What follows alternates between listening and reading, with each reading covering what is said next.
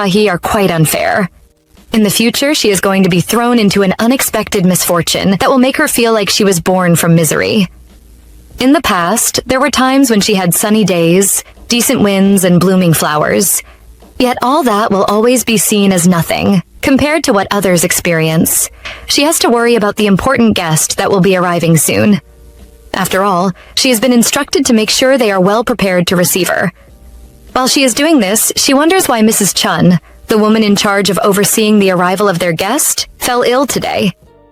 Aside from that, there's a lot of work involved in getting things set because their guest wants to occupy the annex of the guest house. It has been unoccupied for 9 years and was a mess until Sahi worked on it. She's done and decides to take a short break. She feels she should take a rest now, since she will be free until nightfall. Suddenly, she hears someone call out to a certain Lee Hyung-gu, asking him how long it has been. Sahi recognizes this Hyung-gu guy and wonders why he is here. She is still thinking about this, when he acknowledges that it has truly been a while since he saw his friend. He then asks him if he came to see his parents, which he did, but partly regrets now. Why? Well, that's because his parents keep nagging about him getting married. That's why he even left the house and came out to her some fresh air. He hates it when they bring up that topic, believing he is still too young to be thinking about marriage. However, he wants to know if Hyung-gu's family nags him about marriage as well. The question almost gets him laughing, as he struggles to withhold some information concerning his engagement. Information that an eavesdropping Sahi is curious to hear, as well as the guy he is conversing with. Finally, he spills, confessing that he feels he might be marrying Sahi. This information hits her hard, almost causing her to fall off, as the other guy asks Hyung-gu if he is dating Sahi. According to him, they are not dating yet, but their families have been discussing about them getting married. From his facial expressions, he looks like he supports his family's idea. Even his friend is in support, stating that if word of this gets out to their former classmates, it will drop jaws. That's because Sahi was so beautiful that she was the first love of most guys in the area. He wants to know if she is still as pretty, a fact Hyung-gu confirms, before adding that she is crippled now. He believes that she has nothing aside from her looks. His mother isn't even in support of the union, and the other guy can see why. At this point, Sahi decides to stop eavesdropping and leaves to go block the back path she forgot to block. She had forgotten because Mrs. Chun usually handled that, and she is sick now. She has to do it now before it's too late and their important guest arrives, but ends up bumping into a very handsome man. Their eyes meeting and trapping her in the longest second of her life. At least until those creeps keep talking about her, ending the moment. When they revisit the fact that she is crippled, the handsome guy has a look at her legs, still focusing on them when he hears that her only issue is her ankle. Everything else is good, and Hyung-gu hopes to have her soon and tell his friend how things went later. Sahi is obviously annoyed by the discussion, acting like she isn't bothered, when her ankle acts up and she trips right in front of the handsome stranger. It's quite embarrassing and gets even more embarrassing when he swoops in and saves her. He still has her in hand when he asks if she is the one the men are talking about, but Sahi just breaks free from his hold. Before leaving, however, she bows, politely, announces her exit, and just leaves to block the back path like she initially wanted to. Once she is done with that, she goes to see her grandmother at the Yongwadang guest house's main building. On getting there, she tells her she came in response to her call, and her grandmother introduces her to a much younger woman named Min Yojin. Apparently, she is from some place called Jungmoon Enterprises. This lady is their important guest, so Sahi greets her respectfully, before introducing herself and stating that she'll be assisting her. Throughout the introduction, their guest monitors her closely, waiting for her to finish, before asking if she is the granddaughter the old lady was referring to. She isn't in fact the person they had discussed earlier is Mrs. Chun, who is the second child, while Sahi is the first. She tells Yojin about Mrs. Chun's illness and repeats that Sahi will be taking her place for a while. Surprisingly, their guest ignores all the details and emphasizes on how pretty her substitute aide is. According to her, she is so beautiful that she can't take the old lady's comments about a certain CEO Young seriously. On hearing this, the mood in the room changes with Sahi's grandmother clearly feeling uneasy, but tries to hide that feeling with a fake smile. Along with it, she wards off the praises by claiming her little girl is from the countryside and cannot compete with the good looks of a CEO. She is desperate to change the topic as quickly as possible, so she sends Sahi to get some tea. The obedient young lady heads out as she has been instructed. On her way out, she figures out that something is wrong because of the pot of tea on the table and her grandmother's uneasy look. She realizes that the old lady probably wants to show off someone else and plans to make sure she doesn't interfere with that. While she is outside the room, she eavesdrops, listening to the claims that she is not in the best condition, but is skilled with her hands. She also hears when Yojin is assured that she will not be inconvenienced when she is assisting her. The younger lady replies in a concerned tone, her pity for Sahi and how she knows a good doctor she can be referred to. Her grandmother, who is still acting concerned, claims to like the idea, before stepping out to address Sahi. While outside, she reverts to her true colors, roughly handling the poor girl's pretty face, when she questions her for wearing makeup to welcome their important guest. She helps her clean off her makeup, as she reminds her that her privilege to live at the guest house comes from a certain family they are favoring. She just wants Sahi to assist Yojin until Mrs. Chun is back and demands that she exhibit proper behavior until then. For now, since it's time for dinner, the annex of the building will be unoccupied, so she orders her to ensure their rooms are comfortable while they are out. As her grandmother leaves, Sahi pats herself on the back for being right about her needing to be careful around their guest. With that in mind, she plans to do her best to avoid bothering Yojin and intends to keep a distance, even if she hasn't demanded it yet. She is so lost in thought at the moment that she ends up walking in on the handsome guest from earlier while he is dressing. For a second after entering, she is stunned by the man's frame, before realizing what she has done and apologizing for walking in on him. She decides to take her leave, feeling down that she has made a mistake. She scolds herself for not being careful enough because it's dinner time. She knows she should have checked before walking in, but assumes she is okay, since the man didn't seem pissed by her intrusion. Well, she feels that way until she notices the large shadow she is trapped in, and he asks her to come in. She is obviously reluctant to do so, but ends up obeying. Luckily for her, this time he is fully dressed, allowing her to be free enough to apologize to him for her rudeness. He agrees with her that walking into a room without knocking is rude. In her defense, she claims she had heard everyone went for dinner and apologizes again. The man just assures her there is no need for her to apologize as he makes his way to the door. Once more, Sahi is trapped for a very long few seconds, feeling nervous as she asks herself why this man is staring at her. He is almost at the door when he pauses, intending to say something to her, but gets interrupted by one of his staff. The man, while addressing him as CEO Jung Taeyeon, informs him that the preparations for the video conference as well as their meeting with headquarters have been completed. He requests that they leave now, giving Sahi the opportunity she needs to escape this. However, when she announces her intention to leave, CEO Jung Taeyeon instructs her to bring dinner to his room, after which he leaves. It's been a very hectic night for her, leading to a sunny morning that Yojin starts with prayers. While she is praying, she focuses on the company and Taeyeon, but the man in question is busy working while she is at it. When she notices this, she calls him, ordering him to come and offer prayers like she is doing. She warns him to listen to her because she is his mother. Still, he refuses to listen. She then decides to try reasoning with him and starts by claiming to understand why he is unhappy about everything. She knows he is pissed because he was forced to come all the way out here as soon as he got to Korea, but she emphasizes that there was nothing she could do about it, since it was the chairman's decision. Despite this, she wants him to consider this as his first break in a long time and isn't done addressing the matter when Sahi shows up.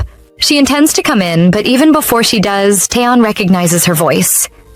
As soon as she steps in with the cold water Yojin requested, their eyes meet, making her feel uncomfortable, as she believes he is watching her again. Regardless, she ignores the stare, addressing his mother, who starts interrogating her all of a sudden. She knows the girl's name, but is curious about her age. On hearing that she is 28 years old, her curiosity increases, prompting her to ask Sahi if she has a boyfriend. She replies that she doesn't, so Yeojin wants to know why, especially since she is around the qualified dating age. It doesn't take Sahi too long to find the best way to kill the topic, which is to confess she isn't interested in stuff like that now. Surprisingly, Yojin supports her excuse, praising her for being pretty and young. She believes there will be no problems for her now and she can do whatever she wants before finding a partner to settle down with. To her, there is no need to rush because dating and marriage are filled with complications, something they both agree on. Taeyeon, on the other hand, does not agree, so he ends up laughing, pissing his mother off in the process.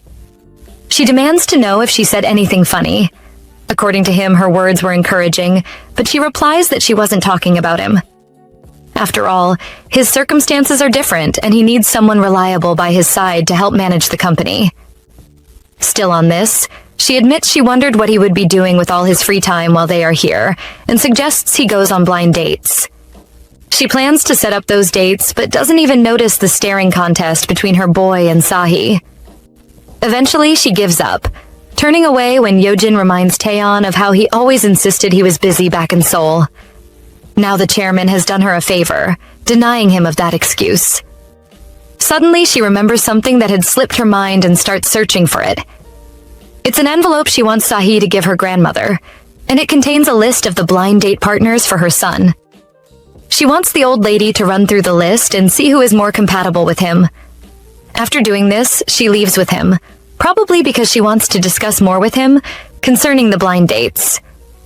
Yojin believes they do not have much time and advises him to make sure this doesn't drag on for too long. She wants him to meet with the ladies first, and when he finds one he clicks with, they'll proceed accordingly. Finally, he agrees, but that's not enough for her. What's important now is determining whether he is interested in their little idea, or has his interest caught in something else. That something else is Sahi. So she asks him if she caught his attention, pointing out that she is very beautiful. Yet, when she asks Taeyeon if the girl is his type, he laughs, letting his mother know that he can see what she is up to. A surprised Yojin accepts defeat, wanting to know if she made things too obvious. He simply responds with a piece of advice that she should go inside and get some rest since she looks tired. He then leaves her to herself, walking away, while thinking about how all he has to do is make the move if he is interested in someone. He agrees that Sahi is beautiful, but he'd rather not become a pathetic fool and waste his time on a pointless dream. Elsewhere in the Yongwadang compound, the girl of the hour is moving from room to room with clean bed sheets. Apparently, she is feeling tense and believes it's because she is tired. She has given her grandmother the envelope as she was instructed and plans to head back to her room once she drops all the bed sheets. It's no surprise that the next room on her list is Taeyeon's. After what happened yesterday when she bumped into him, she decides to ask if she can come in before she does. Nevertheless, when she gets no response, she concludes no one is in and is grateful for this. She just wants to get over with this quickly and leave, until she notices the dinner she brought for him last night is still untouched. It annoys her that he instructed her to bring it to his room when he didn't even eat it. This alone makes Sahi conclude that Taeyeon is the type of person who has had all he wants since birth. She suspects that this makes him not hesitate to boss people around, but he can't shake off the weird looks he keeps giving her. Like earlier, when she was speaking with his mother, he just stared at her without hiding it, and that disturbed her. In the end, even though she can't stop crossing paths with him, she hopes to avoid getting involved with him for as long as possible. After all, he isn't going to be around for long, and he is supposed to meet prospective marriage partners. Luckily for Sahi, even upon her deep thinking, she finishes making the bed without bumping into Taeyeon. Now all she has to do is leave the room, but then she gets distracted, recalling something Mrs. Chun had told her about Yonghwadang. She had said some of their guests used it as a place to hide their secret love affairs. Now she suspects Taeyeon is like that, seeing him as shameless even though he is unmarried. Plus, the building's annex has 2 rooms, one occupied by him and the other by his mother. The rooms are not even that far apart, and she suspects he has been having intimate moments without respecting the distance between them. At the end of the day, she is still cleaning when he starts heading back. However, on his way back, he stumbles upon a familiar face, some guy in glasses who informs him that his room is being cleaned at the moment. He had been waiting for Taeyeon all this time, but our boy is more focused on his room that is being cleaned.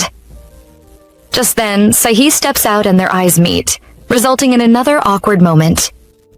Still, she can't avoid this and walks up to Taeyeon and his visitor, who immediately starts a conversation with her. Firstly, he confirms that she is working at the guest house, before he introduces himself as the CEO's secretary. With a warm smile, he thanks Sahi for looking after them during their stay here. Sure, she takes the compliment as well as the opportunity to escape a long conversation with the men. Still, before she can leave, Taeyeon stops her and hands her a drink. It looks like a kind gesture, but then she remembers what she saw in his room and that she views him as a pervert. That prompts her to refuse the drink and head out. While she leaves, Taeyeon just watches her with his mind fixed on her words.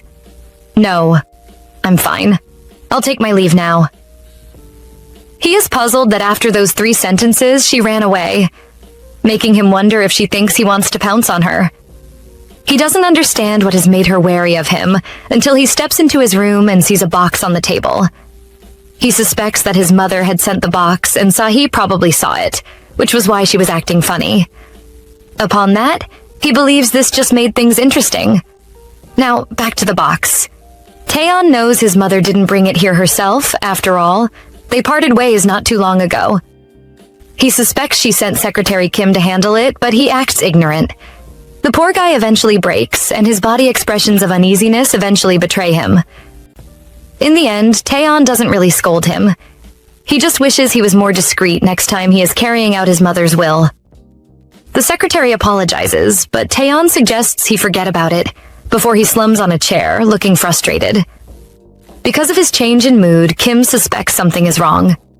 He wants to know if something happened between this guy and his mother, but even he doesn't know. All he knows is that she is on edge. Because of his response, Secretary Kim admits that he is also frustrated, so he understands how Mrs. Yeojin is feeling. Taeyeon is now interested in knowing what he is frustrated about. He confesses that he is stressed because they are cornering his boss and protecting a man named Jung Tae-jun, who is already done for. This man who they are talking about is Taeyeon's older cousin who was given a position in their company's construction group by the chairman. At first, it looked like things were going great for him, until the embezzlement of 8 billion won that stemmed from his misconduct. His poor ability to cloak his corruption gave Taeyeon the opportunity he was waiting for to cut his cousin down. Unfortunately for him, the chairman stepped in and protected the corrupt one. He constantly protects this man, and he is only doing it to keep Taeyeon in check. He is sure Chairman Young isn't planning to simply hand over the company to him, and he is ready to take it by force. His plans to do so have not been revealed yet, but for now, he questions Secretary Kim about the spring basketball game opening in 2 weeks. He is informed that his information is right on point, and that the club already sent them an invitation. He intends to look into this matter, believing things should settle nicely in about 2 weeks. Even if they don't, he wasn't the one who came up with the idea in the first place and feels the chairman would understand. Later in the day, Sahi is resting, as she reminisces on what happened earlier on with Taeyeon. Looking back, she wishes she just accepted the drink and wasn't unnecessarily cold to him. She is still thinking about him when she looks up to the sky and prays for Mrs. Chun's quick recovery. If her prayers are answered, Mrs. Chun will take over from her and she won't need to cross paths with Taeyeon again. Suddenly, she gets a message, disrupting her deep thinking. It's a message from a certain Kim Jaewon, claiming to have some good news for her. Intrigued, she decides to call him and hear what he has to say. Once he picks up the call, she goes straight to the point, demanding to know what's going on, but he hesitates. Firstly, he wants to know how she can go straight to the point without first saying hi, and tells her he will be at her place soon. Obviously, this comes as a surprise to her, but he doesn't seem to mind asking her to come outside. Normally, she wouldn't have, but he claims it's important, so she decides to hear him out. Luckily for her, she doesn't have to wait too long for him to arrive, and when he does, he is loaded with smiles. Jaewon's happiness is mainly because they haven't seen each other in a while, but she is more interested in the important information he was talking about on the phone. Again, he scolds her for being too straightforward before handing her a letter. Before reading it, she asks what it is and is shocked to hear it's a recommendation letter to study abroad. She wants a better explanation, but Jaewon presses her to read it further, because the senders are expecting a response within the next 2 weeks. According to him, their terms aren't bad either. They just need her to show up without a care. He explains that it's a lifetime opportunity that will change the way she lives now. Juwon really wants her to consider it and is about to leave when he perceives the smell of cigarettes. Immediately, he wants to know who is smoking, waving his hand about to drive away the smoke, when Sahi stops him. Suddenly, she notices his attention is fixed in the opposite direction and turns to see what he is staring at. She discovers it's Taeyeon, and his presence causes a very awkward stare down between the three. During this time, Juwon can tell something is up, but is lost in the moment until Sahi snaps him out of it. In a bid to escape the CEO, she suggests they move their conversation into the guy's car. However, he dismisses her, emphasizing that he has nothing to say to her, but she persists. It's uncertain what she wishes to discuss with him, but he ditches her without waiting to hear it, leaving her by the sidewalk to deal with Taeyeon. She is certain he saw them bickering like children and looks over to see if he is still watching her, but spots him leaving. She has noticed that only irritating things happen when they cross paths and wonders if she has the right to be annoyed by that. After all, he is just an important guest, a very important one that means nothing to her life. Little does she know what the future holds. Eventually, nighttime arrives at Yeonghwadang when Sahi is finally off duty and has time to go through the recommendation letter she was given. She stares at the letter, wondering why this is happening now after she had already given up. Before she ended up here, she spent 4 years studying fine arts, but never believed it could turn out to be a viable career for herself. At the moment, she considers taking this opportunity because she already plans to leave the guest house soon. She is still weighing her options when some guy comes to her door, knocking it as he claims to be her uncle. The man wants Sahi to come outside for a second. When she opens the door, she is about to ask him to come inside when she notices how nicely he cleaned up. She wonders if he is just returning from a date, but he ignores the question and hands her the fast food that he picked on his way to see her. She is stunned by the fact that it's a hot dog, but her uncle is more focused on the fact that he heard she skipped dinner. It's a clear show of kindness, and Sahi thanks him for it, but then he asks her something about the Young family, their important visitors. He wants to know if she is aware that his family will be paying their respects to their deceased tomorrow. She is aware of this, glad that she wouldn't have to run into their crazy family tomorrow. Her uncle, on the other hand, is still talking about the Youngs and how everyone has been working hard to inherit the company. As he recalls, their family was on the edge after their first son passed away. His death left the entire family growing pale and confused, for fear of failing their big family name. What she knew was that the entire family seemed terrified of Chairman Young at the time. Where was Taeyeon when the eldest son passed away? It turns out he was still just a college student at that time. He was young, no doubt, but he didn't appear shaken by the news of his brother's loss. He handled the loss well, and on the funeral day, when Sahi's uncle saw him, he knew he was the only man destined to take over Youngmoon. Hearing this gets Sahi listening, with her thoughts going back to that snowy evening, 9 years ago. She focused on the day of the ceremony for the lost Youngmoon heir. That day, she recalls Taeyeon as being one of the persons who came for the ceremony. Nevertheless, that was a long time ago, and today Sahi is planning on enjoying her day. With the guests paying their respects, she smiles at the thought of not having to deal with any of them to avoid awkwardness. To ensure things go that way, she heads over to the annex to clean the rooms before they return. However, when she gets there, she bumps into the one person she is trying to avoid. She doesn't see him until he calls out to her and she looks up. Sahi can see that his buttons are undone and things get creepier when he tells her he has a favor to ask. He wants to know if she has some time to spare, and she claims she does. On the inside, she can't understand why he is asking for favors in such a disoriented state. She suspects that he brought a woman here when his mother was away and probably wants her to clean up after him. To her utter amazement, she is far from the truth. He actually needs her to help him sew back 2 buttons that fell off. This is awkward for her, but she manages to direct him to take off the shirt so she can get her sewing kit and help him out. Just to be sure, and because of Sahi's ankle condition, Taeyeon informs her of his video conference in 30 minutes, seeking to know if she'll be done before then.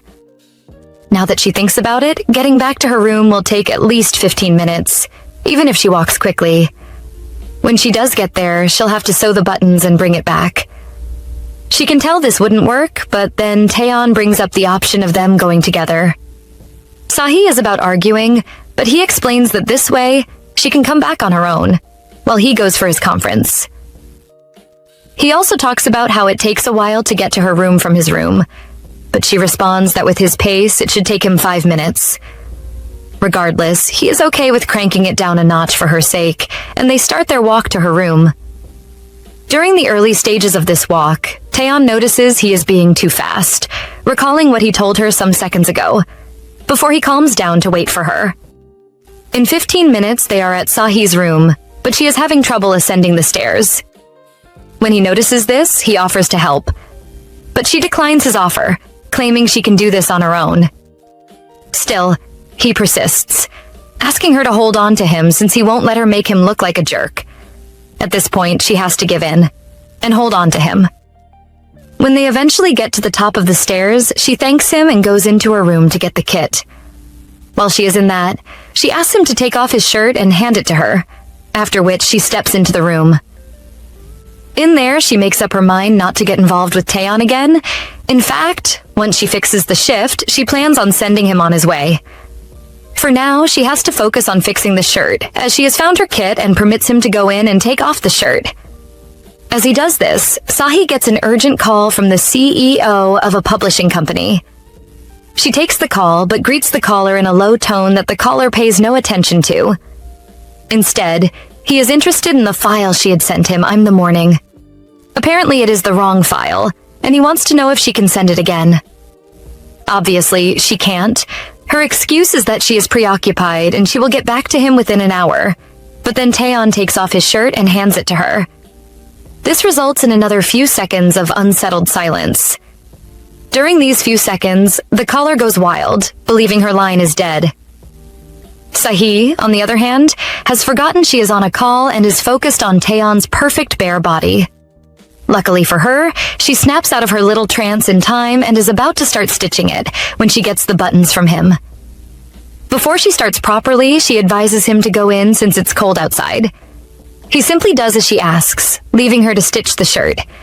As she fixes it, however, she feels uneasy, because she concludes Taeyeon is watching her. She can sense his gaze and decides to have a little peek, to see if he is actually staring at her. It's a mistake, by the way, leading to her accidentally piercing herself. Her mistake gives her a little cut in the hand that spills a little blood on the shirt. Now she starts to panic, fearing that her stain on the shirt has jeopardized his meeting. She concludes he doesn't have that many shirts and is about to break the news to him when he asks if she is done. Yes, she is. But then there's the issue of the accidental stain that he doesn't pay much attention to. Instead, he wants to know if Sahi has a job. She affirms that she has a job, wondering if he thinks she is jobless because she is always running errands around. Taeyeon wants to know the type of job she is doing, so she tells him she is a writer. An amazing occupation, so he wants to know if she is well known. She can't really give a straightforward response, but believes that to some extent she is, which makes him even more curious. Yet, before he can ask her anything more, she welcomes him to surf the internet to determine whether she is well known or not. He grins at her response and sees himself out after thanking her and imploring her to get some rest since his mother will be back in the evening. Soon the scene shifts from Sahi observing Taeyeon as he rushes for his conference to him attending the video conference. The other participants are busy dropping facts and important details. Meanwhile, his mind is on Sahi and her writing career. He decides to pick up his phone and search for her. She is indeed a novelist, as she had claimed, and her book, Cotton Dust, shocks him so hard that he has to react. Upon his reaction, Secretary Kim gets curious, wanting to know if there is a problem. Taeyeon replies that there isn't, but in truth his reaction was caused by one of the kiddies' books Sahi wrote. With the way he is smiling, he'll probably bring this up later, even though she might have forgotten they discussed something like this. Currently, with the Youngs away, she is enjoying some sweet old peace and quiet in Yeongwadang. It's almost like some dream until Lee Hyung-gu shows up and interrupts it. He came to see her with a bouquet in hand and a cheeky smile, seeking to know where she was. He's probably expecting a return smile, but instead she ignores him, wounding his pride. Despite her cold response, Hyung-gu refuses to back down, demanding to know why she is ignoring him. She simply continues with the cold vibe she is giving and advises him to do what he came here to do and leave. He replies that he came here to see her and hands over the bouquet to her. He also claims to understand that she is busy, so he goes straight to the point and asks her to marry. After his proposal comes a cry for help explanation of his feelings. Meanwhile, Sahi goes quiet. She remembers all he had said about her a few days ago and asks him how much she is worth. Yoongu didn't see this coming and didn't even look interested in the question when Sahi clarified. She explains that she is asking him how much she is worth or how much he wants to pay for her, but he doesn't respond. This gets her even more curious to know why he is putting up a show like he is a different person. With nothing to say, Yoongu relies on the fact that Sahi's grandmother said he is a good fit, but she retorts with the suggestion that he marry her grandmother if that's the case. Those words pierce him deeply, so he takes the poor girl by the arm and asks her how long she plans on pretending to be someone important. She agrees that she is a nobody, but that's not enough reason for her to marry him. He is nothing to her but a short and ugly former classmate, and he refuses to accept that, forcing her somewhere else. To the best of her ability, Sahi tries to resist, but he overpowers her. Still, she refuses to go quietly, yelling at the top of her voice until Taeyeon coincidentally shows up. He immediately interrupts their not-so-friendly reunion, prompting Hyunggu to ask her if she knows him. Surprisingly, she is unable to respond and just looks away, right before she collapses. All this is too much for her, as far as she's concerned, taking away all the strength in her legs, but Taeyeon doesn't let her sit there wallowing in self-pity. He walks over to her and asks her if she has taken care of the favor he asked. Although she doesn't respond, he reaches for her bag and declares that he was right. He then addresses Hyunggu as a flower vendor who sells cheap flowers, someone they shouldn't have roaming around Yeongwadang. To piss him off further, he smiles at him cheekily and pulls out his wallet, intending to buy the flowers. From his wallet, he removes 100,000 won and hands it over to Hyunggu. He doesn't even take the flowers, but he does help Sahi with her bag and offers to help her up. Initially, she is reluctant to take his hand, but she does, eventually leaving the other guy awestruck and annoyed. He questions the man's right to take Sahi away, as well as treating him like a flower vendor and giving him money. Looking back, he regrets not being more assertive. He is busy venting when her grandmother walks to him and asks if he has come to see Sahi. He tells her that he is about to leave since Sahi seems busy, but she is curious to know if the young lady hasn't opened her heart to him yet. Yoongu assures her it's fine and he will try harder, showing his face around her more often, but she refuses. Her reason is that there is an important guest at the guest house, so he should limit the way he comes around. She feels it would be wise if he arranges a meeting with Sahi elsewhere, but all he can think about is the important guest and how he might be the guy who insulted him earlier. He knows that man is the CEO of Young Moon Constructions, Jung Taeyeon, but he says nothing about their encounter to the old lady. He just takes her advice that young people should spend time outside for their feelings to grow. After all, she wasn't trying to tell him not to come around totally, but just for the moment. When she is done, he claims to understand, having this evil smile on his face as he leaves. Because of what happened, he feels Sahi is materialistic, but consoles himself with the belief that she will amount to nothing but a mistress to Taeyeon. Sure, he has a new unknown enemy, but at the moment he is leading Sahi back to her quarters. Upon arrival, he lets go of her and she thanks him for having her back earlier. Instead of replying with the usual, "You're welcome," he states that he has noticed there are many men around her. He has seen that there is one who tells her he loves her and another who wants to marry her. He perceives she would have to explain these men to someone she is dating, if she was in a relationship. Although she isn't romantically attached to Taeyeon, she explains to him that the guy with the flowers was just being stubborn, and the one from earlier, Juwon, is a college classmate. She adds that he is playful, which is why saying "I love you" is something he can do easily. In truth, it means nothing to him. Suddenly, she realizes she doesn't have to explain anything to him, as whether or not she is messing around doesn't concern him. She thanks him again for earlier and intends to leave once he hands her things. For some reason, he hesitates, and then he asks her if she needs help with Hyunggu, but she wants to know why he wants to help her. According to Taeyeon, he wants to help for his benefit as well. He came here to relax and clear his head and didn't want anything interfering with that. If anything that will interrupt that rest arises, he will be in a tough spot. That being said, he permits Sahi to say she is dating him when next Hyunggu bothers her. He senses that saying they're close wouldn't be bad for her, and when it gets inconvenient, she can just say they broke up. It's a really generous offer, but she refuses. She assures him she will ensure she doesn't inconvenience him again, so he doesn't have to worry. She is about to leave after the bold speech, but Taeyeon stops her again, reminding her of her bag. She then tells him he can have it, as it's just rice cake. Later on, after a night shower, he checks the bag to confirm its contents. To his shock, it's not rice cake, but taffy. He finds this interesting, wondering if the rice cake's transformed or something, since the Sahi is the granddaughter of a famous shaman.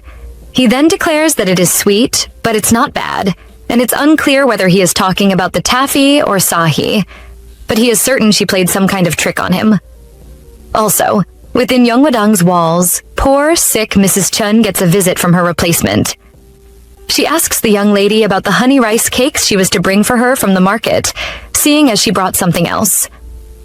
Sahi, who is very much ashamed of herself, tries to act natural, claiming she tried to make a replica of the dessert Mrs. Chun served her a while back. She just stares at the not-so-edible-looking meal and tags Sahi as a person who can draw well but can't cook.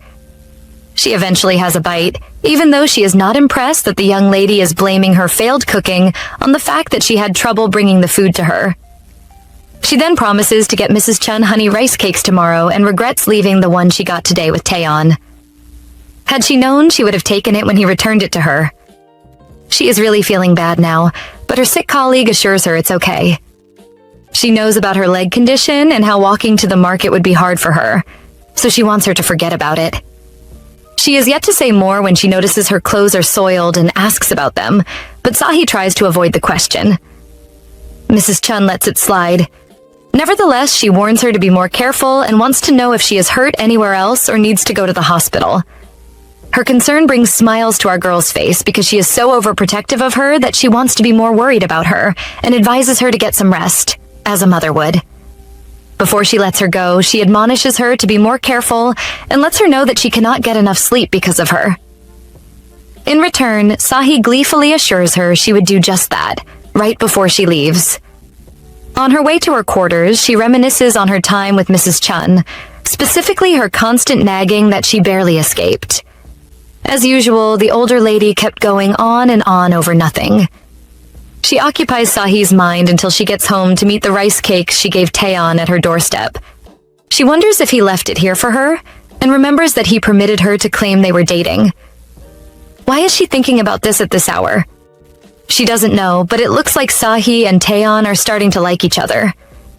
In the end, it looks like Sahi is feeling it more, as she wasn't able to get any sleep until morning. It's all because of the memories of what happened yesterday, but she has work to do at the annex. She'll eventually have to go handle that, but she prays she doesn't bump into him in the process. Her wish is next to impossible, leaving her to ponder on what to do. Eventually, she summons up the courage to go to the annex, but peeps before walking in.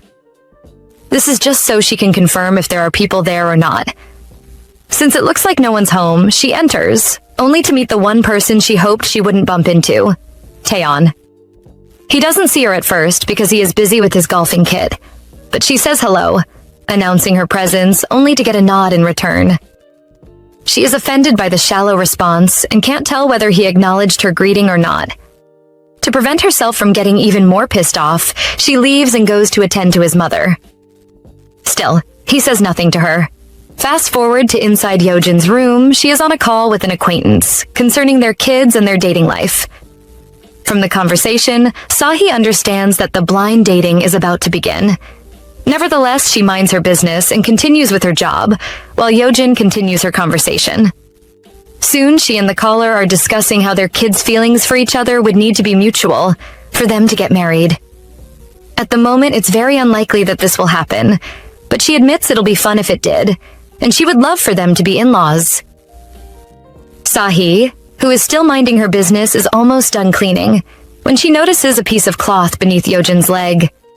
She isn't comfortable with pulling it out, but has to do it, During her attempt to take the cloth, Taeyeon's mother spots her and resorts to speaking in lower tones. But when Sahi is done cleaning, she puts the call on hold to give her a thumbs up. However, when she returns to her call, she tells the caller that the cleaning lady just left. Those words definitely hurt poor Sahi, but she ignores them.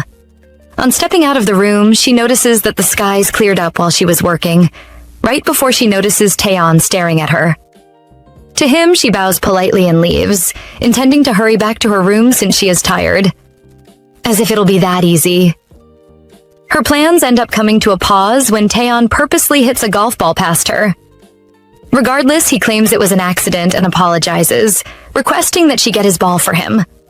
Although she knows it's all an act, she obeys, picking the ball and handing it over to him. She then bows again, intending to leave, when once more the ball drops at her feet. This time, she doesn't need him to tell her to pick it up. She just does. She is now certain that he is doing this on purpose, but the annoying smile on his face makes her wonder if he has lost his mind. He asks her if she enjoyed the rice cakes. She claims she did, but can't understand why he is talking so freely with her when his mother might hear them. Still, she claims she enjoyed the rice cakes. He then tells her he enjoyed the taffy, which confuses her at first. She argues that she never gave him taffy, only to recall that the owner of the rice cake store gave her some free taffy. Initially, she wondered where it went, but now she knows that he ate it. Taeyeon, on the other hand, feels the taffy wasn't meant for him and apologizes for eating it all. As usual, it's not just some ordinary apology. He claims he has to pay her back for eating all the taffy, but she doesn't welcome the idea. She even tries her best to argue that she has received more than enough and begs him to take back his golf ball so she will be on her way. He is about to drag this topic when Secretary Kim swoops in to save the day, without even knowing. He actually came to tell Taeyeon about the team leader of their home maintenance team that has just arrived for work, and offers to call the man since Taeyeon seems angry with him. However, he refuses, suggesting he will make the call himself and goes to do it, leaving Sahi with the ball still in her hand. She just stares at the ball, feeling uneasy when Secretary Kim notices her. He identifies her as the lady he saw the last time he came around and greets her politely. He's probably been the nicest to her today, with their conversation causing Taeyeon to hold back calling the team leader. He watches as the secretary swarms Sahi with warm smiles and a question about her day. He also sees when she replies with a similar smile and tells him she will be leaving. It looks like he isn't comfortable with her leaving so soon, yet he advises her to be careful on her way back. He probably doesn't notice when she drops the ball, but he does watch her leave until Taeyeon calls him and warns him to stop flirting. When he claims he isn't, Taeyeon further accuses him of flirting on the job, forcing him to beg even more in a bid to prove his innocence. Because he knows Secretary Kim is innocent, he drops the topic and asks him if he can get a book for him. He replies that he can get it before evening if he gives him the title of the book. It's Cotton Dust, Sahi's book. When asked if he needs the book for work-related purposes, he assures the secretary it's for something else. Later that morning, Sahi is back at her place getting ready to rest, because she is tired and worn out. Sadly, when she lies down to rest, all she can think about is Taeyeon. She is angry at him for acting the way he did earlier. She can't tell whether the whole golf ball fiasco was a game to him or he was doing it for fun. She warns herself not to be swayed by them. To them, she is an insignificant existence. At a time like this, a new car pulls up at Yeonghwa-dang's gates, a car that looks like it's filled with drama. Upon its arrival, Sahi wakes up, unaware of the car, but suffering from a serious headache. She was unable to sleep last night. To add to that, she had a nightmare. The nightmare was about a memory from a day she hadn't thought about in a while. It was on a rainy day, by some body of water, and a young girl was crying about her toy floating away. Young Sahi was there and advised they head back and return later to search for the toy. The kid persisted, called her Uni, and hugged her. The her of back then was easily swayed by that title, especially when her half-sibling said it, as whenever she used it on her, she felt like they were really family. That was why she agreed to keep searching for the toy that day. She was so engrossed in her search that she didn't notice her half-sister had gone silent. The water current was strong and she was sure the toy had drifted away, But little did she know their coming there had nothing to do with the toy. Nevertheless, she realized something was wrong when her half-sister, Hyunji, lunged at her. Back to the present day. She worries that she might be getting sick and can't understand why she suddenly had that nightmare until she hears a familiar voice call her grandmother. Talk about nightmares in the flesh as Sahi watches Hyunji reunite with their grandmother. She looks like the exact opposite of our girl, like she had a better life. Unfortunately, Sahi didn't know Hyunji was to return today, and remembers that in that memory, she tried to push her into the water. She claimed that her mother said their family would do fine without her, and their family would finally be happy. It makes sense now. The reason why her grandmother belittled her before Yojin on day 1 was so that Hyunji would get Taeyeon and not her. Her mother had a tough choice to make on the day of the accident. It's either Sahi, the child of the man who abandoned her, who was being loaded into the ambulance, or the child who was born into the happy family she always dreamed of. However, the choice is never hers because Mother can't afford to lose the happiness she has craved over the years, so she just has to forgive Hyunji again, even when Mother boasts about her not having any proof that pins Hyunji down. "At least you're alive," Mother says in a heart-wrenching voice, as if Sahi should be thankful to Hyunji for sparing her life because she didn't leave and still helped her when her ankle was wedged between those rocks. Mother still insists on forgiving Hyunji because despite how hard it might be for her to walk, being alive is definitely all that matters, even if she's somewhere between living and dying. Weeks later, Sahi decides to pay her mother's happy family a visit and finds Hyunji whining about how she has to stay in the small quarters that feel like a haunted house because Grandma is trying to punish her. Her mother's new husband seems slightly happy to see Sahi because it's been a while since they last saw her, and she has dedicated all her time to working very hard at Yeongwadang. He asks that she have dinner with them as a family, and Mother reluctantly agrees with her husband, but Sahi knows that she'd never be accepted fully in this household, so she declines the offer. Grandma knows that if Hyunji continues staying in the small quarters, she'll keep running into Sahi, so she makes her promise she won't cause any more trouble because that's the only way she'd let her off the hook. Hyunji looks so excited about staying in the main temple, but there's just one little problem. There's a special guest Grandma is hosting at the temple, so if she makes the slightest trouble, Grandma won't hesitate to kick her out. Uncle Bang remembers that he forgot to give Sahi some information because he got distracted by Hyunji and her family, so he runs after her. He informs her that she'll no longer need to work at the annex anymore, starting tomorrow, and Sahi is somewhat relieved. Maybe because if she doesn't have to go to the annex anymore, her chances of running into that guy will now be very low. God does show his kindness after. She's so glad that one of her frustrating problems has been removed, so now she can focus on all the rest. The following day, it really does look like Mrs. Chun has fully recovered, just like Uncle Bang told her. So all she has to do now is assist Mrs. Chun in preparing the meals. It seems like hearing about Hyunji and her family's visit pushed Mrs. Chun out of her illness into a recovery room, because she knows that Hyunji's family never visit unless they have a mess to clean up or a favor to ask for. She definitely stuck her ears to the wall when she was sick and let Sahi know that Hyunji's engagement was even called off, and Uncle Bang suddenly steps into the conversation. It seems he was eavesdropping. What? Why would she do that? Uncle Bang blurts out in shock, because why would they suddenly call off the engagement after their endless bragging about Hyunji's marriage to the son and heir of the esteemed Jungyeon Enterprises? They can only wait to find out during today's family meal because they're very sure that Hyunji's parents will ask grandmother for her help in this mess.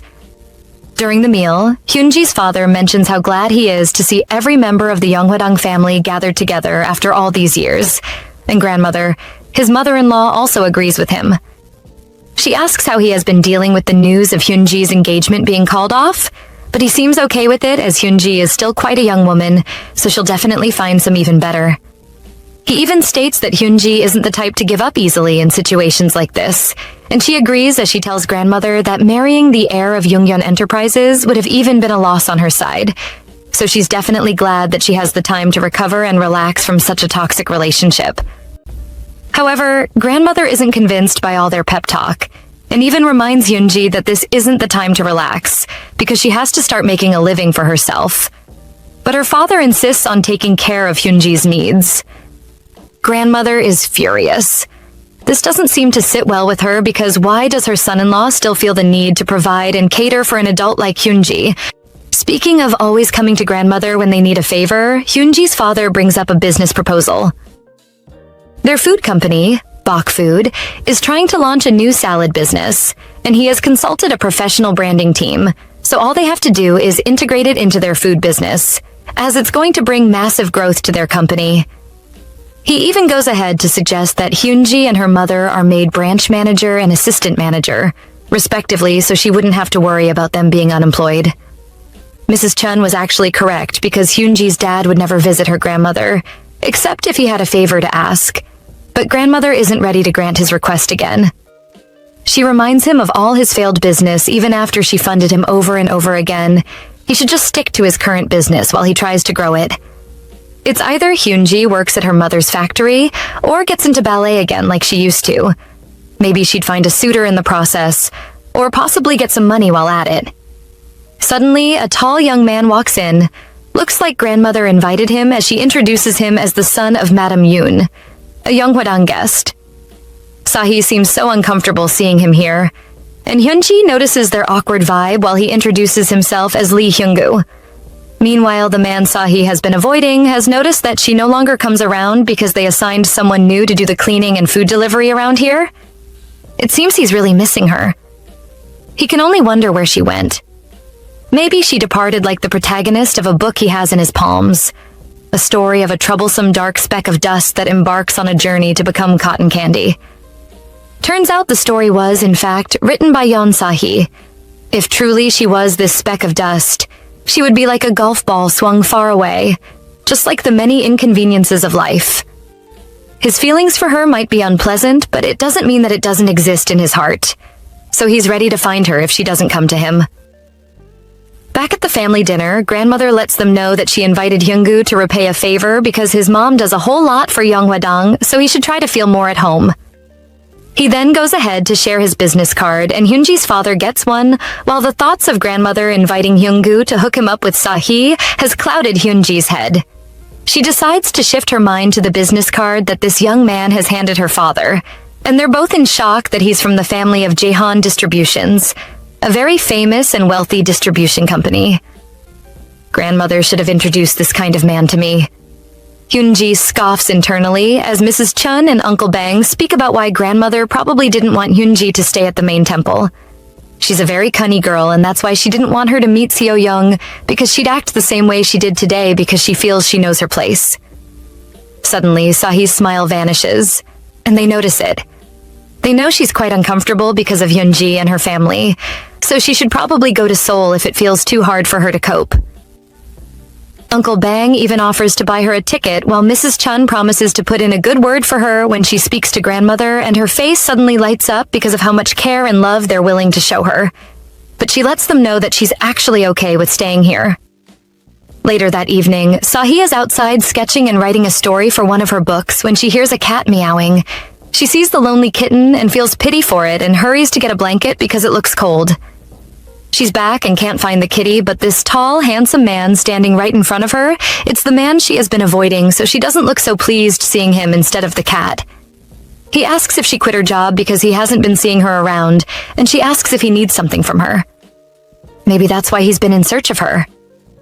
If he tells her, will she be willing to do anything he asks? Those were the questions he bombarded her with. But she assured him that even though what he asks is above her abilities, she'll make sure to find someone to fulfill it.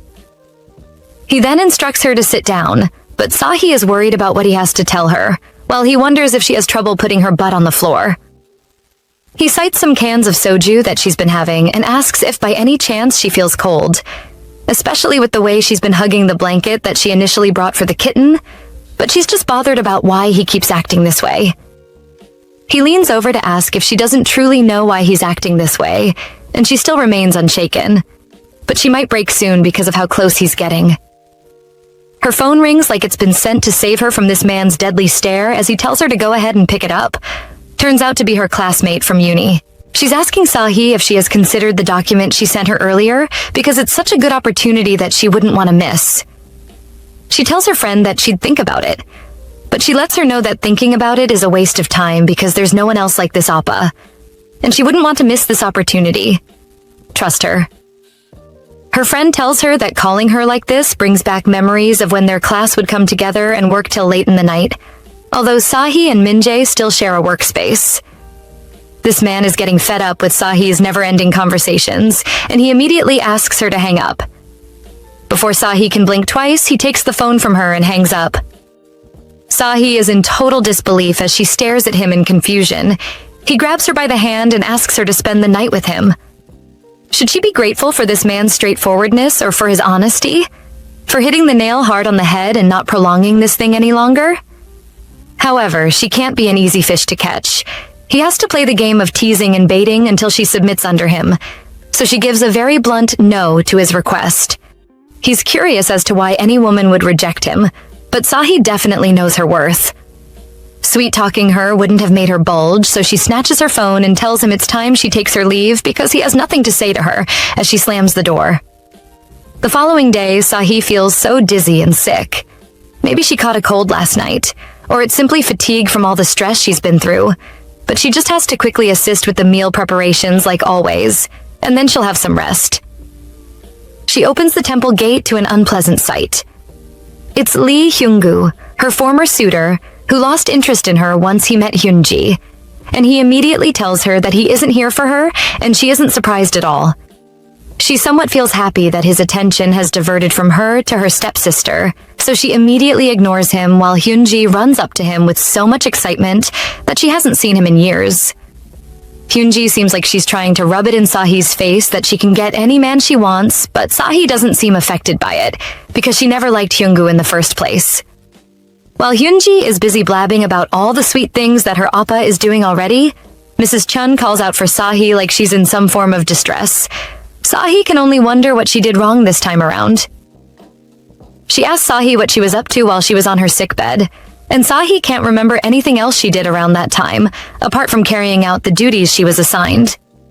She goes further to state that Seo Young, the man Sahi has been avoiding and hates running into for any reason, wants to have his meal at the annex. He usually eats his food at the annex. Well, there's one little catch. He asked Mrs. Chun to come with Sahi because he wants to eat with her. And since she doesn't know what has been going on with them, she's somewhat worried that Sahi must have committed a crime. On their way to the annex, Mrs. Chun tells her that he mentioned something about Sahi having to repay a debt, and he doesn't expect her to believe him because why on earth will Yeon Sahi owe him when they have no close relation? But Sahi remains silent. Mrs. Chun alerts the CEO that they're about to come in as they find him sitting in such a comfortable position while waiting for his bride's arrival, and he looks quite delighted to see Sahi. The CEO commends Mrs. Chun when he sees how delicious everything looks, and Sahi continues dilly-dallying by the food cart just to avoid eye contact with him. But her luck runs out because he notices what she's trying to do, so he quickly calls her over to come to sit at the table with him. Mrs. Chun just couldn't hide her surprised gaze, but the CEO was quite uncomfortable with that. So he asked if she was planning to stand here and stare at them all day, so she quickly realized herself. She asks when she should bring in dessert, but the CEO tells her they won't be needing that as he fixates a sultry gaze on Sahi. Why doesn't this man want to take no for an answer? Why does he think he can get any woman he wants? Even after a firm no, he still thinks he has a chance with her, and a frown unconsciously builds up on her face as she just can't help but wonder why a man can be this stubborn. Young notices the frown on her face and goes ahead to tell her that he didn't think having a meal with her could be this difficult, as he even noticed that she shares a strong bond with the lady that just left. Sahi still maintains her firm no, as a sarcastic smile forms on his face because to him, that no meant chase me, make me want you, and I'm not an easy nut to crack. Sahi just can't believe her ears. This man is quite unbelievable and so extra. She goes ahead to sarcastically ask if he wants her to take off her clothes and stretch herself in bed, just to please him. To her surprise, he buys the idea of taking off her clothes since she suggested it first, and in an attempt to get away from his close gaze, she falls on the bed. Well, since she has willingly decided to grace the bed, she might as well completely do the honors of taking off her clothes as he leans over. Sahi definitely needs saving from this psychopath. She feels a sudden wave of dizziness as her face becomes red and sweaty because the fever from earlier is kicking in as he notices how red her face has become. She can't lose consciousness before this man, who knows what he'd do with her unconscious body. So she tries to stay strong while Jung starts panicking slightly and decides to call his secretary to bring some medications. This man is making Sahi so confused. The other day, he said he wanted to get down with her just once. So does that mean all he wants is her body? Why then is he acting so concerned for her health? Why is he sending mixed signals and trying to lead her on? With all these thoughts running through her head, she falls unconscious. After what seemed like hours, she finally wakes up from her fever-induced sleep. He tries to help her get up, but she's just too weak, so he hands her a glass of water and some tablets. While taking the tabs, she notices a cold washcloth. He must have used that on her to help reduce the fever, as he suggests that she should go to the hospital to see a doctor or stay in his room till the fever dies down. She wants to leave now. She still has the opportunity to walk out of here with both legs, so he offers to walk her to her own side of the quarters. She's scared of the madam seeing both of them together alone. What is she going to think about this? Just when you speak of the devil he appears, they see the madam on their way, and Sahi is really bothered that she begs him to hide her because she can't afford anyone seeing him with her. Lucky for her, Mrs. Chun stops the madam along the way. She decides to take a walk with Mrs. Chun, as she complains about how she hardly gets to see her son's face these days, because he's always working while Sahi and the CEO are hiding in the bushes as they eavesdrop on their conversation. His mother asks Mrs. Chun to bring in some desserts for Jung because the traditional pastry she made today tastes so good, and she's sure he'd love to have some. Sahi notices she's too close to the CEO's chest. As he teases her about her fever dying down, he suddenly blurts out that he's going to kiss her, and without wasting a second, their lips quickly interlock as she tries to step away from the kiss. When they're still making out in hiding, she remembers that the madam has gone inside the room now so she can actually leave, but the CEO isn't ready to let go just yet. During their kiss, he noted that this might actually be her first time, especially from the way she found it hard to breathe while they were kissing. But Sahi wasn't interested in anything and just wanted to go. He begins teasing her by trying to fit his hands into her mouth to determine if it was her first time or not, but Sahi bites his fingers, and he immediately continues his good work on her lips. They continue their initial trip to Sahi's side of the quarters, and he tells her to hold on to his arm, but Sahi refuses. But this psychopath isn't ready to take no for an answer. He tells her that if she isn't ready to hold on to him, he'll definitely hold on to her instead. But she basically fears that someone might see them together like that and start spreading rumors. Luckily, the small quarters are quite nearby, and nobody really comes around here. She immediately requests that he leave immediately after they get to the quarters, but he is still quite concerned about her health and hammers that she should remember to take her medications. He gives her a forehead kiss that immediately throws her heart off balance as she quickly runs inside. Why does this man like messing with her feelings? She blames herself for even letting him kiss her when they were in hiding. Seo Young goes back into his quarters as he reminisces on how Sahi was just here a few moments ago. He goes in to take a shower as he paints a picture in his mind of all the things he was willing to do to Sahi if only her fever didn't start. He steps out of the shower and remembers the first day that he set his eyes on Sahi. It was a cold, snowy night, and there seemed to be a traffic jam at the temple. His secretary decided to give him a tour of the area while they were seated in the car as she let him know that the house which his gaze was fixed upon was a shaman's house in Yongwadang. Mother comes in to drag him out of his thoughts as he wonders what must have brought her into his room. But she goes ahead to ask him what the special occasion is since it's just evening, and he has already had a night bath. Maybe his clothes were quite uncomfortable. Well, she definitely has no time to waste, so she asks that they go straight to business as she places a photo before him. It's a young lady named Jisoo.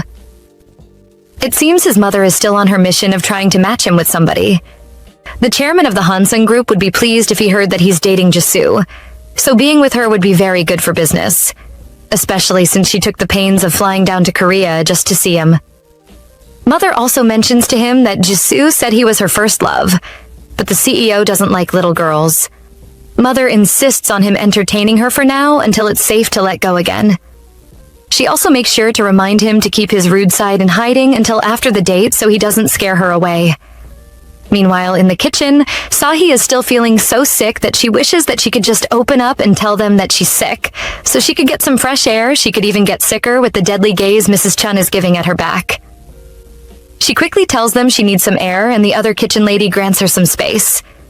She's outside, finally getting some well-deserved air, when she suddenly sees the CEO with his secretary. The secretary inquires if she works in the kitchen too, and comments that she is a woman of many talents.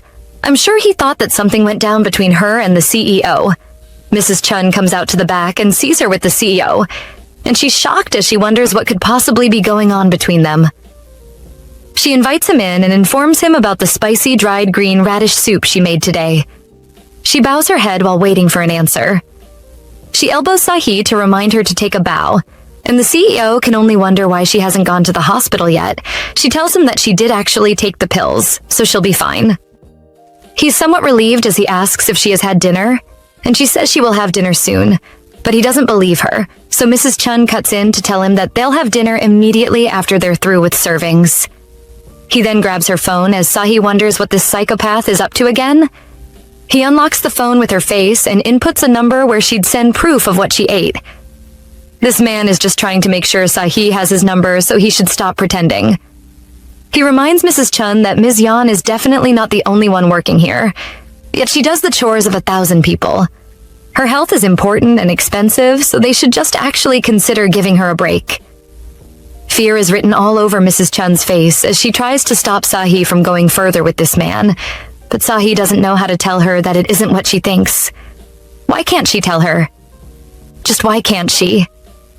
Meanwhile, at dinner, the CEO can't take his eyes off his phone as he's waiting for the text from Sahi, and his mother is simply furious as to why he can't take his mind off his phone and focus on dinner.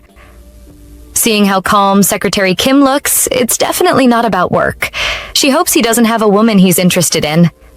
Noticing the tension, Secretary Kim decides to break the ice by asking if he should call for dessert, and she decides to use that avenue to play smart.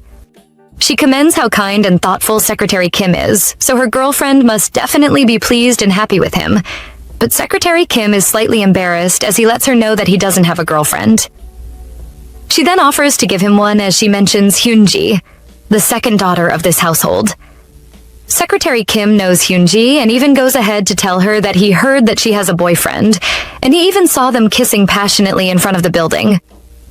She giggles and mentions that she could have recommended the eldest daughter, which is Sahae-e, if not for her leg injury, as she even goes ahead to ask Young what he thinks of the match.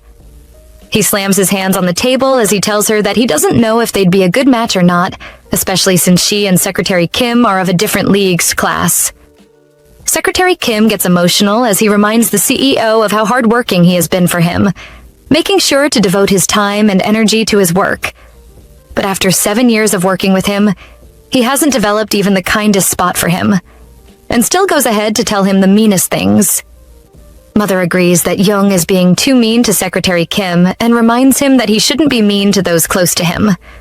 Still at dinner, Young receives a message from what seems to be Sahi's number. Sahi is relieved that she has sent him the number, so she should actually go ahead with her chores, but she receives a quick reply from him, asking if she's asleep because he's coming over right now. Sahi is startled because she really doesn't want to see him now, so she turns off the lights, hoping he'll turn back if he senses that she might be asleep. But luck wasn't on her side because he saw her turn off the lights, so he called her phone and even sent a text to let her know that he was outside already. She refused to reply to his texts, so he went ahead to call her, and luckily she picked up. He asks if she feels better now, and he knows that she didn't turn off her lights to sleep. She's not so good at lying. He apologizes for being mad at her earlier today, but Sahi can't even understand why he feels the need to apologize. And he even proceeds to her door pleading to see her face. But Sahi doesn't give a reply, so he tells her he'll leave the pills at the front door for her as they try to decide who should end the call first. Sahi is fed up with all his fake acts of kindness. She has to try her best not to let his actions sway her, but she feels her fever rising up again. So she remembers that he kept the pills outside for her. She's about to go take them when she notices that this man is still sitting outside her front door, and he quickly turns to meet her while she complains about why he's still here when he says he's leaving. He reminds her that he only said that he'll deliver the pills before leaving, not that he was actually planning to leave. He even goes further to hand her the pills as she contemplates if she should give in to this man's request, so he'd leave her alone. It's something she'll just have to endure for a short while and something she'd probably forget as long as they don't get caught. She instructs that he should only come at night, but he also wants to be able to see and speak to her during the day too. But she knows that it's just a fling that should start and end right here in her room. He finally decides to leave as he thinks about what "come only at night" implies. She definitely doesn't know what she's up for. He bumps into his mother, who's asking where he's coming from, while he lies about how he just took a walk and proceeds to ask what she's doing outside too. She tells him that she just felt stuffy after the call from his father about that embezzlement case that he uncovered, as she has been informed that the police will no longer investigate Taejun, who committed the crime, and Central Director Kang Munju will be investigated instead. He doesn't look surprised, which makes his mother ask if he knew about all this already. But it's nothing surprising to him because he already suspected that his father is trying to give the chairman of the board of directors to Taejun. It turns out to be the CEO checking in on her to make sure she's fine, especially after last night's stress, and he also wants to know if she'll be making breakfast, but it's just dinner she has to make for today. He's also going to make sure to call later in the day just to make sure she answers. Later that day, she cannot help but anticipate what time his call is going to come in, but her phone buzzes with a message from Mrs. Chun telling her not to come help them make dinner tonight. She then gets a call from her friend, the same one that called the other day. Young asked her to end the call, and he was still furious about how she ended the call that day. She also didn't pick up his calls or even reply to his messages, which made him very worried about her well-being. He lets her know that they're planning an alumni meeting with their classmates from high school, and she should consider coming this year because she's always the only one that is absent. She has been at Yeonghwa-dang for so long now, and she can't even remember when last she left here. She has no intentions of coming to the gathering either, so she just agrees so she could get him off the line. He's surprised that she agreed to come and tries to hide his shock so she won't change her mind. He offers to come pick her up, but she asks him not to stress himself because heading up to Seoul with all the stress will be the best thing to help her clear her thoughts right now. Young didn't end up calling her again because he got caught up with so much work that he ended his night in frustration. The following day, Sahi is still upset that he said he'd call her back when he never really meant it. Well, she has to deliver the honey rice cakes he got her to Mrs. Chun. She'll need it more than she does. She sees Hyunji with Hyunggu again, and the rumors about them getting closer are actually true. So she has to leave before they see her, but Hyunggu catches a quick glimpse of her. She tries to ignore him, but he demands at least a hi from her, especially since they were once classmates, and might even become family soon. He teases her about how well things are going with the CEO, and she tries to act like she doesn't know what he's talking about. But he even goes further to tell her that getting her hopes up will only hurt her own feelings. Men in his class usually date women they can't marry, and he'll only date her and then marry someone else. Hurting her feelings is only possible when the other party is a charming prince on a white horse. But that man's behavior is similar to that of a villain, so she'd definitely not get attached. She teases him about getting his eyes checked because he doesn't know what he's talking about, and he gets furious. Later that day, she tried to focus on her writing and drawing and stopped waiting for a call that would never come. She should be used to men like Young by now. She remembers what Hyunggu said, and she already knew how men like him behave. She just felt he'd be a little different. She falls to the ground as she tries to think lightly about the situation at hand as she hears Young ask if she's through with her work. He picks up her sketchbook to see what she's been up to while he was away, while she tries to stop him from seeing the contents of that book. He finds a sketch of him on the first page, especially his designer watch, and he concludes that she might possibly want the watch as he tries to fit it on her, but it's just too big for her wrist. He proceeds to tell her to keep the wristwatch as payment for her drawing. Back at his quarters, Secretary Kim informs him about the pro opening game and if he's still willing to attend the event in Seoul or whether he should cancel, for he is absent-minded. He's still staring at the sketch she made for him, but later catches up with Secretary Kim's train of thought as he agrees to go back to Seoul only for the game.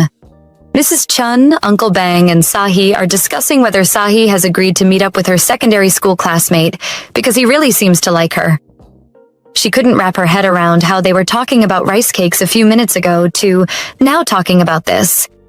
They even heard that the rice cakes were from a very popular restaurant that even appeared on TV. They must have really liked her then. However, he seems very clueless because Sahi doesn't like rice cakes apart from the ones made in Yonghwadang, and they were so delicious that she ate an entire pack and even served some to those at the annex. Sahi is shocked. What if Young finds out that she rejected the rice cakes? That picky eater of a CEO even cleared his plates and has never done that whenever dessert is served. So he can only wonder if he's mad at her, especially how he went to such lengths to get her those rice cakes. But she gave them to someone else. She suddenly receives a text from him asking if he could visit her tonight for something serious. Back in her room, she goes through their alumni group chat to see what's been going on. She finds out that everyone is so excited that she's finally coming for the reunion this year, while others seem to believe that she's actually going to come. She honestly wasn't avoiding any of her classmates. She had just been stuck in Yonghwadang for quite a while, and she had forgotten how to communicate with the outside world. She actually has to give Juwon a reply soon about the offer of studying abroad. She's torn between going to study abroad or continuously wallowing in this pit hole. If the offer had come a while back, her bags would already have been packed and ready to go. But now that she has started developing feelings for the CEO, this has become quite a tough decision for her. She hears a sound outside as she wonders if the CEO actually came to see her as she tries to apply some lip balm before going to check. Why is she going through this hassle just to please this man? She has to conduct herself wisely. She opens the door and finds him sitting outside waiting in anticipation for her. Once she crosses this door to meet him, she should know that it's all over. This is such a tough decision to make, but it's one she has to stand up to. He asks if she's had any alcohol, but she lets him know that she doesn't drink every day. So he proceeds to ask about her drawings. But she's not ready to answer. Not after he found a sketch of himself in her book. He then leans over to tell her that he actually did enjoy the rice cakes as she apologizes for giving them away because she's not a fan of rice cakes. He then asks what she likes since she doesn't like rice cakes, but before she could give an answer, he leans over as he locks his lips with hers and then proceeds to carry her inside her room. She just wants him to be over with this thing and even asks that he turns off the light, but she's such a magnificent sight to behold that he just can't turn off the lights. He makes sure that she is relaxed enough to enjoy the ride of her life because this night isn't ending so soon. The next day, she wakes up to him still by her side as she finds him making a sketch which he purports to be her, but she just can't see any resemblance between his sketch and her face. He squints in pain, and he's so concerned, so he asks her to lie down so he could take a look, but she's quite shy. So he reminds her that he's probably seen everything already last night. She has hickeys all over her body, which makes him intensely attracted to her again that he even forgets it's morning and wants to get down again. She's tired and wants him to leave now, and she's so startled and worried when she hears Secretary Kim call put his name. Who knows how long he has been out there? With how shy she looks, he knows she wouldn't want to go out for breakfast, so he asks that she sends what she will have for lunch later in the day, or better still join him for dinner, but she refuses and asks him to come in the night like they agreed. As he's about to leave, he cites the abroad scholarship form she left on her table as he wonders why she hasn't grabbed the opportunity yet. Rumors are spreading around the quarters that Chase Yunbok has gambled away with Hyunji's marriage money, and the whole family is a mess. Hyunji is crying her eyes out while her dad is trying to beg the saintess, as if begging would quench her anger. Mrs. Chun is away, and there's nobody to serve the CEO's meal as nobody in the kitchen is strong enough to face that rude CEO. Uncle Bang is chosen to do the honors, but he has so much to do already that serving the CEO would only take up so much of his time, so he begs Sehee to go instead. She gets to the quarters, and Secretary Kim is glad to see her, but the CEO is so engrossed in his work that he hasn't noticed that she's the one standing there, so she has to make a run for it before it's too late. As she's about to do so, he catches a glimpse of her out of the corner of his eyes and asks her to wait. Secretary Kim quickly understands the room and tells them he'll have his lunch outside. Young draws Sahi to himself and tries to get down with her again, not minding that someone might walk in on them, but he actually doesn't care. He notices that she's swollen and tells her to go rest because he'll come to her at night. Back in her room, she blames herself for letting him win again, despite how much she fought just to stay sane. He makes her go crazy around him, and why would he say that she's starved when he's always the one chasing after her? She texts him not to come again because she's planning on sleeping early today, and there's also no need to tell him that she's going to Seoul. It's not like they're dating or something. Her phone rings and it's Juwon on the line. He's calling to confirm if she's still going to make it to Seoul tomorrow, especially since she decided so quickly. He wants to make sure that she finds her way there and also knows the time to expect her. She ends the call and is about to leave when she notices that Jung is standing at her front door, even after telling him not to come. He finds her luggage outside and asks if she's going anywhere, as he actually came to check up on her, and he sways her off her feet with a kiss. He's worried that that friend of hers who's always calling her over the phone will be there, so he tries to assert dominance. They get down again, and the next morning he asks her to get some rest before going to Seoul. Jung's mother is surprised because of how he suddenly showed up in Seoul without any prior notice, but she's still glad he did because Jisoo fly into the country soon. Mother asks if he took out his time to read the documents that she gave him, but Jung has little or no interest in this matter, and it hurts his mother that sometimes he's painfully like his father. And this is very unpleasant for her. When Sahi got out of bed, she couldn't find her luggage as she had a strong hunch that Jung had taken it, so she decided to call him up and find out. It turns out that he actually took the luggage with him. Maybe he was trying to lessen her load, or probably get her to come see him at the hotel he has asked Secretary Kim to book under his name. As they head out, Secretary Kim appreciates how the flowers have bloomed and turned Yeonghwadang into a very beautiful place. Meanwhile, the CEO reminiscences on how the first time he came to Yeonghwadang was so snowy. Instead of the flowers they're seeing now, it was snow all over. He passed Sahi by as he took a keen notice of her doll-like face, as what he felt for her initially was a sense of kinship. Then curiosity came by, and now he just wants to see emotions bloom on her dollish face. Now he's stuck in his bullshit, and can't find a way out of this mess that he created for himself by trying to get to know the talked about woman Sahi. Return it. My luggage. These words brought him back from memory lane as Sahi demands that he hands her luggage right away.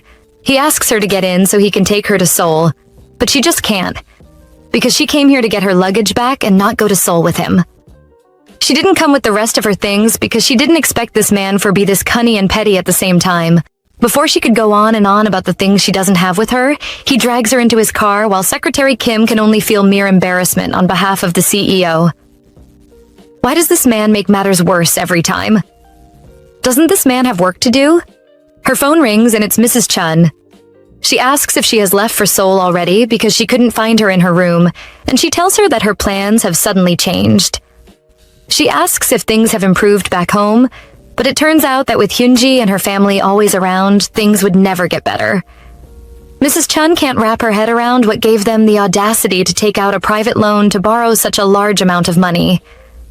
No wonder they always looked so scared and sad when talks about breaking off the engagement come up. Who's going to pay off their 2.5 billion won debt?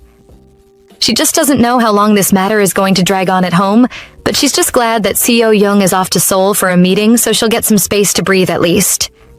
However, she tells Sahi to keep it a secret that she's in Seoul for now, and she'd do her best to do same over there, and she has also spoken to Uncle Bang to keep it a secret too. After her call, she tells Secretary Kim to drop her off at a hotel that's between Gangnam and Yangjae Station, but Secretary Kim knows he can't do that without the CEO's instructions. He even sees their interlocked hands through the rear mirror and can only wonder what exactly is going on between these two. The CEO tells her that he already booked a hotel for her where she could rest. But why did he go through the hassle of doing that for her? Maybe because he knows she's going to come back tonight, drunk and wasted, so she needs to gain energy for all of tonight's stress. She asks if he doesn't have any business to handle, but seems like she has no choice. They get to the hotel and Secretary Kim offers to bring their luggage in, so they should go in first.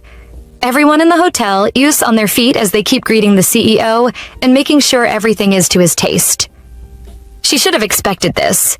A man who commands attention and draws respect wherever he goes, and being next to him would draw attention to herself. But definitely not in a good way. He asks if he's walking too fast. or if she's uncomfortable with everything around her, but she tells him that she's alright. He really needed to know if she's alright because she can get angry with him in the slightest second. But this man is so skilled at making her mad, so it's not her fault. He asks when she has to leave, and if it's not so soon, then she should rest for a while before she leaves. They get to the 15th floor, and she decides to start unpacking, but he offers to help her unpack her things, but she stops him as she insists she'll do it herself. Sahi is still very worried about her feelings for the CEO, but she should just be hopeful since nothing bad has happened yet. Since it's still bright outside, she'd wait for a while before she leaves, so she goes out to seat with the CEO. However, the CEO has been concerned about how many men will be available at Sahi's alumni gathering because his feelings for her are building up every day. She lets him know that they'd be expecting at least 6 men, and he even goes further to ask how many of them are interested in her. And Sahi is surprised by such questions that he's asking. She's about to get up and leave when he draws her back and places her on his lap while he sinks his head into her chest. He notices that she's already so wet and she's too embarrassed, so she looks away. But he fixes his gaze on her because he wants to connect with her soul and make her feel every bit and ounce of him. He reminds her that she has to leave soon, and he even offers to come pick her after the party, because he's so sure she'd probably get so drunk because they haven't seen each in a long while. He asks her to be ready to pick up her phone and try not to drink so much before he comes. In a hidden corner at Yonghwadeng, a confrontation is ongoing. Lee Hyungu seems to be in disbelief and is emotional as he questions Hyunji about some rumors he has heard outside. Rumors are circulating around about her planning to marry someone else, and even breaking off her engagement. He demands answers from her. Hyunji is completely unbothered by Hyungu's emotions. In her mind, she thinks about how sick of everything she is. She doesn't know why breaking off her engagement is such a big deal. Listening to Hyungu accusing her of trying to deceive him by breaking off her engagement and getting with him instantly, she likens it to dating someone and breaking up with them. She doesn't get why everyone is acting like it is a big thing. She can't help but feel some resentment for the man who got her into this state, Woo Seon-ho. She remembers everything that occurred between them, how she was supposed to marry someone else but fell for Seon-ho. He was the only one who made her feel seen and special. Since she was young, she has always felt invisible. She felt that everyone's attention and love was always on Sahi. Every time anyone compared her to her stepsister, she always fell short. She was neither their parents' favorite nor their priority. That was what led to her pushing her sister off the cliff. But everything changed with Seon-ho. With him, she felt loved and important. Everything in the world felt like hers. So when Seon-ho whispered some sweet words to her and asked to borrow some money in her name, she fell for it. She didn't leave and chose to believe in their love. In the end, she was betrayed. Back to the present, she feels glad her family agreed to lie that the debt was her father's. Thanks to that, they were able to garner sympathy from her grandma. She makes up her mind. Since she was used in the name of love, she will use others' love for her as leverage against them. She pretends to be mad and tells Hyungu it is up to him to believe whatever he wants, she doesn't care. She finds it laughable that she is doing this but doesn't stop. She shouts and tells him he can leave since he prefers to hear others' opinions and has no intention of listening to her. When she says she is disappointed in him, Hyungu becomes angry and questions how on earth she could say she is disappointed. Hyunji acts sad immediately, crying about how the marriage was forced on her because of the condition of her father's company. She complains about how it was just an act to make her grandma believe she was living well and she didn't really love the man. She just couldn't break off the engagement. Seeing her crying, Hyungu feels guilty and all his anger is gone.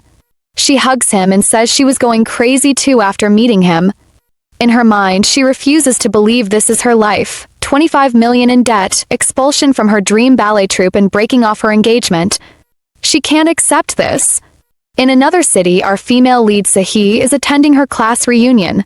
She is sitting next to her friend who teases her. She talks about how it feels like they have traveled to their past days of working and getting drinks after with her here. Sahi denies this and points out that it must be because her friend's former crush, Park Min-jae, is here. The lady silently agrees and remembers him as being crazy in love. She wonders if Sahi isn't take back to their boy-crazy days upon seeing Min-jae. Sahi advises her to stop drinking, but her friend just leans closer and asks if she is seeing someone. Before Sahi can respond, she answers the question herself and says it is impossible. There are no guys in Seoul, so how could there be guys back in Sahi's home? We don't know what Sahi thinks of, but she blushes. Someone pokes her shoulder and she turns around. It is her friend Kim Jwan, who informs her someone has been calling her. Taking her phone out, Sahi makes a strange face when she sees the caller. It is Young Tion. She steps outside to answer the call. Young Tion demands to know where she is and she replies she is at a pub. He wants to know if she drank a lot, but she denies and says she only had a little. He feels she must be very drunk since she is speaking so casually. She tells him he is speaking casually too. He doesn't feel comfortable leaving her there and wants to know her exact address. She refuses, insisting she can get home by herself. She randomly thinks about how she can't see the stars from here because of the crowded buildings. Young is a bit frustrated and asks her if she wants him to go crazy and search all around Gangnam. She chuckles, not believing he will go that far, but he dares her to try him. Knowing he can do such, she stops laughing and promises to tell him the address. She gives him a condition: he can't step inside though. When he arrives, he should give her a call and she will meet him outside. He scolds her, asking if she knows how many missed calls she has. She vows to pick up the phone this time. Unknown to her, someone is approaching where she is. Sahi wants to know when he will arrive. He isn't sure but still asks her to wait for him. Done with the call, Sahi hears someone call her name. She turns around only to see her friend, who immediately raises an alarm, yelling out to everyone about Sahi dating someone. Back inside the pub, Sahi is the focus of her classmates. They pester her with questions about her boyfriend, how they meet, how old he is, and if he is handsome. Sahi is feeling very uncomfortable. She tries to explain they are not in a relationship, but her female classmate is not buying it. She demands to know why he would come pick her up if the two are not dating. Kim Jwan, Sahi's friend, approaches and the female classmate informs him that Sahi has a boyfriend. Jwan is unsettled and his face pales. Sahi insists he is not her boyfriend, but no one believes her. Her friend wants to know what they're doing if they are not dating, which makes Sahi keep quiet. She can't expose that they are just intimate partners, can she? Very soon, a car pulls up outside the pub, making them all very excited. They admire the expensive car and pass the news around. Sahi tries to escape outside, but a male voice from behind stops her in her tracks. She stares forward with wide eyes. It seems Young forgot her instructions because he is standing behind her right now. He puts an arm around her shoulders as he greets her classmates, calmly introducing himself as Young Tion. Seeing the tall, handsome man, Sahi's classmates are a bit flustered. Her female classmate immediately offers her seat to Young. The rest are surprised and question if he is really Sahi's boyfriend. Our girl is a bit scared and tells Young to quickly leave. He doesn't listen to her, however, and instead admits that he is her boyfriend.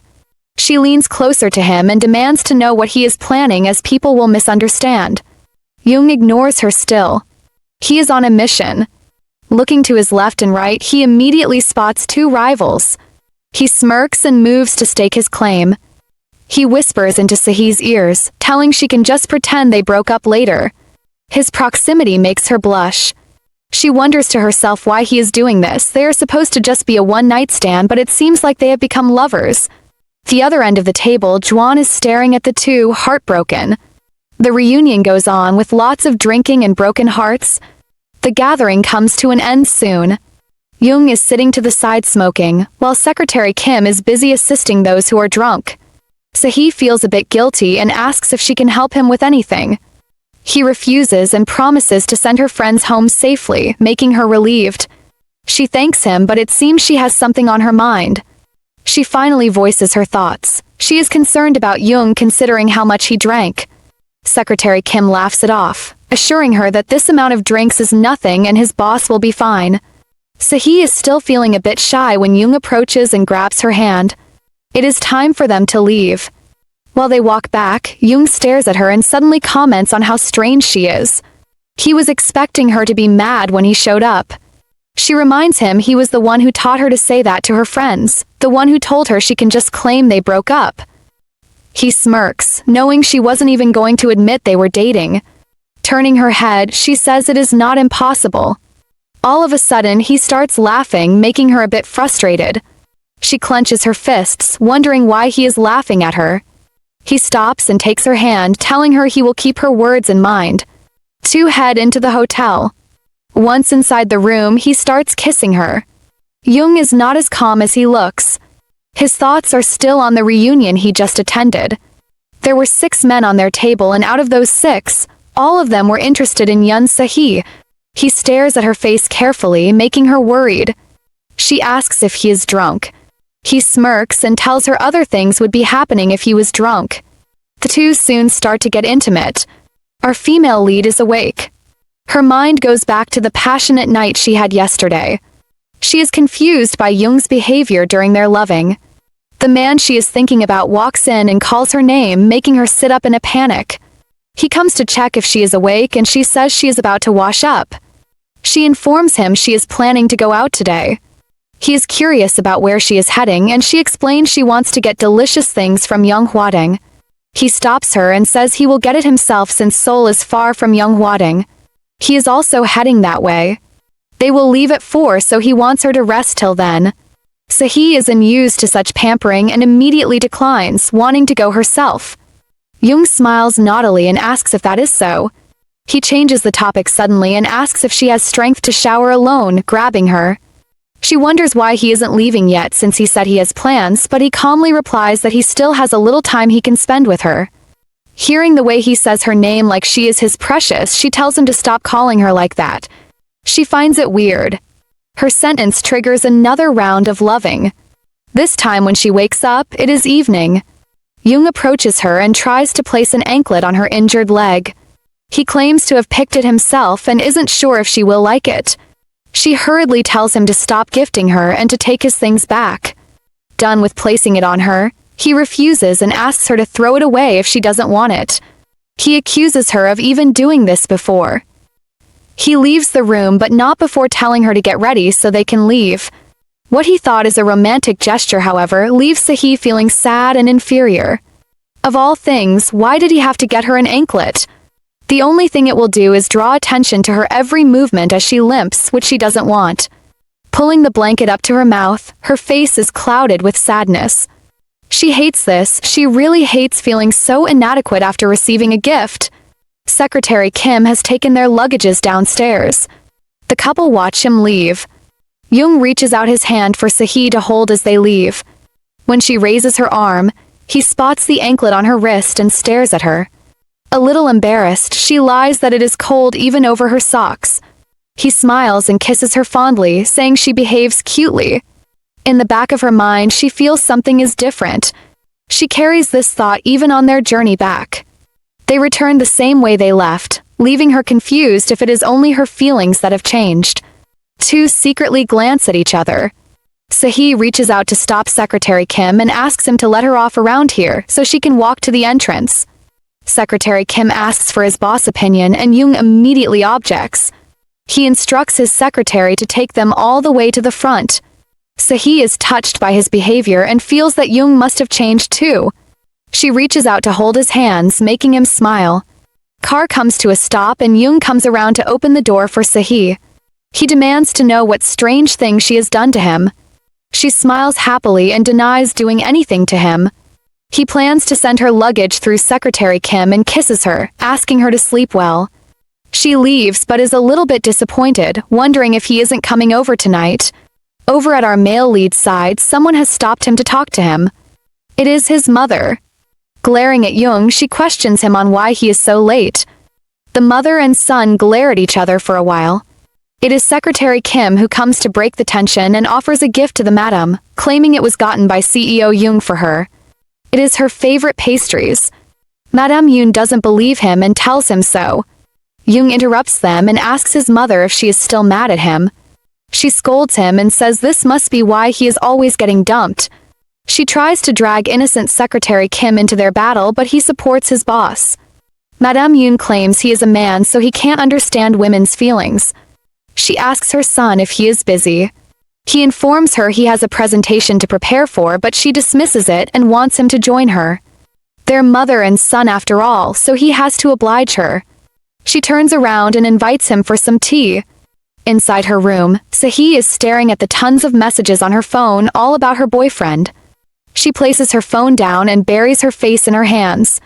Staring at the anklet on her wrist, she knows someday when the time is right she will have to tell her friends about their breakup. She recalls the gentle way Jung helped her put on the anklet and blushes. She raises her head and catches a glimpse of herself in the mirror. She is a bit dissatisfied with her hair. She remembers her friend saying she looks prettier with bangs and makes a bold decision to cut her hair. She is reluctant to do so, however, and hesitates with the scissors poised over her hair. She spots something that shocks her. Or rather, the lack of something. There is a picture missing from her room. Because she is distracted, her hand slips and she cuts her hair off, making our innocent girl scream in despair. Side, Sahi holds a package while covering her forehead with her hands. She glances around sneakily, hoping no one will notice her disastrous attempt at making herself pretty. She scolds herself for getting distracted while cutting her hair.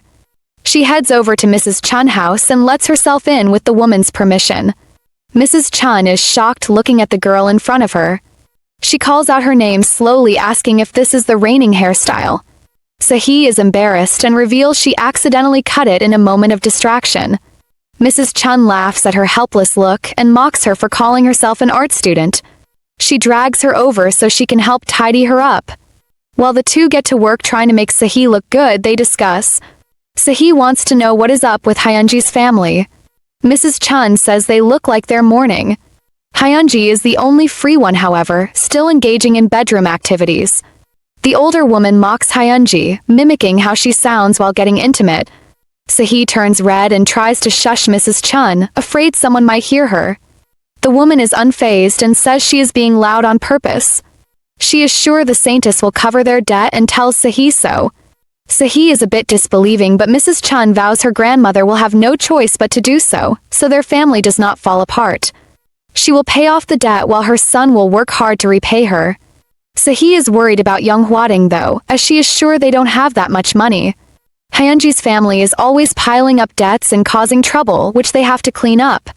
Mrs. Chun reveals the saintess will head to Seoul to request assistance from Young-moon chairman. She has been getting calls to go there anyways. Mrs. Chun is sure she will also arrange for Hyunji and Hyungu's wedding while at it.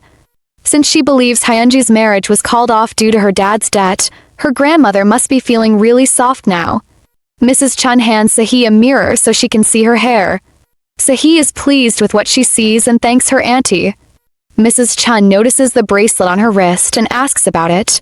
Sahi forms a lie and says she picked it up from a random booth in Gangnam. Mrs. Chun is a bit relieved, making Sahi want to know why.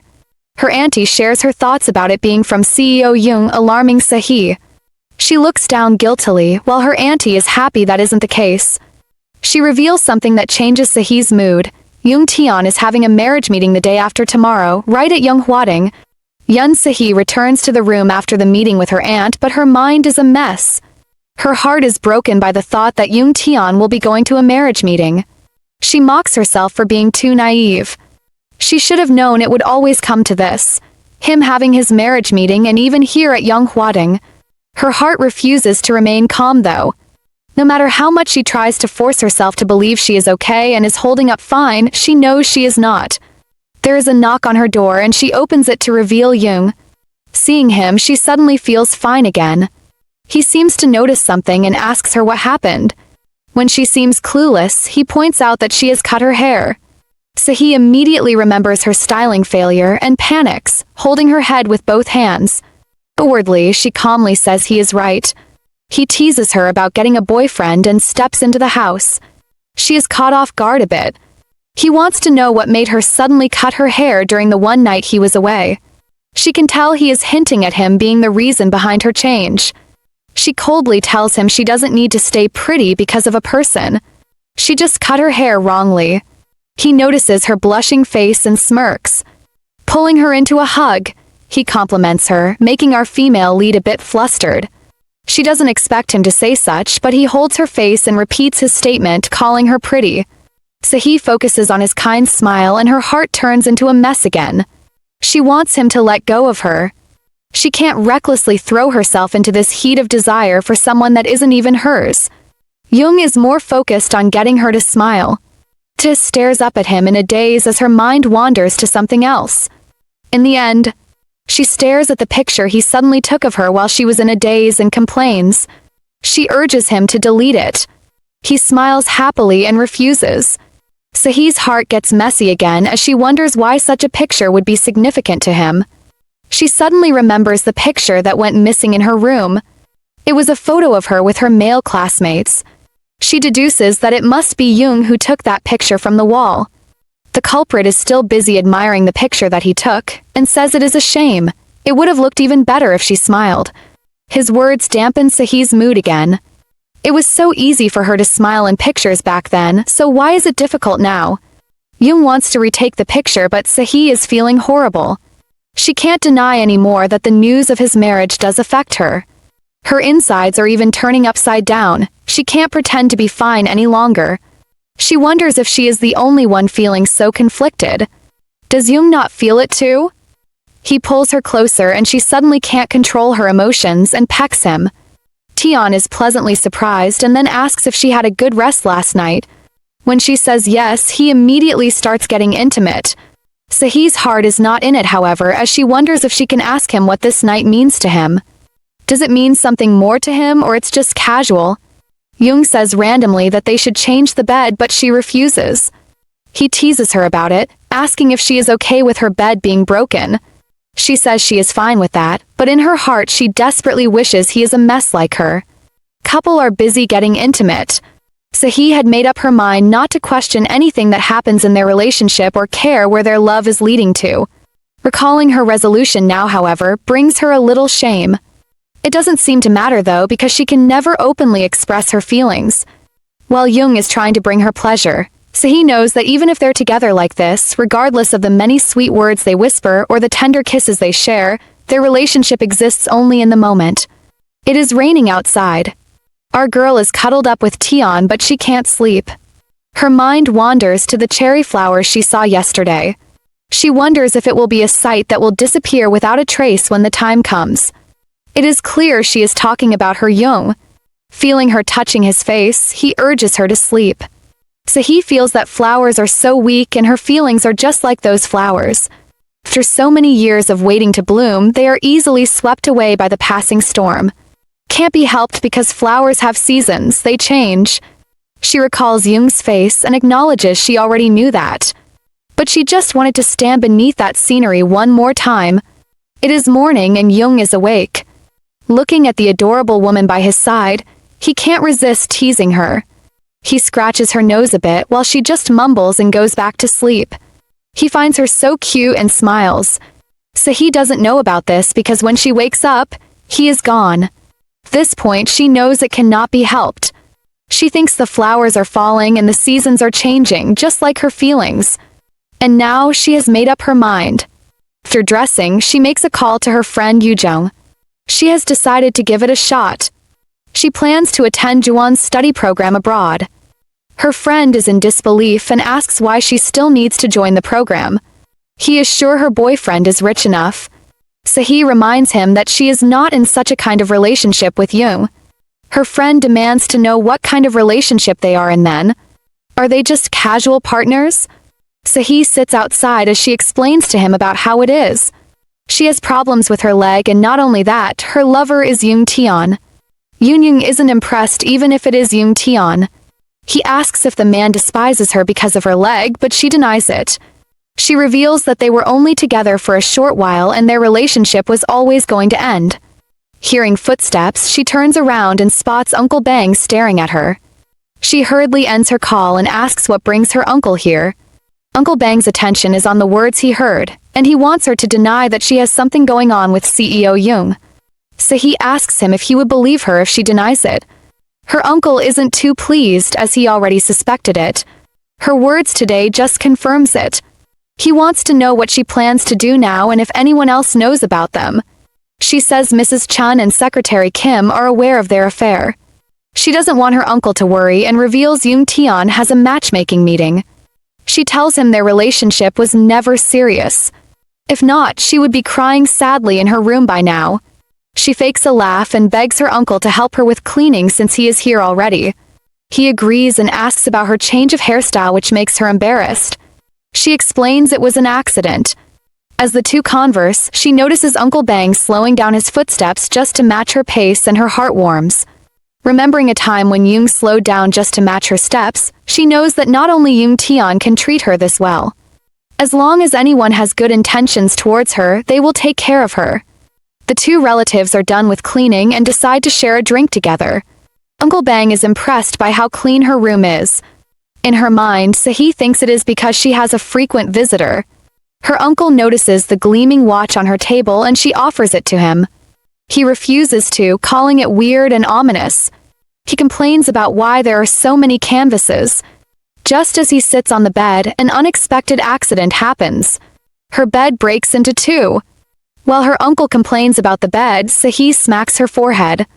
Who would think the bed would actually break? Over at Young Tion's side, his secretary is reporting business matters to him. He refuses to take a break as he knows the headquarters staff also need to clock out early.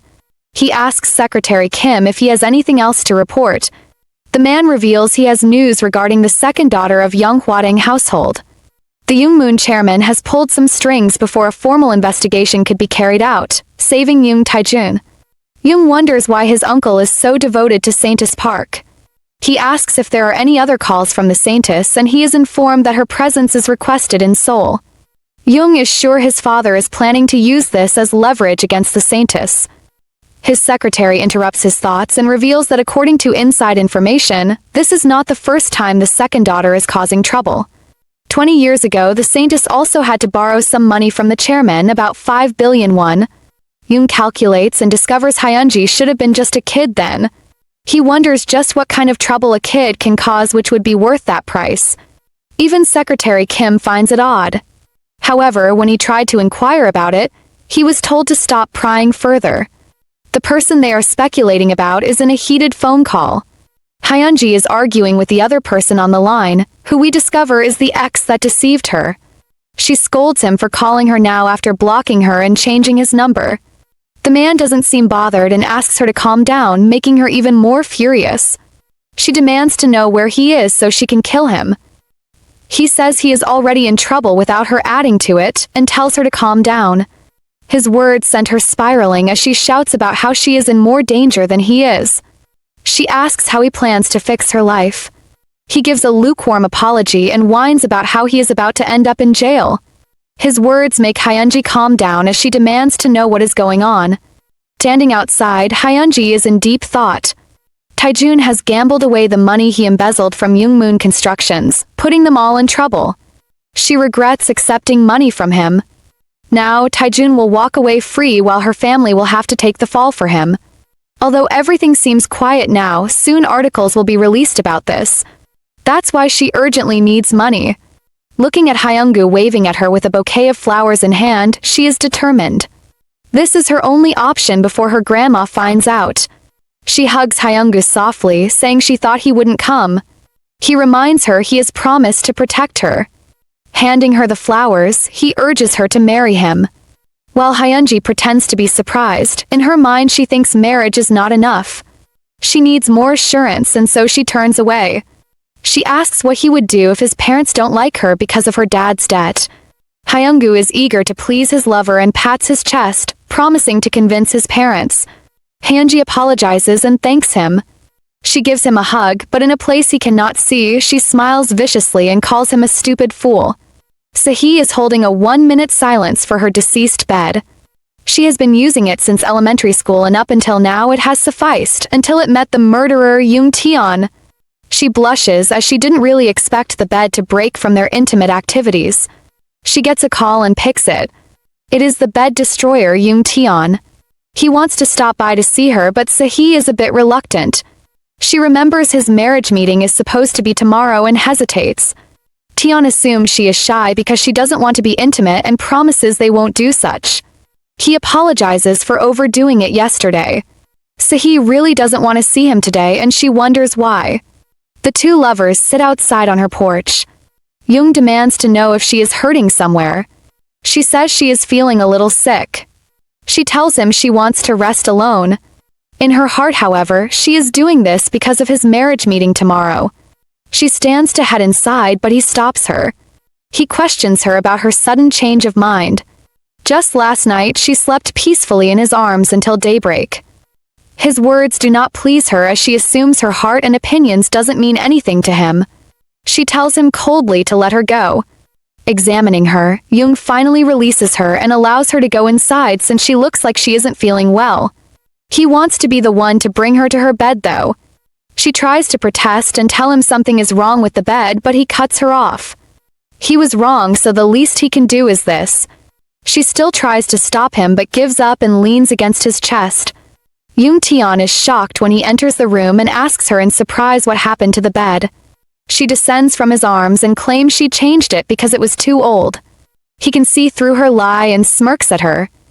He squishes her cheeks and informs her she is supposed to demand compensation in a situation like this and not ask to be left alone. She wants to know why he is asking about her bed, and he replies that it is because his mistake seems pretty serious. He plans to send over a new bed for her, but she refuses loudly. To him, she seems scared that they will be caught, and she admits she is. He tells her she can go with her family to get a new one and buy whatever she wants. For that, he hands over his bank card.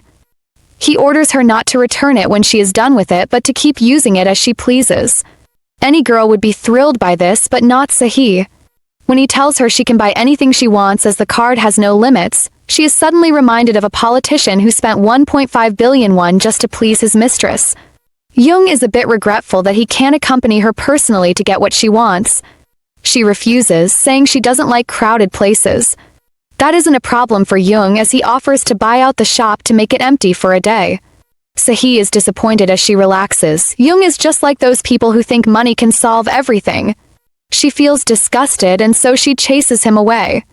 He isn't aware of her feelings and kisses her quickly, wishing her a good night. As he leaves, she makes up her mind not to become his secret affair. She blocks his number as it is not too late for them to end things here. Looking at all the gifts he gave her, she plans to return everything to him. The day of Jung Tian's matchmaking session has arrived. Uncle Bang is still concerned about Sahi and asks her repeatedly if she is okay. She focuses on cleaning as she assures her uncle she is fine.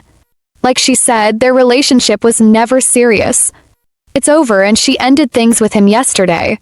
Their discussion is interrupted by someone's call. Madame Yoon approaches and calls out to the two of them. She seems happy to find them there and tells Sahi she has something to discuss with her. She informs her if she isn't busy, she will need her to help serve today's matchmaking session. Dressed in an apron, Sahi stands outside the door and observes the couple inside. Jung is sitting with a beautiful lady in front of him. She announces her presence to the people inside as the person who plans to prepare their meal. Looking at the two people sitting inside, Sahi feels everything has gone back to its rightful place. Just because the two of them were in some sort of relationship doesn't change what she is. His potential wife can never be her. Her eyes become downcast as she serves the food for them. The girl sitting with Jung smiles happily as she admires the food before her. She complains about how hungry she is. Sahi wishes them a happy meal and is about to leave when Tian calls her name. She turns around to see him beckoning her. He orders her to pour him a glass of water. While she serves them, Jung and the lady continue their conversation. Jishu mentions how nervous she was coming here. She goes ahead to call him her first love. No matter how Sahi tries to hide it, she still feels affected. Her eyes catch the wide smile on Jung's lips and her heart breaks further. She exits the room, leaving the two couples to continue their date. Side, she is stopped by Madame Yoon, who thanks her for doing a good job. Sahi says it's nothing. Jung's mother lets her go since she doesn't want to hold up a busy person, and Sahi leaves. She wonders what sort of fantasy she has been living in all this while. Of course, Jung and his mother are in a position to nonchalantly boss her around. Remembering how Jung smiles at the lady, her heart breaks. She thought that smile was meant only for her, but it is now being given to someone else. She tries to comfort herself with the fact that they only dated for a bit and now she no longer wants to see him. Jung is over at his date listening to Jishu talk. She keeps talking about his older cousin and how he bosses girls around. She hopes Jung is not like that. She praises him for being kind and chivalrous. Jung's eyes, however, are following Sahi's figure, wondering why she hasn't looked at his face even once. He interrupts Jishu's chatter and suggests they eat now so the food doesn't get cold. His thoughts turn to Sehee's action of blocking him, as if she wants to tell him this is the end. No matter where he looked, he couldn't find her. For her to suddenly appear before him just now, it must be his mother's doing. He never even knew there was a matchmaking session for him until today. It was also then that he found out Sehee was going to host them. A message comes in and he looks at his phone. It is from Secretary Kim, informing him Sehee is back. Sehee spots Secretary Kim standing in front of her room and asks what he is doing here. He tells her his CEO has been waiting for her before he had no choice but to leave. He wants Sehee to call him when she returns. Sehee calmly tells him she has seen Young, making Secretary Kim a bit confused. She heads inside and returns with the box of Young's things, handing it to Secretary Kim. She asks him to pass it on to the CEO. In her mind, it is really over between them this time. Shutting her door, tears begin to slide down her face. She cries pitifully and scolds herself for being too prideful. Bending down and burying her face in her laps, she regrets it. She should just have been an easy woman and smiled like it didn't matter. That way, her feelings would have meant nothing. Young's date is over. Secretary Kim hands over the package from Sehee to Young. Looking at it, Young is a bit disappointed to see everything he gave her returned. Smirking, he tries to call her again, but the call doesn't go through. He confirms she has returned from Secretary Kim. He hands the bag over to his assistant. He has some things he needs to address with his mother and Jishu. Only then can he head over to find his woman himself. Jishu is still feeling good about her date today. Young, however, is more relaxed and nonchalant. He seems eager to send her off. She stops to ask him a question. Does he really only date older women? His thoughts drift to Sehee and he wonders what his response would be if she asked. Presently, he tells Jishu he doesn't remember. She mentions how bored he seemed earlier, but he says he had fun. She is relieved by this and wants to know when their next date will be. He avoids her question and calmly tells her to have a safe trip back and to study diligently. Jishu is unreconciled and demands to know what she did wrong. He says she did nothing. When she keeps pestering him, he advises her to settle things with her current boyfriend before going on a date with another man. His words leave the lady stunned. Walking back inside, he meets his mother. She wants to know if he sent Jishu off well and he replies he did. His mother starts praising Jishu. She wants to hear his opinion and he agrees with her. His expression is so fake, she questions if he is being sincere and he says he isn't. His words make her angry, but before she can retort, he tells her he is leaving. He informs her that because of her bad temper, over 20 headquarters employees are still stuck at work and can't leave. Madame Yoon's face turns vicious as she hears him say she has a bad temper. The reason why she did this was because she knew he went to Seoul with some girl. When she investigated, she found out it was Yoon Sehee. Knowing her son is the type to get what he wants no matter what, she can at least stop the girl if she can't stop her son. Sehee steps out of her room and finds a tray on her porch. From the food items on it, she knows it was left by Uncle Bang and Mrs. Chun. It has been this way since she was younger.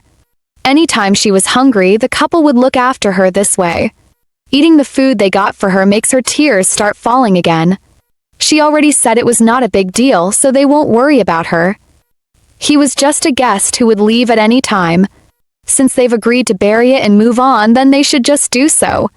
She finishes her dinner and stands up from the steps. Her name is called, and when she looks up, Young is standing there.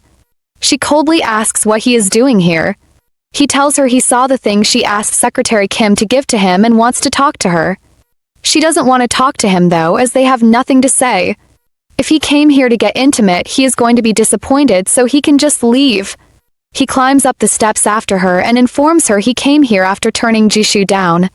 He assures her that if he knew he was having a matchmaking meeting beforehand, he would have informed her. He understands she is angry, but her asking him to leave is also unfair to him. She doesn't know what his action is going to change. She explains that he will still go on another date. He'll even get married too. Although they agreed to be like this from the start of their relationship, she does not plan to keep being his mistress until his wedding. He smirks suddenly and asks her if that is the problem. He pulls her out of the house immediately, startling her. He wants to take her to meet his mother right now. Sahi is startled by his words and asks him to let go. He asks her if this isn't what she wants. She yells at him to stop. He doesn't understand why he should. His mother is probably still awake. If he explains to her now, it'll all be over. Sahi looks up and she is crying. She asks if he is crazy and he retorts asking her if she was in her right senses when she went to serve just because his mother asked her to. To Sahi, it is impossible for her to turn down his mother's request, and she wonders how he would even dare to say that to her. He insists it is different.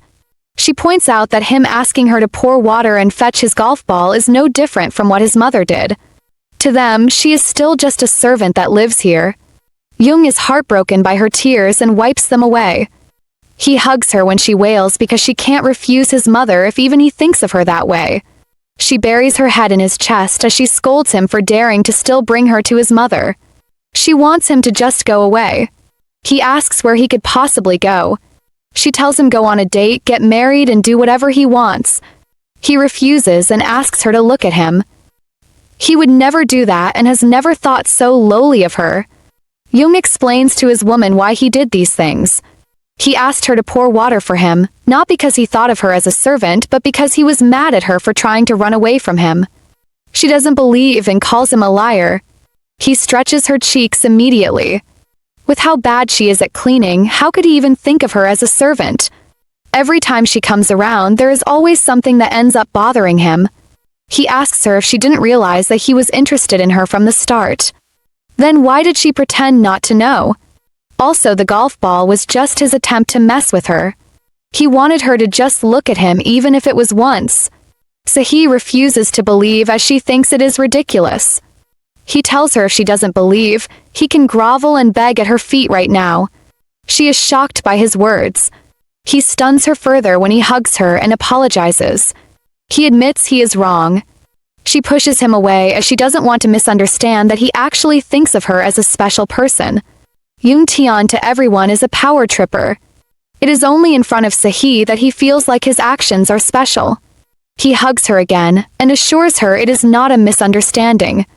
To him, she is always special. He asks her why he would comfort her if she wasn't special to him. He wouldn't do something that crazy. She is indeed special to him. As he says this, he lifts her hands and kisses it. She is insanely aggressive, stubborn, and so pretty. Two push into the house. Sahi wants to know if they are getting intimate again. Jung reminds her she was the one who didn't want anything else with him. She is the one who didn't answer his calls during the day. She tries to defend herself by saying he wanted to sleep with her just once. He asks her if she was sad and she asks who will be happy to hear those words. He suggests they start going on dates. Sahi thinks he is joking, but he assures her he is not. There are a lot of things he wants to do with her and to her. She blushes because of his words and suddenly remembers his date. Did he really reject her? He replies positively. She asks further if he will go on any more matching-making sessions and he says he won't. How can he go on more dates when she is already this made about just one? He brings up her blocking him while he thought she was sleeping, making him worry all day. She smiles and promises to unblock him, which he appreciates. He reminds her to also answer all his calls. Jung wants to know why she didn't throw a fit if she really hated it that much. She turns away, saying she doesn't have the right to do that. He isn't pleased as this won't do. From now on, she has to stop jumping into conclusions without asking questions and instead wait to hear his explanations. He makes up his mind they'll get intimate today and have a date tomorrow. She doesn't know where they can possibly go and he says anywhere. She can even come over to his place. She protests as they will get caught, but he admits that is his plan. He wants them to get caught. His words leave her dazed. Our main leads are busy getting intimate, but while the two are having a happy time, there is someone else who is having a bad day. Madame Yoon is very angry. She is on a call with Jisoo's mother talking about how the blind date failed. She just can't understand her son anymore. Why would he ruin such a good opportunity? He promised to go along with their decision before and marry someone their family chose. So why did he suddenly change his mind? Madame Yoon can only think of one thing that has changed between then and now, and that is the appearance of Yeon Sahi. Just like the woman thought, her son has indeed gotten involved with another woman. What promise to his parents? He refuses to remember anything. All he is concerned about is the woman lying beside him sharing a cuddle. It is Sahi who is even thinking of his mother, afraid they will get caught by the madam. Young Taeyeon laughs and tells her that is his plan. He really wants them to get caught. Poor Madam Yoon. If she knew this was what her son thought, what would she do? Our male lead thinks getting caught will solve their problems, but all it has done is bring more problems their way. Because now Madam Yoon is determined to step in and get rid of Yeon Sahi. Young's marriage is supposed to be a big stepping stone for him. How could he ruin it all because of someone as cheap as Yeon Sahi? She wants some answers, and so she rushes to her son's room to confront him. But no one is there. The room is empty. Now Madam Yoon is truly furious. She is sure he must have gone to comfort that annoying girl. With how scary her face looks now, she might as well be a demon of revenge. She has made up her mind to get rid of Yeon Sahi no matter what. Madam Yoon has gone to see Saintess Park. She doesn't even greet the woman before she demands to know where her granddaughter is. The Saintess is worried and confused. She knows this is going to be a huge problem, but there is no way she can refuse to answer. Madam Yoon doesn't seem ready to leave until she sees Sahi.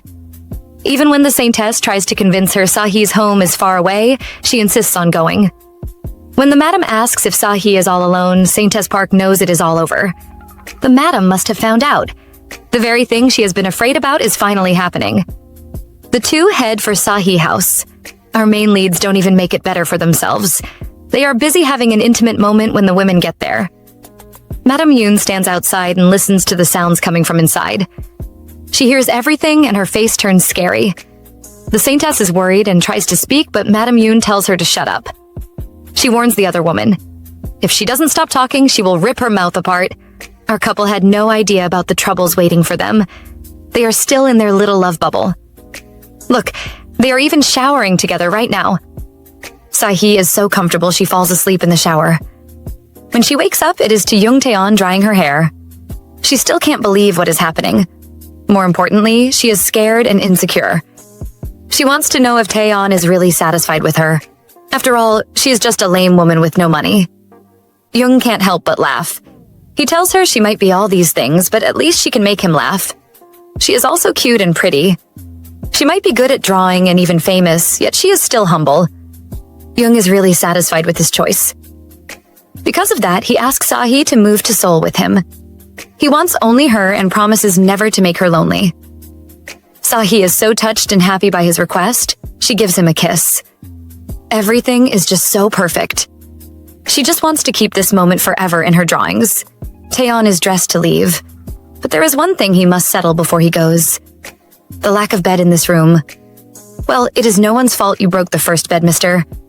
Sahi also rejects his card. She only wants the bracelet he has given to her. He thinks she is just being stubborn until she shyly tells him she doesn't need to buy a bed since she will be coming to Seoul very soon. Young is pleased with the way she is thinking.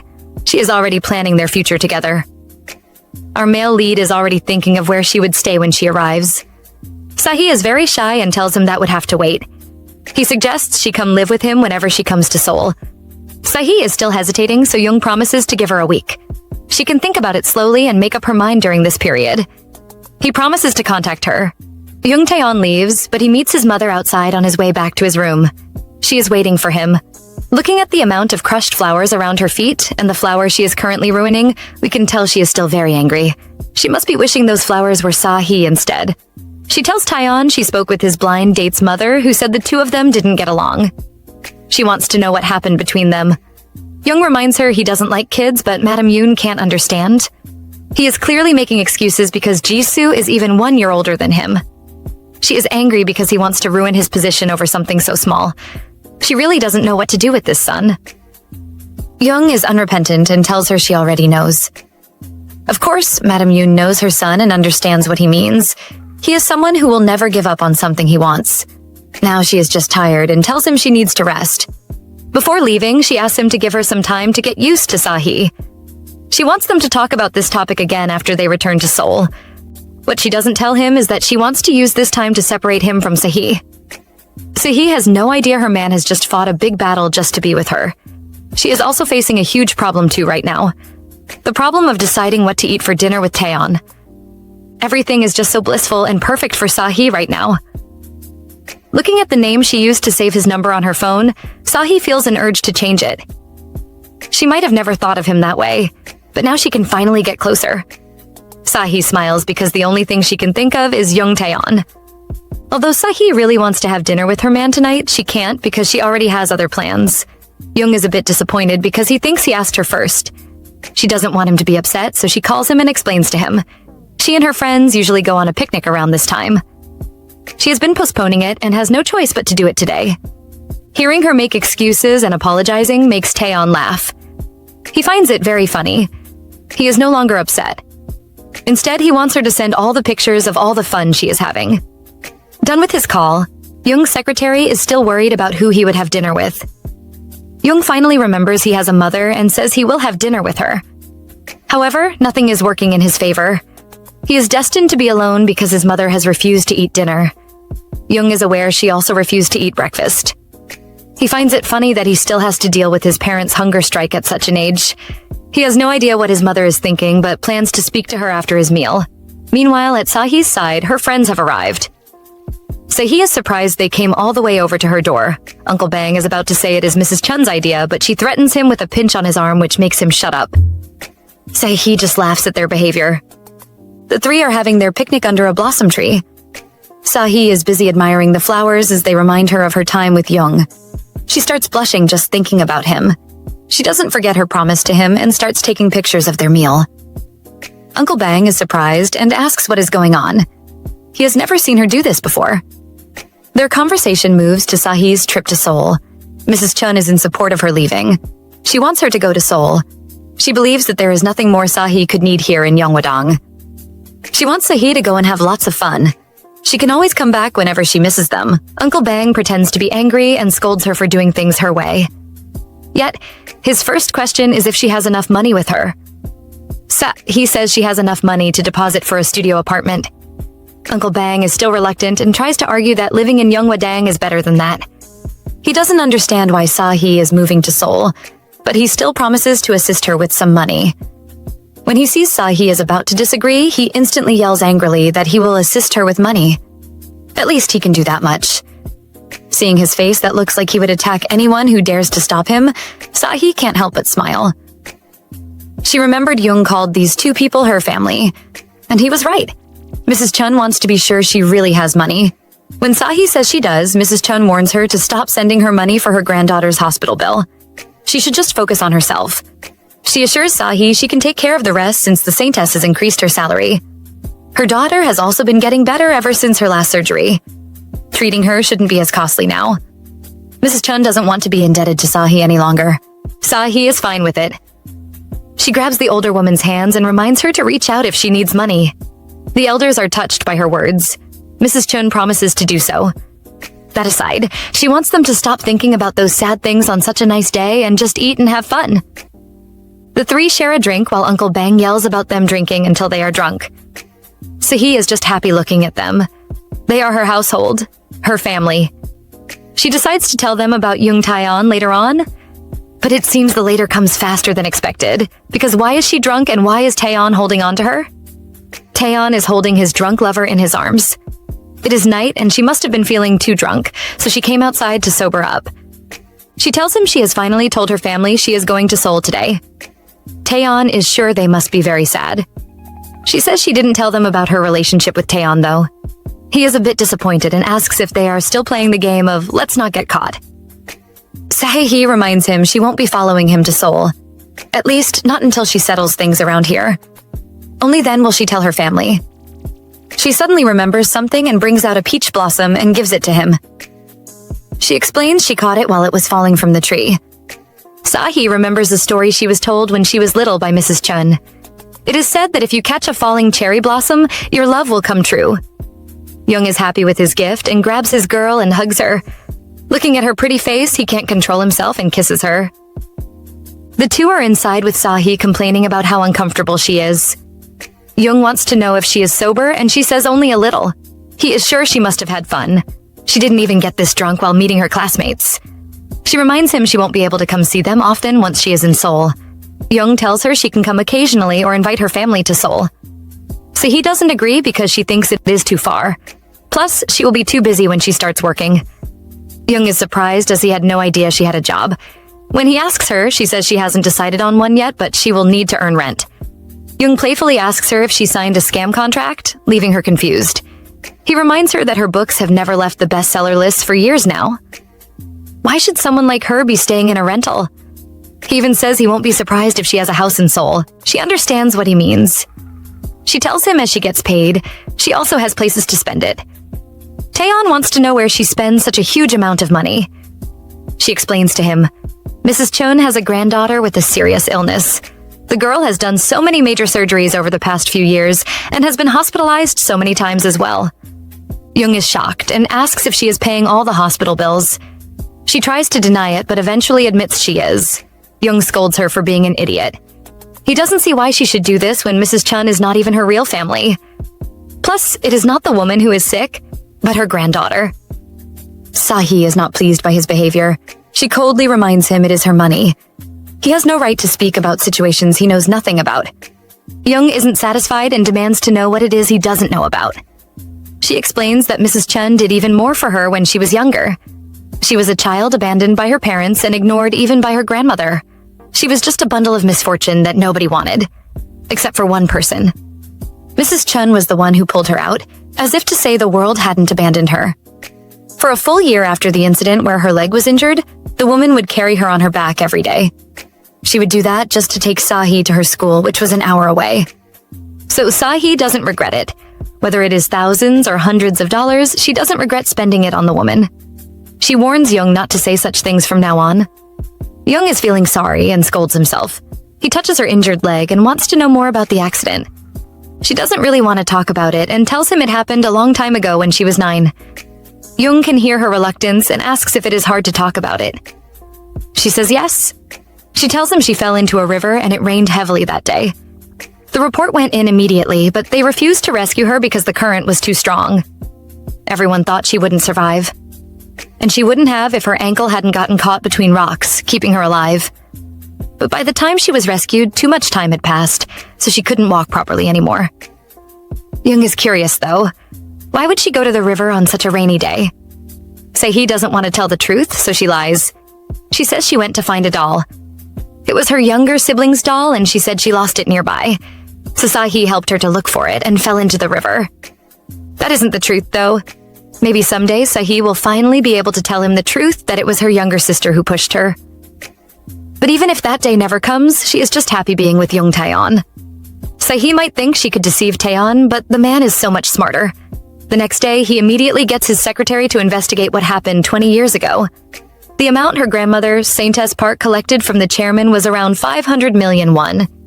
Young is curious because Sahi said she fell trying to find her younger sibling's doll, and the Saintess also settled something related to that sibling for 500 million won. He wants to know who told Secretary Kim the story. When he is told it is Chief Seo, he immediately plans to meet the man the next day. Sahi is about to die. I understand, girl. I get that same feeling when I get drunk too. Taeyeon is still concerned because she sounds like someone on her last breath.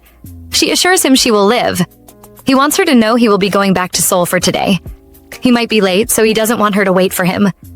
So he is surprised and reminds him there is a ritual holding for him today. Taeyeon says what he wants to take care of is more important. He apologizes because they keep having to postpone their dates. She must be frustrated. Lies, you are the frustrated one. She tells him yesterday felt like a date to her, and he smiles. He tells her to open the door if the pain gets too much.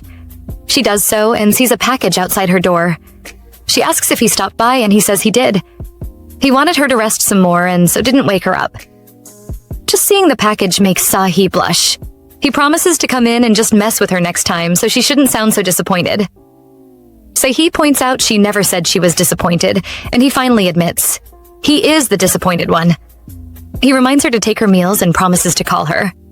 Madame Yoon has barely gotten rid of her former anger when something happens making her angry again.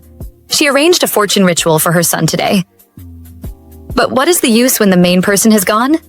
This Taeyeon doesn't even appreciate the fortune given by his parents. The poor woman can feel her head aching. It doesn't help that Jisoo's mother calls and apologizes. She apologizes and says she just found out her daughter was already in a relationship. Madame Yoon doesn't believe her. She doesn't even care about that. She believes all heirs end up in arranged marriages, which are always just for show. Having private affairs can even be tolerated. The woman is still talking. She claims Jisoo was about to break up with that boyfriend. It was because her family was pushing her to return quickly. That is why she failed to settle things properly before arriving. Madam Yoon doesn't see the need to be having this discussion. She thinks it is already a lost cause. She doesn't expect Jisoo's mother to be unwilling to let go. She keeps insisting her daughter's relationship was not serious. Her daughter and the boy just had a small crush on each other. She wants to know what their families will do now. Madam Yoon doesn't believe what the woman is saying, but it seems like Han Seung-geun hasn't given up yet. Madam Yoon is a smart woman and pretends like everything is fine. Jisoo's mother keeps talking and apologizing, but it is obvious what she wants. Another chance between her daughter and Jung Tae-on. Now Madam Yoon completely believes in the Saintess. She really knows what she is doing. Just like she said, today turns out to be an auspicious day for her son. Jisoo's mother asks Madame Yoon if it would be possible to arrange another match between the two of them. Madame Yoon is pleased to hear this, but she isn't one to give in easily. Even if it isn't difficult to set up another date, she says it is, because she can't control her son. She tells Jisoo's mother she isn't sure how this will turn out. She has to try talking to her son first. After ending the call, Madame Yoon is pleased. Now that there is another opportunity for her son to rise through his marriage, Madame Yoon has made up her mind. If her son can't bring himself to abandon that girl, she will make Sahi abandon him. Over at Seoul, Jung Tae-on is meeting with Chief Seo. The man thinks he is here to talk about Jung Tae-jun's recent scandals, and says he can't be of any help. A confused Tae-on tells him not to be nervous since it is not that. Instead, he wants to know about the 500 million Yeongwadang received 20 years ago. The chief looks away and refuses to talk all of a sudden. Tae-on notes this and says it wasn't a simple gift. Chief Seo wants to know why Tae-on is bringing this up suddenly. It shouldn't be related to Tae-jun's scandal. Tae-on repeats this isn't his reason, and says he is just curious about the incident. With no choice, the chief finally begins talking. He says when he first found out too, he didn't want to believe it because it sounded ridiculous. It was the first time something like that had happened. He reveals the truth. The second granddaughter of Saintess Park, Chae Hyun-ji, was the one who pushed her older sister into the river that almost killed her. And it wasn't a simple accident between kids playing or anything, because there was a witness. Now, Tae-on understands why they collected the 500 million won. It was to bribe the witness into staying silent. Done with his conversation with the man, Tae-on is outside taking a smoke. He asks Secretary Kim about the investigation the police are doing on his cousin Tae-jun. The secretary informs him it will start in a week's time. But because the chairman is supporting Tae-jun, there is a news embargo. This means none of his information will be leaked out during the case. Even Hyunji has been excluded from this as well. Tae-on is done smoking and instructs his secretary to take him to see the chairman. So he is having a fun time chatting with her man. He is still worried about her. But more than that, he admits he misses her so much. She tells him to come back soon because she will be waiting for him. She is still embarrassed when she remembers she gifted him a cherry blossom petal yesterday. What was she thinking? She really mustn't drink again. She is about to start drawing when she hears a voice from outside. It is a familiar voice, and Sahi starts sweating when she hears it. She isn't expecting any visits. Just as expected, when she opens the door, Madame Yoon is standing outside. Sahi nervously asks her what she is doing here, and the woman asks if she can spare her some of her time. They need to talk. The two women are inside Sahi's studio. After refusing any refreshments from Sahi, Madame Yoon mentions her job. She knows Sahi is a writer but doesn't know she also paints. She believes Sahi must be very talented. She even says she read Sahi's book, making our dear girl nervous. Madame Yoon keeps praising the book and Sahi's writing. Sahi is feeling a little relaxed and says, Madame Yoon is just being kind. The woman says she is not, as Sahi is already doing really well. Her book is famous among children's bookstores. She suddenly changes the topic and asks Sahi to draw for her. Seeing the stunned look on her face, Madame Yoon acts disappointed and says it must be too much to ask. Our silly girl rushes to assure her it is fine. She will be happy to. She is soon done drawing and shows it to Madame Yoon. The woman admires it, asking if she really looks like this. Sahi admits she is very beautiful. Madame Yoon thanks Sahi, who thinks she is just talking about the painting. Madame Yoon explains her reason. She is thanking Sahi for spending time with Tae-on. Sahi is confused by this. Madame Yoon explains. She is used to her son playing with toy swords, guns, and robots since he was young. She thought he had outgrown all that, so seeing him playing with a pretty doll is a bit strange. Basically, she is just calling Sahi a toy. Madam Yoon gives Sahi a warning. She should not take her relationship with Young Taeyeon the wrong way. She must remember, Taeyeon is just having fun with her. She must never believe or take it seriously. She tells her there is not much time left to enjoy, so she should just take her time and have her fun. And when it is over, everything would be put back in place. She brings out an envelope from her bag and throws it at Sahi. She warns her to accept the money and not act clingy with Taeyeon. Madam Yoon advises her to take the envelope and not refuse it. After all, she considered Sahi when preparing the envelope and didn't put too much in it in case it scared Sahi into refusing. She tells her it is not a big amount and Sahi should just take it as payment for her drawing. Sahi is bound to disappoint the woman as she apologizes. She reveals she is being serious here. She really likes Young Taeyeon, and because of that, she can't accept this money. She returns the money to the woman and apologizes again. Madam Yoon laughs. She thinks Sahi is just doing this because she believes it is better to marry and secure your place than take some money. She calls Sahi a smart girl. Our female lead protests and says that is not what this is. She tells Taeyeon's mother that she might be lacking, but she really likes Taeyeon. Madam Yoon finds her funny. She tells Sahi she is indeed lacking. But even if she was just an average woman, it still won't work. To Madam Yoon, her son's marriage is just an extension of business. She tells Sahi she really wished she was the daughter of a family at their level. At least then, they could say it was a love match and even release a press statement. That would have been nice, but unfortunately, Sahi is not. Instead, she is just a shaman's granddaughter. And even worse, she is a lame, crippled woman. She wants Sahi to understand what it means for Taeyeon to be with her. It will be the same as choosing a crippled life. Sahi is heartbroken by this, but Madam Yoon is not done with her. She says while other men that are less capable than Taeyeon will be developing well with the support of their in-laws, Taeyeon will just be limping along. He would never grow because Sahi is always going to be a burden to him. She asks Sahi if she really wants Taeyeon to live like that. Just scraping by in life? Is that what she calls love or sincerity? She asks Sahi if she really wants to live her life ruining the man she claims to love. By now, Sahi's spirit is completely broken. Alone at night with the torn pieces of Madam Yoon's drawing, all she can remember are the woman's words. She wants Sahi to end things with her son. She must also take the money too, and keep her promise. Sahi starts crying. Her phone rings. She sees it is Taeyeon, but she can't face him now. And so she doesn't answer. But is Taeyeon a man that will give up? He soon arrives outside Sahi's studio looking for her. He knows she is in there and doesn't understand why she won't answer. Before she can clean her tears, he comes in and hugs her. He tells her how much he missed her. He is surprised she stayed up so late for him. Sahi has never been more glad that the lights were off. At least he can't see what she looks like now. When he asks what she did during the day, she says she drew. He wants to know if she thought about him. How can she tell him she dreamed? And in her dream, she was walking hand in hand with him beneath the sunlight. But it is just a foolish dream because the two of them are just too different to walk together.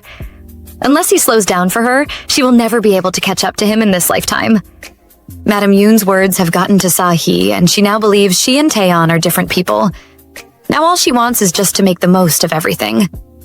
She begs him to hurt her tonight, but she doesn't tell him her reason. She wants it so that she will never forget this day. The couple share an intimate moment, but through it all, the only thing Sahi can think of is that these are her last days with Taeyeon. She hopes she can always remain in his memory. After their intimacy, Taeyeon is busy looking at the girl lying on the bed. Looking at her face, he wondered how she had lived here since her childhood. The young girl must have probably lived a sad life. She must never have smiled and always lived with pain, crying from the misery of it all. Staring at the lady snoring, he starts laughing as he finds it funny. He can't help but tease her. Surely she should have gotten better at pretending to be asleep. Sahi, who has been caught, can only smile guiltily. She really wasn't sleeping. Taeyeon doesn't need her awake though, and covers her eyes. He doesn't care if she is pretending. He just wants her to know he will be going back to Seoul earlier than they planned. He has something to take care of and will be leaving in 3 days. He wants them to have a date for the next 2 days. Sahi is happy to hear this and agrees with him. Soon she falls asleep. Young Taeyeon can no longer sleep though. He recalls his conversation with his grandfather. He had given the old man all the evidence he had on Taejun's scandal. However, it came with one request, that he stops covering for the Saintess's family. The chairman was angry at being threatened, but Taeyeon just laughed it off. He told the old man he wasn't being blackmailed. He is just concerned. First, it was the incident that happened 20 years ago concerning Hyunji, and now another incident is happening again. He is just worried Hyunji would splash dirt on his grandfather and his cousin. Of course that isn't true, but how would the old man know this? Back to the present. With that settled, Taeyeon has just one more thing to settle. Going into Sahi's study, he sees the study abroad program form. He wonders why this is out since he and Sahi had already decided she would not apply. He notices the empty canvas and remembering the words she said. He already knows what happened.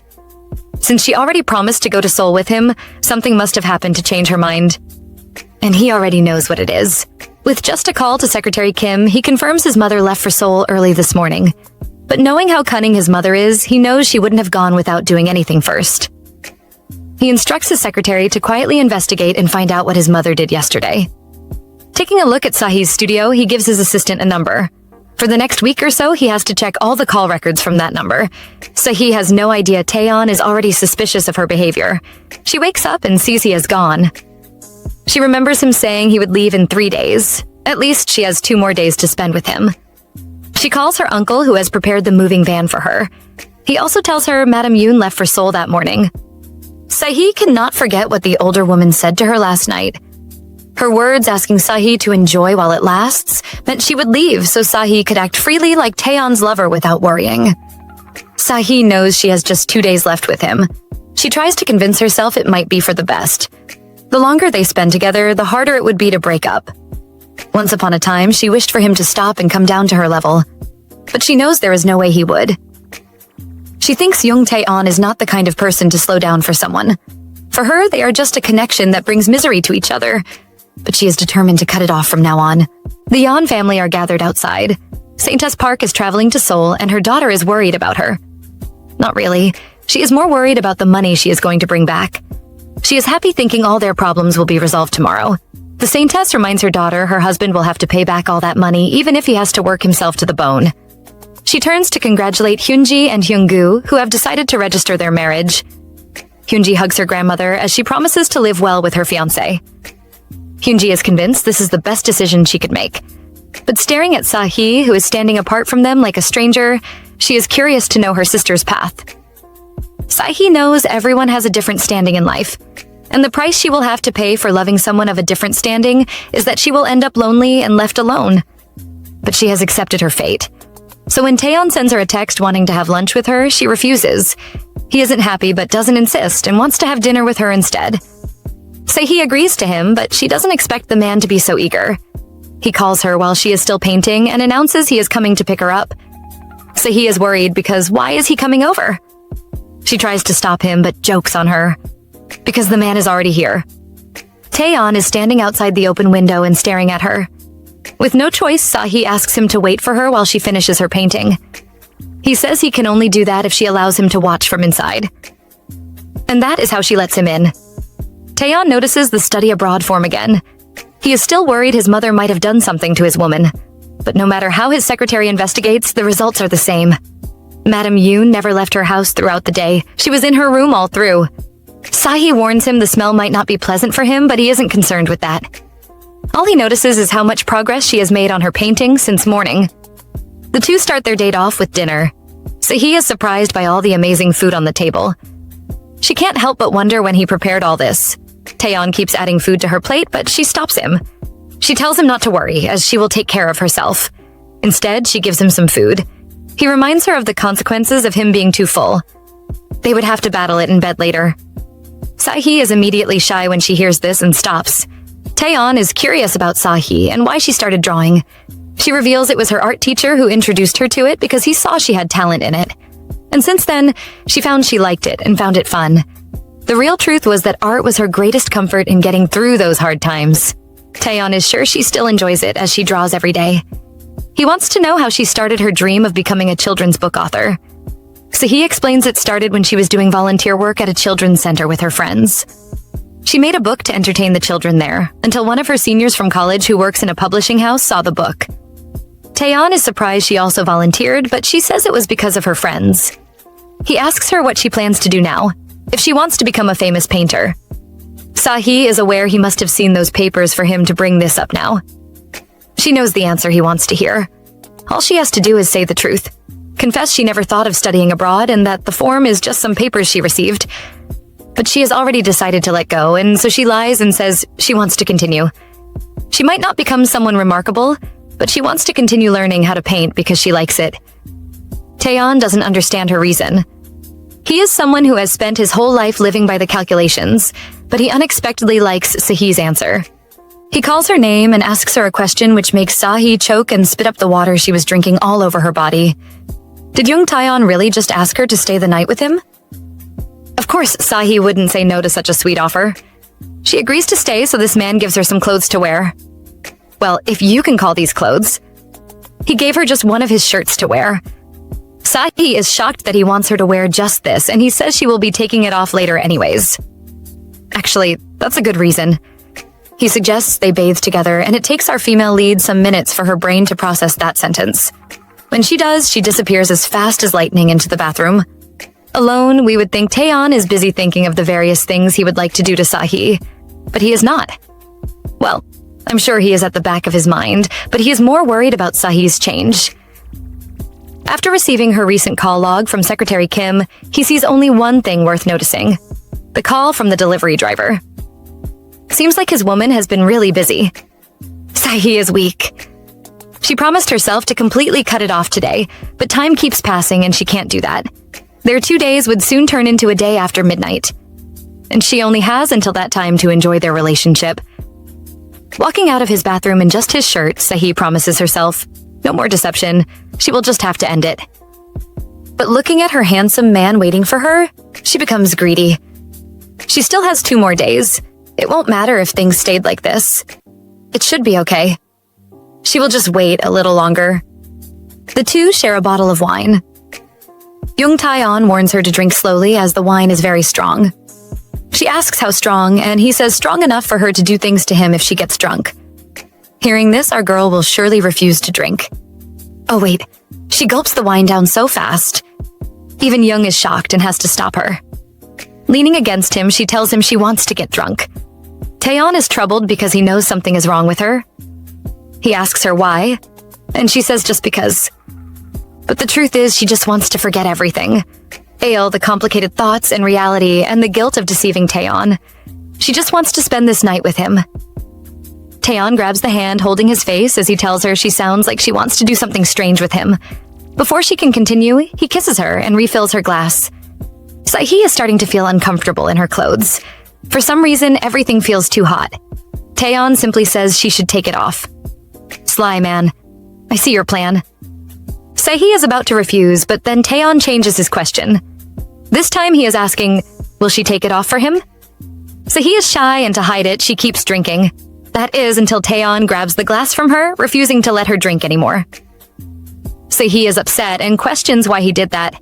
Unknown to her, she is sitting in a very attractive position right now. So attractive that Taeyeon can't hold himself back any longer. He grabs her and reminds her. Recently, she has wanted to do things she normally wouldn't do. Yesterday, she wanted to feel pain. Today, she wants to get drunk. He tells her if she keeps acting like this, he will be expecting the same tomorrow too. After another wild, intimate night, Taeyeon is up and ready to go, while Sahi is still lying passed out in the bed. Talk about stamina. He orders Secretary Kim not to come and clean the room. Only sending the meals in is enough. He is still worried and asks the secretary to find out more about his mother, even if it's just rumors going around the secretary's office. He even wants the secretary to open an account so he can access their company's group chat. Young Taeyeon is trying to believe that his mother wouldn't be using such outdated methods like this, but a part of him doesn't believe it. He would never accept Sahi leaving him. Sahi is awake and is terrified to see it is already past 3 p.m. How could she sleep till this hour? Well, girl, you were doing some pretty nasty exercises last night. She hasn't even had a chance to cover up when the door is opened and Taeyeon comes in. He is concerned about her, but she tells him she is feeling fine. Instead, she is more worried about the clothes she wore yesterday as they are missing. Taeyeon reveals he already put them inside his dressing room. He will bring them to her. He also mentions that some food has been prepared for her to eat. Sahi is worried her uncle or Madam Chun might be aware. Taeyeon knows what she is worried about and assures her it was Secretary Kim who prepared everything.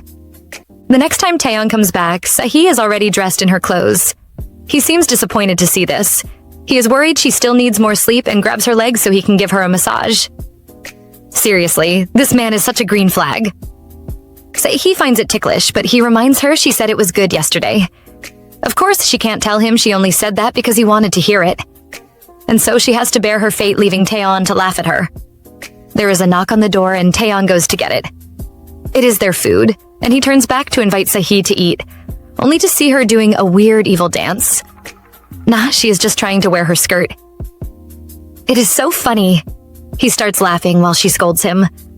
After dressing, he wants her to eat. But how can she when he is lying on her lap and staring at her with those pretty eyes? Her heart keeps fluttering, and even though she knows it is wrong, at this moment she will just treat it like a dream. She starts stroking his hair, but stops. He is not satisfied as drags her hand back, asking her to keep touching him. When she doesn't, he asks her to hurry up. With no choice, she continues patting his hair. Taeyeon is watching her and suddenly asks her a strange question. Does she think they will live like this forever? Sahi has left a note for Taeyeon. She is going to change her clothes. She is on her way back to her house when she hears someone calling her. It is her uncle? He is thankful she wasn't caught coming out of Taeyeon's room. When her uncle asks where she is going, she lies and says she is going for a short walk.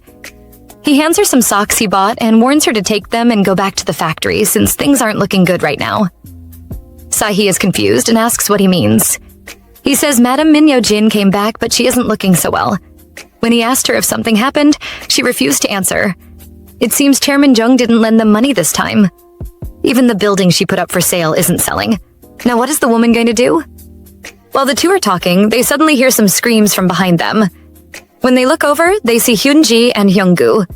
She keeps screaming for him to get out while he tells her she is the only one he has left. She yells at him for humiliating her. How could he, just after they had registered their marriage and in front of all his friends, talk about how much he used to like Sahi? Does she have to sit there and listen to it? She tells him what his friends said to her when he wasn't there. They asked if she was taking over her sister's leftovers. Well, girl, they didn't ask the wrong questions. Hyunggu tries to defend his friends and says they were just joking. But Hyunji isn't listening to him anymore because she has seen Sahi standing there watching them fight. She suddenly rushes to Sahi's side and starts accusing her of flirting with Hyunggu. She is sure Sahi and Hyunggu dated and planned all this together, just to humiliate her. Sahi can't understand her half-sister. She never really meant it with Lee Hyunggu, so why is she getting so worked up now? She tries to walk away from Hyunji, but the girl just keeps screaming at her. Suddenly, the door opens and Saintess Park steps outside.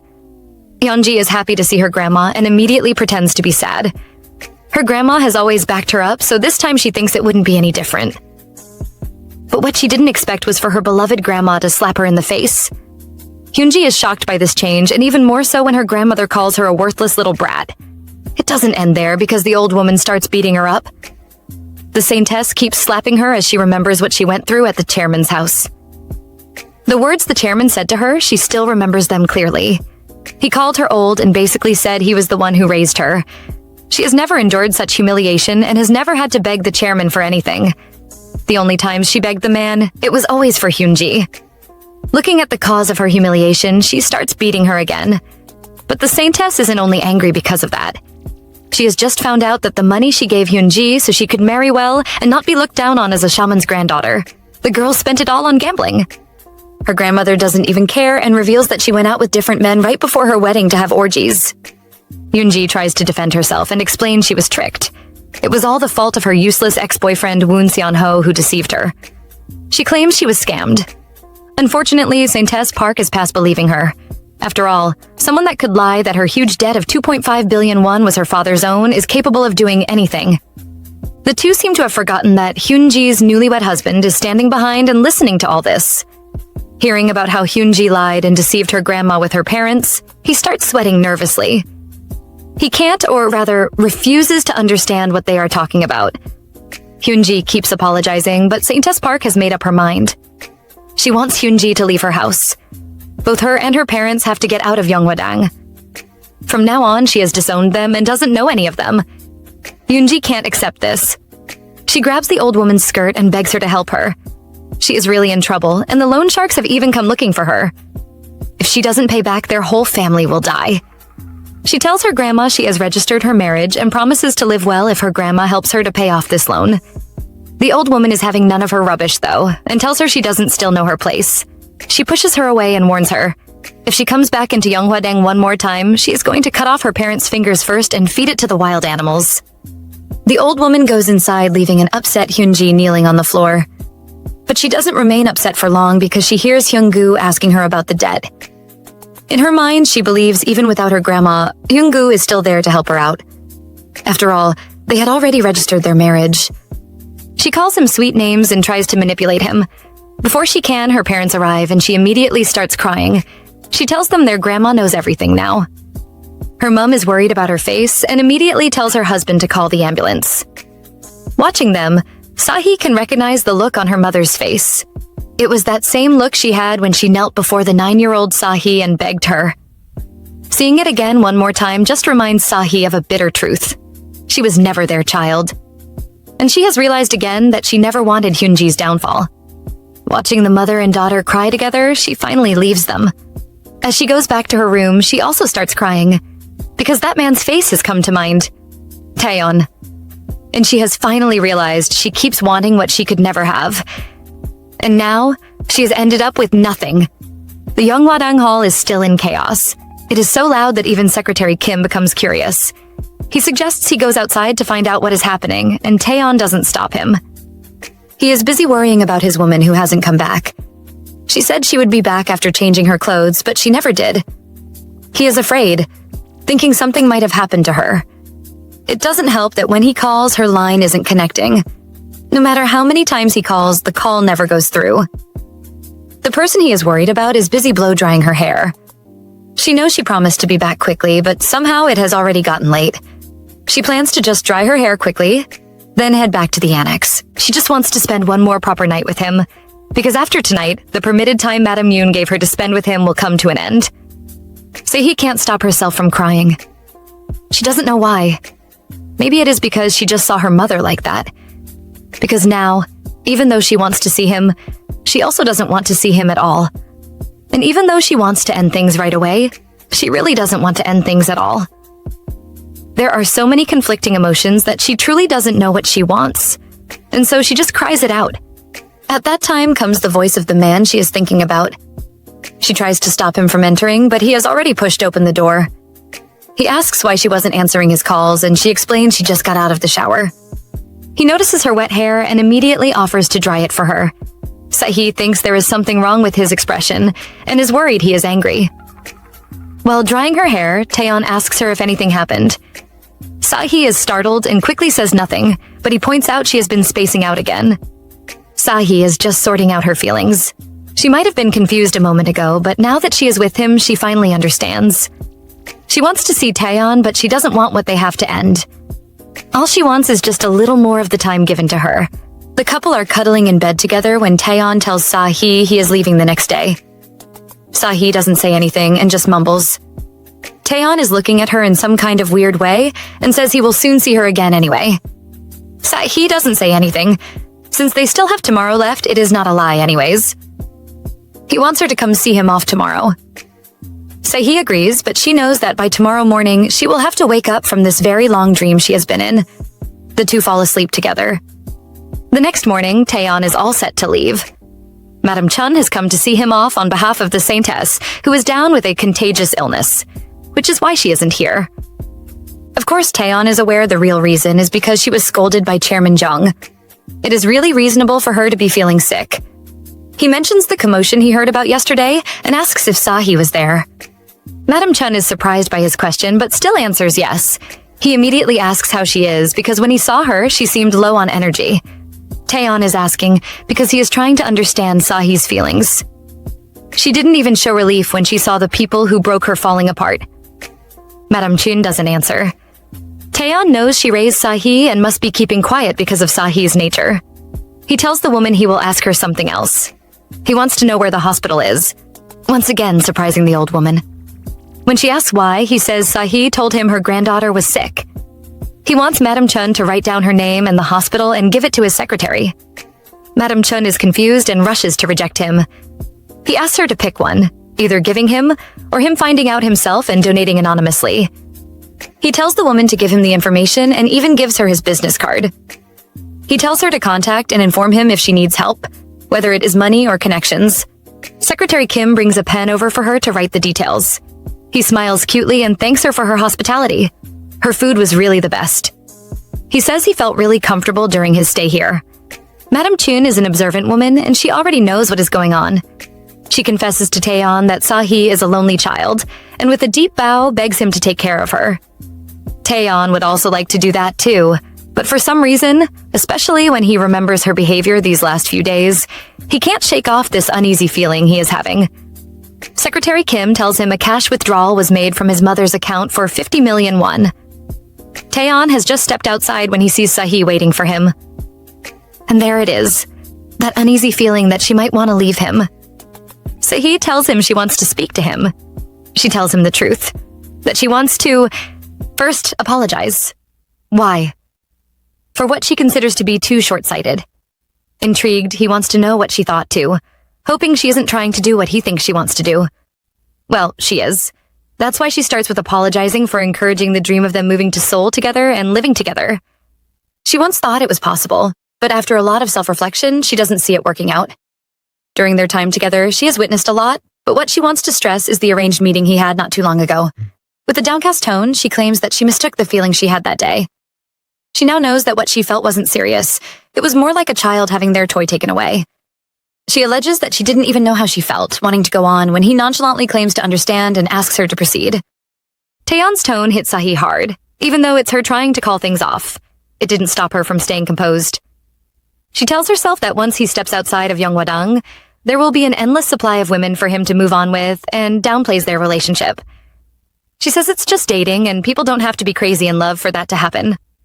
Her words sting her, yet she continues, commenting on how serious he took their little fling, wanting to introduce her to his mom, announcing that they were dating in front of her friends, and how he even wanted them to live together in Seoul.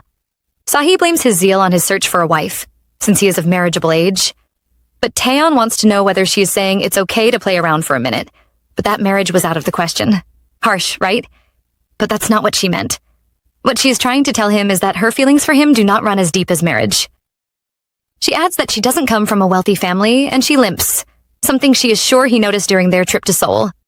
She doesn't want to limp next to him like some cripple, a word he thinks is too serious to describe her situation.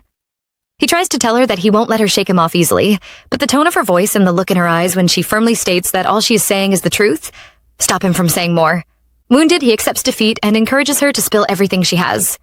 Sahi declares that she has emptied out her thoughts, but Taeyeon brings up the 50 million won she left out. Her eyes light up in disbelief, as she knows what he is talking about, the envelope his mother gave her. She took it without checking the contents, but he coldly accuses her of excluding that, instead of starting off by making mention of it. According to him, if she had started with that, he would have known what a terrible materialist she is and pulled back. But she knows that's not what really happened. He doesn't defend herself, though, allowing him to believe that she is materialistic, just so he'll back off for real. Her plan works, and all he does is instruct her to use the money. He gives her a pat on the back for putting a price on the time they spent together, and she rolls with it. Yes, she accepts that she needs the money and plans to use it gratefully. An amount like that will help her thrive a little in Seoul, so she wants him to thank Madame Yoon for the gift. Disappointed, Taeyeon asks Sahi if he should have given her money in cash instead of a card, reminding her of the bank card loaded with cash that she rejected. She shuns the idea, however, assuring him that she considers the money his mother gave her as coming from him and her. He finds that amusing, but also adds that she is a terrible liar. He advises her to learn to lie properly if she wants to keep it up. To think she would fret when he gave her his card, only to accept an envelope from his mom. Like he is accepting his loss, he softly asks her whether he ever confessed his love for her. This topic is so random and deep that she doesn't even know how to respond. He can tell that much from her clueless expression. Well, he accepts the blame for not confessing, but he's sure she must have known, even though he didn't say anything. With his arms around her and love as his weapon, he begs her to tell him the real reason why she is ending things terribly. He is sure she loves him, and throws various suggestions at her, most of which concern his mother and how she doesn't support the relationship, hoping she'll pick one to help him understand what went wrong. Taeyeon suspects his mother made her feel she'll ruin him and promises that words like that don't work on him. Sahi, on the other hand, agrees that once she thought she could ruin him, but she soon realized that she couldn't pull him down. The one who would be ruined after the dust settled would be her.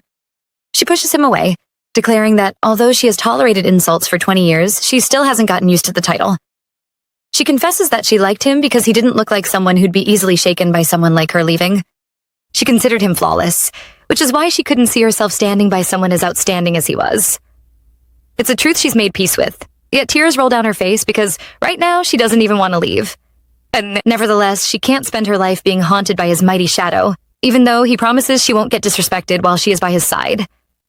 All she has to say is that when she was younger, she used to climb trees just to look down on the family that hurt her. She did that because they hurt her, and she hoped that later on in life she'd grow so far that she'll get the chance to look down on them properly, belittle them, and even hurt them to make them regret hurting her. But now she is exhausted. She can't carry that hate on anymore. And with her eyes fixed on the clouds, she wishes to go far away. So far that no one will be able to see her. Taeyeon understands this as Sahi, saying she plans to study abroad and asks her about it straight up. She didn't know he knew about that, yet she doesn't flinch when she replies that if she can study abroad, she would. He can see that there is no use trying to talk her out of this anymore, and forces a smile on his face when he reminds her that she promised to see him off. Yet instead of doing that, she stops him to argue. With his back turned against Sahi, to her astonishment, he says it's time to go. He kept asking question after question, only to turn away suddenly. This is what she wanted. Even so, she is sad that this might really be farewell. Silently, she follows, fulfilling her promise and marking this moment as probably the last time she'll get to walk by his side. It might be the last time he matches steps with her, or is in the same place with her. And although they both want to hold hands so badly, they resist the urge. After this, he is bound to go to a place where she won't see him. Even if she looks up, she thinks and says goodbye under her breath. A few minutes later, they are at the gate saying their farewells, and he is sad he didn't get to see her smile even once today. He is about to leave when she offers to return the bracelet he gave her, but he advises her to throw it away. The dumbfounded look on her face after his request makes him think she won't be able to dispose of it, but he ends up taking it from her when she assures him she will. With his gift to her in his hands, he is overrun by emotions he doesn't understand, but leaves anyway, while Sahi watches him drive off. She thought this would be a peaceful ending, after which everything would return to how it was before they met, but she was wrong. She can't see her life going back to how it was before she met Taeyeon, but goes in, telling herself she'll be okay. Soon, she understands that it might never be okay, as she drops to the floor crying. This is the first time she has loved this hard and had to let go of someone she loves so much. Taeyeon is experiencing a similar feeling.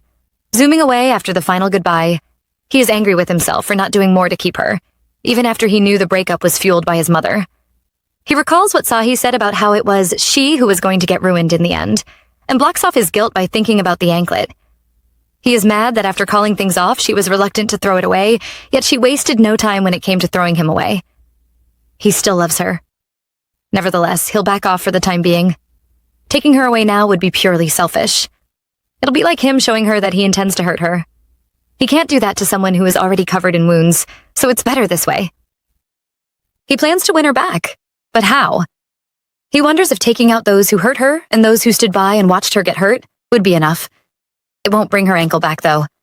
It won't take away the wounds she has been carrying her whole life. Still, during his drive to the airport, he thinks about how she wishes to study abroad and the life that awaits her if she did. He imagines her settling down with her friend Kim Ju-won, with whom she shares similarities. He guesses they might be happy together, running far away from those who hurt her. Taeyeon thinks he doesn't deserve her, as he couldn't stop her mother, the one person who hurt her. He wishes he had gone after her. On the first winter, he set eyes on her, or at least come for her that spring. Suddenly, he gets this new drive to give the anklet back to her someday. He refuses to take this parting as the final goodbye and prays that on the day he returns the anklet, he is able to shackle a ring to her finger too.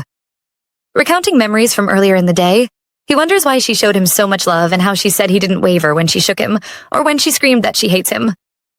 With determination in his eyes, he plans to prove her right instead of indulging in what he sees as a foolish goodbye.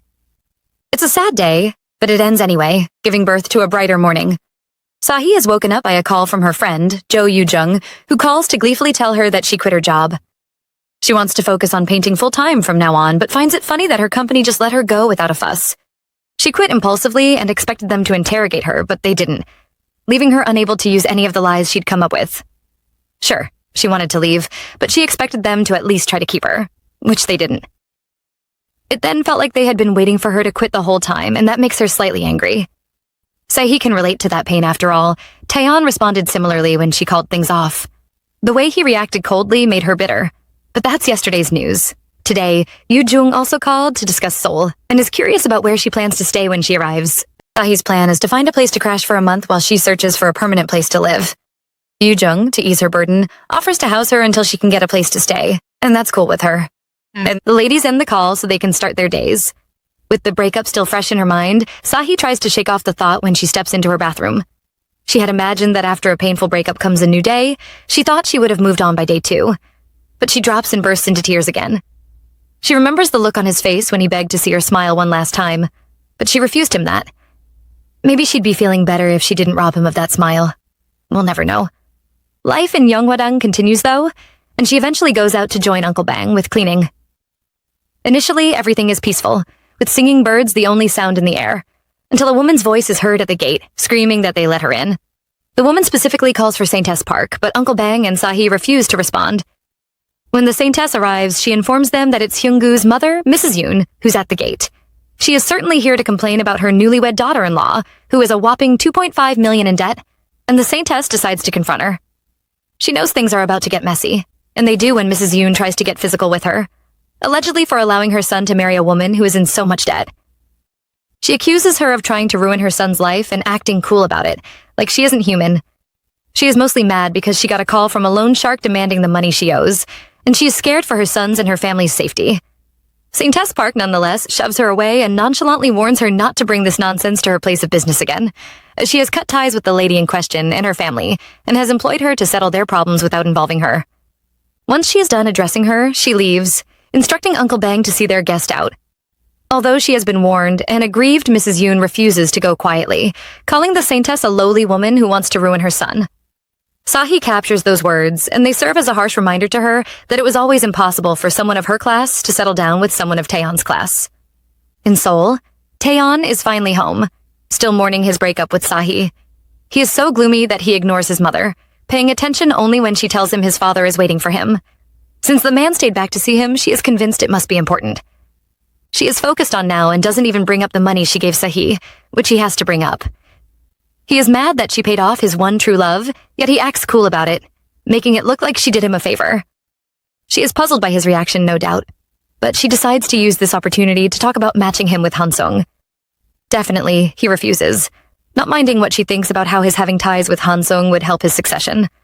Not minding his father's approval of the union, all he says to his mother is that she shouldn't degrade herself for him. Stunned by his reply, she goes speechless, staying silent even after he tells her he'll be heading out soon, so she doesn't need to send a car. When she finally gathers the will to respond, she asks him if she looks disgraceful. All he does is smile at her and leave to go talk with his father, who has been waiting for him. Both men settle down to have a sit and talk, and Taeyeon starts by telling his father that he has a way to bring Taejun down. He's the guy the chairman is trying to protect desperately, so why not? According to him, he has a good tip-off, but his father wants to know if he has any contingency plans against the chairman's rage when the chairman comes after him. What he wants to do is open up something the man put a lot of effort into keeping covered, but Taeyeon still sees this as an opportunity he can't overlook. He won't get a chance like this again and wants to use it properly. The details of his plan are simple. Tip off the financial intelligence unit with documents related to the chairman's slush fund. He doesn't care that Yeonghwadang and a certain baseball player will go down too. He plans to use prosecutor Young Jung-suk from the special division to back him up in court. The man is looking to enter politics, and he'll need a publicity appeal to do that. Taking down someone as big as the chairman could get him that. His father notes that if things end up in court, his son will be called up to testify. And that's cool with the lad, so it's cool with him. He wishes to know how he can help, but Taeyeon knows he can handle this on his own. His father respects that, but he is sure Taeyeon wants something in return for going the extra mile. He isn't wrong, but Taeyeon stays silent about his request for now. He plans to bring it up after he is done with the chairman and the bidding project, and his father is patient enough to wait for that time. He does, however, want to know what his son has in mind, because his special request sounds like it's going to be big, and keeping requests incognito isn't like him. While maintaining his silence, he hopes his father will be able to help him when the time comes and leaves. Outside, he gets a call from Secretary Kim, who lets him know that Taejun has arrived and instructs him to exit through the main gate to avoid him. Before leaving, he takes another look at the anklet, planting a kiss on it and thinking about how all that's left for him to do is get his girl back. Later that night, as if someone knew his plan, a secret meeting took place. By morning, news about gambling and embezzlement in the baseball team spread. Taeyeon plans to use this to his advantage, instructing Secretary Kim to leak photos of 2 players after tomorrow's press conference. No secret in the world lasts forever, he knows, and he plans to leak photos of Sahi's sister, Hyunji, and his cousin, Taejun, together, as the final blow. He has a photo he took and plans to take down everyone in it for Sahi's sake. But he doesn't want to do it all at once. He's set a trail of truth and hope for everyone who follows it and sees them at the end. He has a plan set. All that's left is to set things into motion. And that, he plans to do. At Yonggwadang, it's another sunny day, and the movers are taking Sahi's things to Seoul. They should be dropping them at Yujung's place, and she'll get them when she arrives. Yesterday, she hastily made up her mind to move, to help her forget about Taeyeon. She hopes that when she moves, she'll get too busy to think about him, and she'll wake up one day, cured of her love for him. If it's up to her, she'll take one heartbreak at a time, yet destiny has a different plan for her, bringing her mother to Yonggwadang on the day she plans to leave. From the bruises on her body, it's clear she came here to beg her mother for Hyunji's sake. The collision is discomforting for them both, and her mother refuses to acknowledge her presence. If she leaves things this way, she might never get a chance to speak to her mother again, so she doesn't go quietly. Instead, she informs her mother about her plan to leave Yonggwadang. Her mother replies casually, even after hearing that they might not see each other again. She expected such a cold response, but still doesn't leave things as they are. It's not like she wants her mother's love. No, she knows she hates her, but only wants to know if she hates her enough to want her dead. When she tries to argue, Sahi shuts her up by accusing her of pushing her into the river. That Hyunji acted in line with the words she heard daily. It'll be fine as long as Sahi is gone. Even her stepfather, when he came to beg her at the hospital, begged that Hyunji be spared, as she acted out of the thoughtless words she heard her mother say daily. She can't understand why this woman even gave birth to her in the first place, and asks if she told Hyunji she wanted to unalive her. For the first time in a while, her mother has an uneasy look on her face, before her. For years, she has pondered this question. Today, she finally gets the answer. It's because she is the carbon copy of her father, the man who was her mother's first love. He was a womanizer whom she tried to tame, but when she got pregnant, he denied her like she was nothing. He accused her of sleeping around and even put his hands on her. The day of his denial was one of the darkest days of her life, but she stayed strong, holding on to the thought that as long as she had the baby, everything was going to be all right. Upon giving birth to their daughter, Sahi, she took her to her father, but he stood firm on his refusal to accept her. It was then she realized that she had messed up because of foolish love and stupid arrogance. And even so, she was fortunate enough to meet someone better, Hyunji's father, whom she married and had Hyunji with. The only issue they had, however, was young Sahi, whom she saw as a stain she couldn't easily remove. She judged her daughter for the sins of the man who made her, and every time she looked at her, she remembered how much she despised him. She remembered the day he abandoned her, the pain she felt, how long she waited for him to come back. A glimpse at her face brought all that back. However, the more she continues her hate speech, the more Sahi loses interest. She is disappointed that she had to face all she did because she looked like her father, and asks her mother emotionlessly if she still loves the man. She spots the question, cursing the man and guessing that he should be somewhere right now, continuing with his womanizing. She calls Sahi cruel for asking her that and is sad that she didn't end the girl when she had the chance. Coldly, Sahi asks what she is expected to do with the meaningless hate speech. She is happy because of the woman she has become, and unlike her, she doesn't have the stomach to plant time bombs in other people's lives. The women part ways, hoping they will never see each other again. It's not the best way for things to end, but it's the road they are taking. During the walk back home, Sahi's mom relives the entire discussion. She still despises Sahi and blames herself for carrying her in her womb. She recounts all the humiliation and pain she faced to give birth to her, and envisions a world where she didn't exist. She blames her for being herself and for the reason she couldn't meet a better man than Chae Yun-bak, Hyunji's father. She gets home knowing that although she is aware of the real person who is at fault here, she had to keep living and blamed Sahi as her coping mechanism. In the end, it's already too late to turn back now. All she can do is live on. All she wants to do is rest after such a hectic day, but she can't, as she learns of Hyunji's pregnancy. She fears that the way she treated Sahi, watching her diminish while Hyunji flourished, is the reason why she is being punished now. Without thinking, she begs her daughter to get rid of Hyungu's child. The same advice her mother gave her. She doesn't want Hyunji to end up the same way she did and is heartbroken that her precious child has become a spitting image of her. She recounts all she had to endure because of her, starting from the day of the accident when she had to beg her mother, Saint-S Park, for 5 million won to keep a witness silent. She also let her mother take custody of Sahi. It was her mother who named her, and still the old woman who bore the burden of taking care of her. Eventually, that duty fell on Mrs. Chun, who willingly took care of her and made her feel good about herself at all times. Her hate for her first love stems from. While Sahi says her goodbyes to the two people who treated her like real family, Uncle Bang and Mrs. Chun, they do the final checks to see if she forgot anything. Mrs. Chun helps her with her shoelaces like she did when she was little, and they all march toward the gate. So he knows that this might be the last time she'll set foot in Yonghwadang and stares at her room one last time, intending to leave all her memories of it in it. She wants to move forward, toward the bright light. The man she plans to move on from, however, is still very much interested in her. At the top of the building, his uncle took a leap off. He stands, finding it ironic that from here he is going to get a call that will make his son's career suffer the same fate. The nail in the coffin comes from a call with Park Jung-hoo, who has arrived at the press conference and decided to inform him about his arrival. Everything else will most likely play out smoothly, and at the end of the press conference, photos of baseball players Go Do-young and Woo Sun-ho will be released. Soon after, photos of Jung Tae-jun and Chae Hyun-ji together. The others have clear ties with the Jungmoon baseball team, but Sahi's sister doesn't. He smiles at that, nonetheless certain that the seed of doubt sprouted there will bear a fruit called Film Hall. His plan started when he tipped off the financial intelligence unit about the chairman's slush funds, and the moment the name of the film hall is mentioned, Park Jung-sok is bound to make his move. A play from him will push the investigation into motion. The investigation will reveal charges, leading to the end of everything. He would have had his revenge. Once it's settled, he plans to come for Sahi. Shamelessly.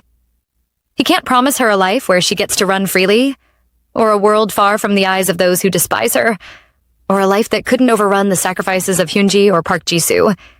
He still hopes she can accept him. He hopes to let her know that she is the most precious person in his life and that no one will ever be able to hurt her again. He prays that this time they get to live together, but will she accept this beautiful future he has in mind? She just got on a bus to Seoul and later arrived at her apartment. Turns out she didn't crash with Yoo Jung as planned. She does go to visit her that night, though, getting to the door when she is informed about the fall of her ex-boyfriend/ex-fling. Sahi knows nothing about what a tipsy Yoo Jung is talking about. But Yoo Jung claims she got drinks to celebrate her.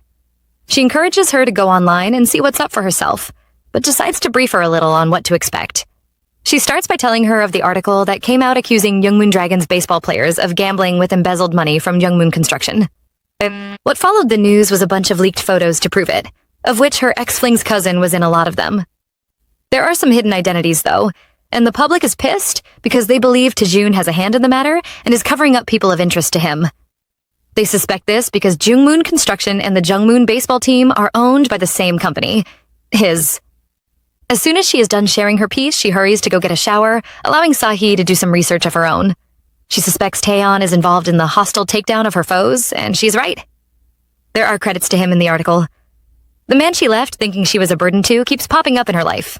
That hurts her somehow. The fall of one domino leads to the fall of so many more, and soon the incompetence of Taejun is all over the internet. It's what Taeyeon is focused on, one morning on his way to handle business. And Secretary Kim, who's in the driver's seat, has to ask if he is okay. He is asking because Taeyeon looks tired, yet even with his eyes fixed on the stacks of files and documents by his side, he refuses to accept it. He is focused on the bidding war, and to succeed, he needs to pull all-nighters after all-nighters. Secretary Kim advises him to get some rest, though, before he goes to testify against those he sold out. He is sure the Secretariat would adjust the schedule for him, but this stubborn man sees no reason to relax. They arrive at his father's house and he steps out, thinking about how he doesn't have much time left. Just before stepping in, he asks Secretary Kim to contact the media team to find out whether they have closed down the contract with the artist who was to paint the painting to be hung on the walls of Majesty 9. If they have, he wants it cancelled and a meeting with the Wandam Foundation arranged. He wants him to tell the foundation that they are looking for a good emerging artist, but this is just a ploy to help him see Sahi again. He doesn't care where the picture will be hung. He only wants an excuse to see her, and he tells Secretary Kim he'll go himself. He is busy making moves at the national level, while Sahi is trying to settle into life in Seoul. During the little free time she has, she calls home to hear from Mrs. Chun, and the older lady has a story to tell. Basically, the area was noisy, but it got noisier when the leak happened. The photo of Hyun-ji with the others lit a fire under her, and now it's not just loan sharks on her tail, but also the police. She tried to get Hyung-gu to help her pay off her debts, but he refused and even denied ownership of the child she carries, demanding a DNA test be done. Things are getting so heated that Mrs. Yoon threatened to end Hyun-ji and herself. It gets worse, though, with the St. Tess about to lose the Yonghwa Hall where they all stay. Mrs. Chun claims some people came over earlier talking about a forceful seizure, and St. Tess Park was called up for an investigation and hasn't returned yet. Mrs. Chun plans to open a small stall, which is a cool idea, but in the meantime, Sahi wants her to stay at a guest house. Before she goes, however, she instructs her to go to her former room and take the envelope Mrs. Yojin gave her. She couldn't bring herself to use it, but is sure it'll be good for her and Uncle Bang. When Mrs. Chun asks about the money, she begs her not to, advising her to use it with Uncle Bang and open up a soup restaurant if she feels like it. They had worked so hard serving others for so long. Now she believes it's time they were their own bosses. She is doing this with a warm heart, plus the money would be lost anyway if the Yonghwa Hall were taken abruptly. Her soul is at rest right now, but things surprisingly get better. She receives a message from the school abroad confirming her acceptance. Yoo Jung got a similar message and rushed to tell her the good news. As soon as they link up warmly, she is hopeful for what the future has in store for them, far away from here. She looks forward to the next season of her life, but Taeyeon is still stuck in the previous one. Lying back to rest a little, his thoughts drift to earlier in the day, his meeting with his father. He asked his father to let go of the Yonghwa Hall and June and return all troublesome slush funds to society. He didn't mind being uninvolved with that place, but preached that Taejun was family. He didn't mind turning his back on him, and his father agreed to overlook it for only a short time. He also blamed everything on himself for pushing a certain Seong-yeol so hard. His thoughts are soon interrupted by a concerned Secretary Kim, who pleads with him to go inside and rest. Reluctantly, he agrees to rest, but wants the secretary to close the curtains of his office and turn off the lights for him. He wants to rest here and also grants his assistant the rest of the day off. His instructions are carried out, and it's just him, the empty office, and his headache left in the room. He can now see that he did overwork himself. He intends to take a short rest and then pick Sahi up later. Yes, everything is almost in order. It should feel like the end, yet thinking about her makes it seem like the beginning. At the dead of night, he promises himself he'll come pick her up soon. Which is cute. A week later, Sahi and her friends are at a gallery, and she is busy with a canvas when Kim Jung-woo and Yoo Jung come to pester her. They are hungry and need her to finish up so they can all eat. For their sakes, she rounds up and gets ready while thinking about how things have quieted down of late. Her grandmother lost Yonghwa Hall to the Jungmoon group. Funnily, they put Uncle Bang and Mrs. Chun in charge of the place, the only thing she is happy about. She is rounding up when she notices it's noisy outside and wonders why. Yoo Jung doesn't even let her check, though, bugging her about what she'd like to do. The three friends chat about this on their way to the elevator and then to the first floor. On exiting, they notice the place is lousy, which is strange. Some big shot arrived and he turns out to be Taeyeon. Sahi stares at him, bewildered, confused, and unsure why he is here. She panics immediately and is glad he is too busy to notice her, even if it feels like it's just him and her in the room. Kim Jung-woo notices that everyone paused and asks why. He gets no proper answer, however, and shifts his focus to the man of the hour, Jung Taeyeon. He knows the guy has been on the news lately and was even under investigation, so he is surprised to see him in person. Yoo Jung nudges him to keep quiet, for Sahi's sake, but he doesn't get it, accusing the ladies of acting strangely today. As a concerned friend, Yoo Jung wants to know if Sahi is all good, and she claims she is, even though she isn't sure. Their lunch break was fun, though it ended prematurely because their team leader called them in. Only Sahi, out of the three, isn't bummed about it, eager to hear what she has to say. Simply put, Taeyeon is in the building in search of a new artist to craft a painting for Jungmoon's Majesty 9. Sahi is aware that the old artist was accused of some heinous crime and considers the odds. Even her master planning ex couldn't have seen that one coming, right? She tags it a coincidence, to put her mind at rest, but fails to get that rest. As the team leader instructs everyone to stand by their paintings, she stands by hers, still lost in thought, paying no attention to the gossip around her. It's Jungmoon, after all. A big opportunity for these people. No wonder they are curious about whether or not they'd get paid a lot and more. Some of her colleagues believe the benefits they can get from this beat outweigh the costs of studying abroad. Minus the money, having a painting in Majesty 9 will make any underground artist famous in a matter of minutes. Only people born with a silver spoon could pass up this opportunity. They are hoping to be picked and have no interest in their current program. Sahi, on the other hand, recalls that Taeyeon knew she wanted to study abroad. She doesn't know how he knew, or if he knew she was going to the Hwandam Foundation. Funny how she thought she had evaded him, right? Yu Jung, noticing how down she looks, approaches her to make sure she is all right. Externally, she claims she is, but internally, she isn't. If this is all just a coincidence, it's a horrible one. She is lost in thought from the moment Taeyeon walks in and inspects everyone's work, but comes back to her senses when he gets to her turn. She is the last person, and he formally introduced himself as if they didn't know each other from way back. When he is done with her, she dwells on the aftertaste of his presence. Meanwhile, he heads to the CEO's office with the manager, who hopes he has found the peace after his heart. On their way back, Sahi and her friends look exhausted, with both of them talking about the selection while she stays silent. They are interested to know who will get picked, when Sahi gets a call that she is being summoned to the CEO's office on the 5th floor. She goes there, praying that all this is just a coincidence, but once she enters, she starts to doubt it. The CEO, unaware of the relationship between Taeyeon and Sahi, praises her extensively, telling him that he had planned to recommend her from the start. He also says she had the highest score in the evaluation exam, a secret even she wasn't supposed to know about. Minus her talent and her status as an established children's book author, she was also his son's colleague and the student of a renowned artist who vouched for her. During his blabbing, Sahi sneaks a peek at Taeyeon, only to be met by his cold gaze that forces her to withdraw. A few seconds after the awkward stare, the team leader comes in to inform the CEO that the contract is ready. He has to leave them to handle the final review and wants them to keep talking. But that's not what Sahi wants. She doesn't want to be left in this awkward situation, but it's already too late. She's alone with Taeyeon. Seeing as she won't kick things off, he starts the conversation himself by declaring that it's been a while. He has this cheeky smile on his face that has her stuttering 2 questions. Why are you here? And why me? He casually replies that he told her he wanted her, then rephrases, claiming he came here for her artwork. His answer sickens her stomach.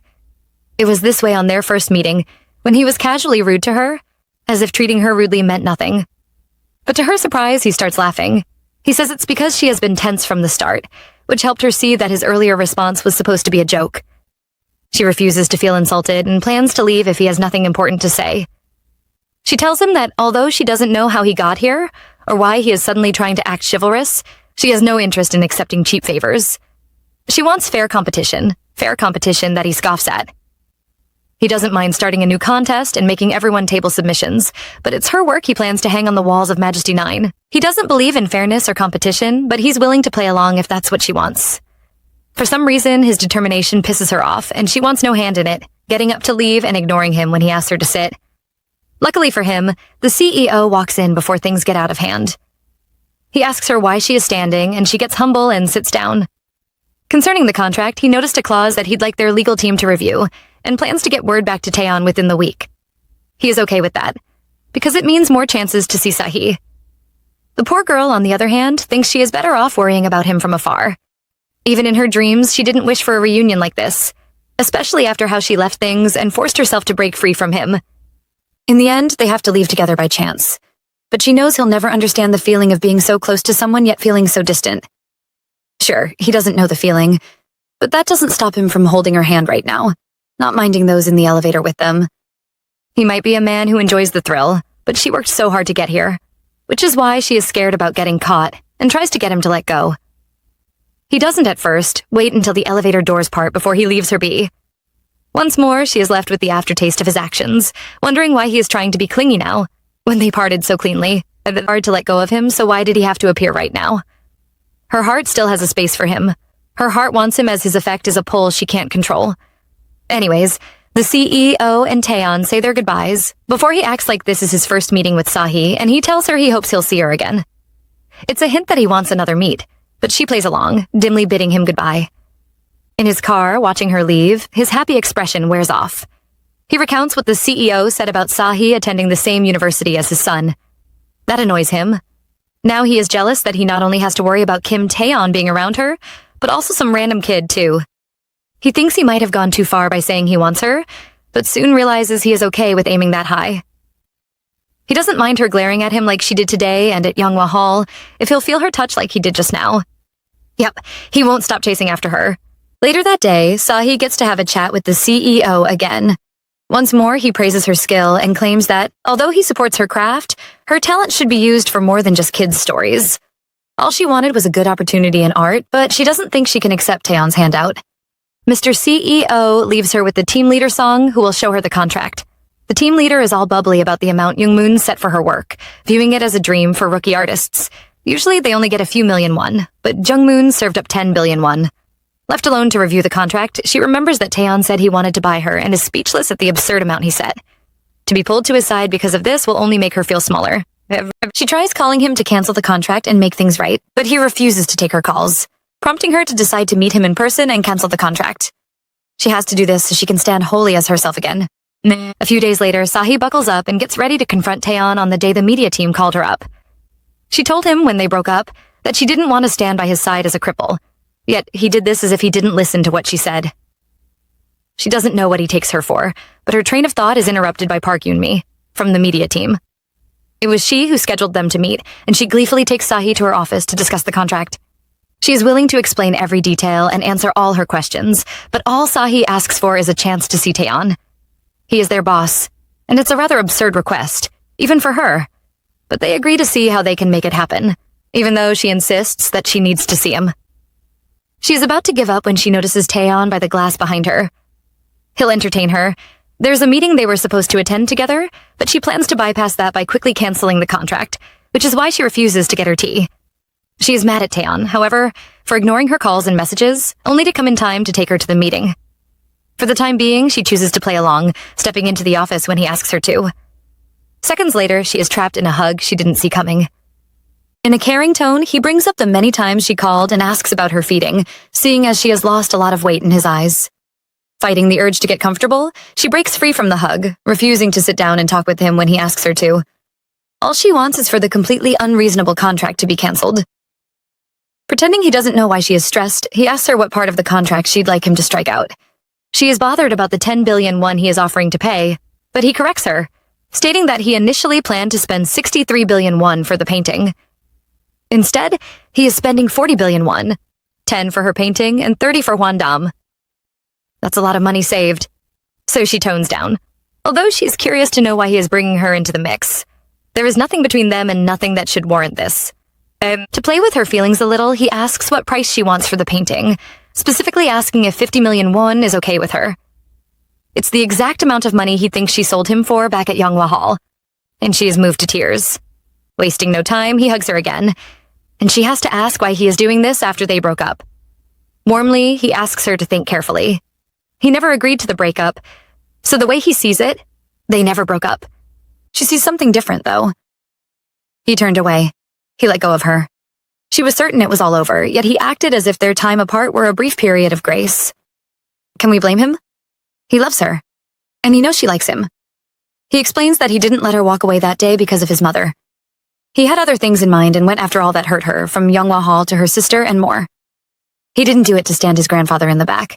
He didn't care that Yanghwa Hall was used to launder money or that Yoonji was fooling around with his cousin. All he cared about was Sahi and how she felt. He claims he did all he did as payback for her, but she saw no need for it. Her life was already ruined. He didn't have to put his on the line, too. For a minute, the media was against him. Rumors spread that he was at the center of everything and that he'd collapse. Throughout that time of media unrest, she worries about him, yet she didn't know he was doing it all for her. With pain in her voice, she reminds him that she didn't leave him because of those who hurt her, but because she didn't feel confident enough to stand by him as his partner. She stepped down because she felt unworthy, yet he keeps pushing. Fine. Since she's playing hard to get, he wants to know if she'll be okay with him marrying another woman. The question makes her heart drop, but she fights through the pain and agrees that she is okay with him settling down with someone else. It's a union she can picture, but he's curious to know if it's much easier to imagine than imagining herself with him. She agrees that it is. She can see him not only getting married to someone else, but also having a happy life with that someone else. For that, he praises her grit, letting her open up more about not wanting him to take risks for her or to give her any handouts. She declares that the breakup still stands, but goes quiet when he tells her that the child she spoke about won't look like him, but like her. He adds that the kid will be resilient like her, helping her understand that he pictures her as his future wife. No matter how hard she has tried to push him away, he refuses to back down, so all she can do at the moment is be grateful to him for all he has done for her. He is glad she thanked him and notices how tired she looks, so he offers to take her home. As expected, she argues against it, worried that if someone sees them together, they'll take him as a crazy guy who bought his lover's painting for an extremely high amount of money. He is glad she voiced out the real reason for her refusal, but it still doesn't stop him from taking her. It's next to no time. They are in his car, and she is curious to know where he is taking her. She suspects he is creepy enough to know where she lives, but he assures her that he doesn't. That's why he is taking her to his place. A few minutes later, she realizes they are at her house, and she is stunned. He said he didn't know where she lived. Now she wants to know how he knew her address. He refuses to tell her and promises to send her contract to the Hwandam Foundation tomorrow. He instructs her to sign it and return it. She refuses, however, informing him that she'll tell them she can't do it. She can't bring herself to sit in a position above hers. That's by his side. He refuses to let her throw the offer away, though, informing her that a majority of the art team chose her, so she should do it. If she doubts him, he wants her to ask them in the next meeting, and he'll pick her up and take her for it when it's time. Later in the day, Taeyeon arrives at Myeonhyunjae, still thinking about Sahi. He thinks about the look she had on her face when she interrogated him about how he found out her address. She looked like she thought he was going to eat her up, but it's okay. She'll find out how he got it with time. His happy thoughts, however, come to an end when he notices his mother's car parked at the entrance. He didn't expect her to be here, but it's only natural since his family gathers here every season for a meal. He escorts her in, like the gentleman he is, but she gets nosy and wants to know what he and his father have been discussing.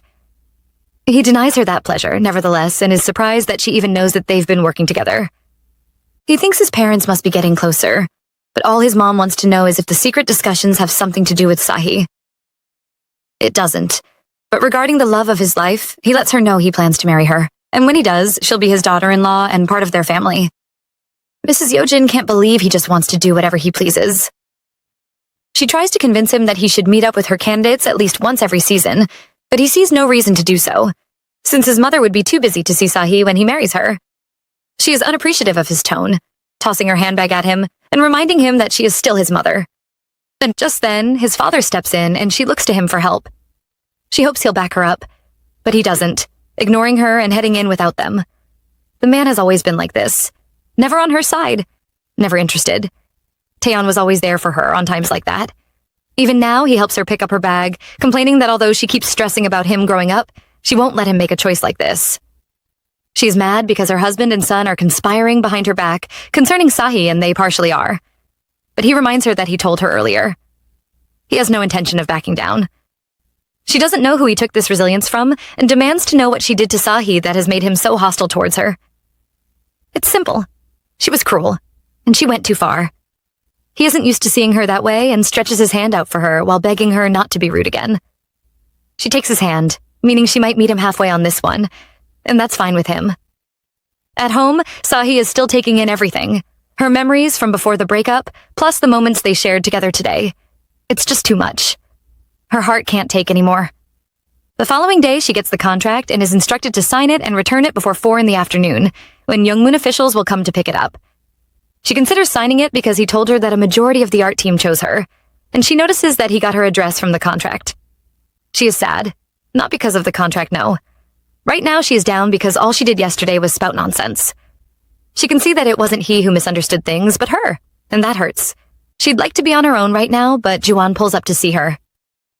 He came to discuss with his father about getting a space for his exhibition and decided to stop by to say hi. He knows she got selected by Youngmoon, and as soon as they sit down, he asks if she is all right. From what he heard from Yoojung, she and Taeyeon are over, but it's starting to look like they aren't, which is why she apologizes for involving Hwandam in whatever is going on between them. He urges her not to feel sorry, but notes that from the look of things, he came here for her and asks if she is sure things are really over between them. Last night, she ignored his calls and spent the whole night trying not to think about him. Yet she can't bring herself to say they have broken up. She lies to him that she is okay, because she was okay until yesterday. To get him to back off, she forces a fake smile on, convincing enough to make him apologize for interrogating her so much. She's fine with it, though, and when he asks what she plans to do about the contract, she reluctantly responds that she'll agree to it. Juhwan believes she wants to do it because she is worried about what the foundation would think if she refuses, but she explains that she is doing it because it was a unanimous decision from his art team. From the troubled look on his face, it's obvious he doesn't want her to accept the contract, but he coats his feelings by telling her not to do it if she isn't cool with it. His concern seems to have a hint of jealousy, as he volunteers to speak to his father on this matter, should she want to refuse. His father is probably the CEO, and he is sure the foundation can be run without the humongous cash Taeyeon is offering them for the painting. During his heartfelt speech, he makes it known that he doesn't want her to take the money because it'll entangle her with Taeyeon, and he claims to be worried about her, as a friend. He is confused that, although they have known each other for 10 years, he slacked off and she got to know a man like that. Just then, he calls her, and for some reason, she answers. Juhwan is surprised that he still calls her, only to make things worse by inviting her to lunch. Juhwan can see what's about to happen and waltzes into the call, making Taeyeon feel suspicious. Noticing that he might have struck a nerve, he refuses to back down and invites Sahi to have lunch with him. Now she is stuck in the middle of two lunch offers, one from her friend and the other from her lover, who is threatening to come upstairs if she doesn't come downstairs to meet him. Wisely, she picks Taeyeon's offer. Juhwan can't do anything out of the ordinary, but the other guy definitely would. She instructs Juhwan to leave whenever he is comfortable and advises him to get a meal with Yoo-jung, who is just nearby, promising to buy him a drink or treat him to a meal later. Baffled, he asks her if she is willing to leave things like this. But why wouldn't she, when he is keeping his true feelings about her in the dark? He watches her draw a line between her and him again, and complains internally about her treasuring Taeyeon more than she treasures him. It's crazy how he expects a woman he has not confessed to make big steps for him. Anyways, this time, like other times, he watches her leave, convinced she is in love with the man downstairs. Hurriedly, she meets him downstairs and tries to get into the car before anyone sees them. Her plan fails, sadly, because he locked the door, like a child, just so he could open it for her, himself. He takes his time, urging her to save her anger for the ride to the restaurant. From how much time he is wasting, she can see that he doesn't care who sees them. If anything, he wants to be seen, especially by Juhwan, with whom he is in a silent contest. Before driving off, he has a good look at his rival from downstairs and smiles triumphantly. To him, Sahi is already taken. She is in a place far from his reach, and it's best he give up. Will he? We'll see. In the car, during the drive, Sahi thinks about how she is supposed to repeat that she doesn't want to play this game with him, but instead she sits quietly, finally speaking up when he asks if she'd like to go to a hotel with him. She uses this opportunity to demand to be dropped off, but he reaches for her hand and sneakily asks where she wants to stop. From reaching out, holding her hand and making her blush, but she requests to be unhanded. He refuses to let go nonetheless, and ends up driving her to a hotel when he said he wanted to grab lunch with her. She thinks he is planning on getting intimate and came all the way here for that reason. No matter how much she loves him, she demands more respect than this. She has a lot of questions to ask him, but instead of spitting them out, she reluctantly follows him into an elevator, and at their destination, she meets a restaurant. Immediately, she starts to feel bad for assuming something else was going to happen, wasting so much time thinking that the elevator doors were almost closed on them. Taeyeon notices and asks Sahi to step out before the doors close, but stops her as she is about to do so. The next thing he does is put the elevator on hold, permitting her to move if anyone is about to come in. He then pulls close to her and asks her how far she was hoping they'd go. What she feared would happen ends up happening, as her inability to hide her thoughts leads to intimacy. It all starts with him returning the anklet, followed by a deep in-room experience that she tries to downplay as them just messing around. She tries to tell herself that their intimacy has no feelings attached to it, but that's debatable. During intimacy, he opens up about how he worked day and night to get her. Meanwhile, she was running around with Juhwan, whom he is truly jealous of. At the end of it all, not much time has passed, and he convinces her to have lunch, which is why they came here, isn't it? He ordered a lot, and she can't let it go to waste. But before she takes a bite, she gazes outside and notices the hotel's garden. She guesses an event is underway, but he corrects her, saying it's a proposal. He is curious about whether she likes that kind of thing, but she doesn't give him a clear answer. She does gobble up the food, however, and they both dress up and get ready to leave. One more time, he tries to get her to stay back. He'll come get her in the evening, but she refuses. She has to return the contract before 4 o'clock in the evening. He is stunned that she finally agreed to accept it, after treating it like a hassle. Just then, he notices the anklet is gone. So focused on its absence, he doesn't hear when she says she plans to use it for her study abroad funds. Maybe he'll talk about the anklet later. Now, he simply takes her back and admonishes her to think of what she'll eat tomorrow. Curiously, she asks him if he is coming tomorrow too. Indeed he is. He sees every second with her right now as precious, especially because he won't get to see her when she flies abroad. Pointing out the obvious happens to make her sad, prompting him to brush against her hair and ask her not to go if she isn't fully happy about it. Instead of responding, Sahi decides to end their chat by telling him goodbye and stepping out of the car. He then drives away, unhappily, while she watches him leave. She is sad too, but a call from Mrs. Chun comes in to lighten her mood. The pair talk about lunch and decides to grab a meal together on a later date. The older lady suggests they come to Seoul to see her and do some sightseeing, since her grandmother, Saintess Park, lost young Hwadang to Jungmoon and has been unavailable because of a lineup of court cases. All she does is laze around and manage the studio, while spending Jungmoon's money. Uncle Bang, on the other hand, does some groundskeeping, so he won't mind them coming to Seoul to visit her and go sightseeing. She agrees, allowing the conversation to move to her granddaughter, Hanwol. Because of Taeyeon, she was moved to a private room with better doctors. According to her, the little girl is happier. She sends her a photo they took to prove it. Seeing it makes Sahi wonder why her ex is doing this for a woman who broke up with him. Sure, he said they weren't done, but still. For a long time, she prayed for someone who would put her first. She has Uncle Bang and Mrs. Chun who are like family to her, but they have actual family that they put before her. It's not wrong, but she just can't expect them or her friends to make her their primary focus. Even her parents don't do that. They don't even love her. So why is this outsider prioritizing her? She tries to paint away her frustrations, but while she is at it, she is troubled by the thought that she is like a little girl who longs for fairy tales. Sure, she does stupid things. Sure, she makes bad choices. Sure, she gets pissed off for no reason, breaking down and crying from time to time. She limps too. She has enough flaws to think about, which makes her sad and unable to continue painting. On that note, she drags herself to a mirror, observing her appearance as she concludes that although she is filled with flaws, she wishes for someone who will not leave her. At least one person who will continue to stay by her side. She has Taeyeon, right? He's the only one that comes to her mind, yet she knows things between them won't work out. The reason? She doesn't have the guts to stand by his side. Staying with him puts her on the edge. Her heart can't take that. She feels bad now, but by morning she has livened up a bit and is waiting for a cab when a lady approaches her, wanting to know if she'll be attending the Majesty 9 meeting today. Sahi informs her that she is about to head there and recalls Taeyeon telling her they'll have lunch together. She is bound to see him at the meeting before then. Team leader Song, having no idea where Sahi's mind is at, comes around to ask for her help. She wants her to take a file of documents to Manager Park of the media art team at Jungmoon. She acknowledges how hectic it must be for Sahi to handle 2 projects at once and admonishes her for her hard work, wanting to chat more when Sahi's taxi arrives.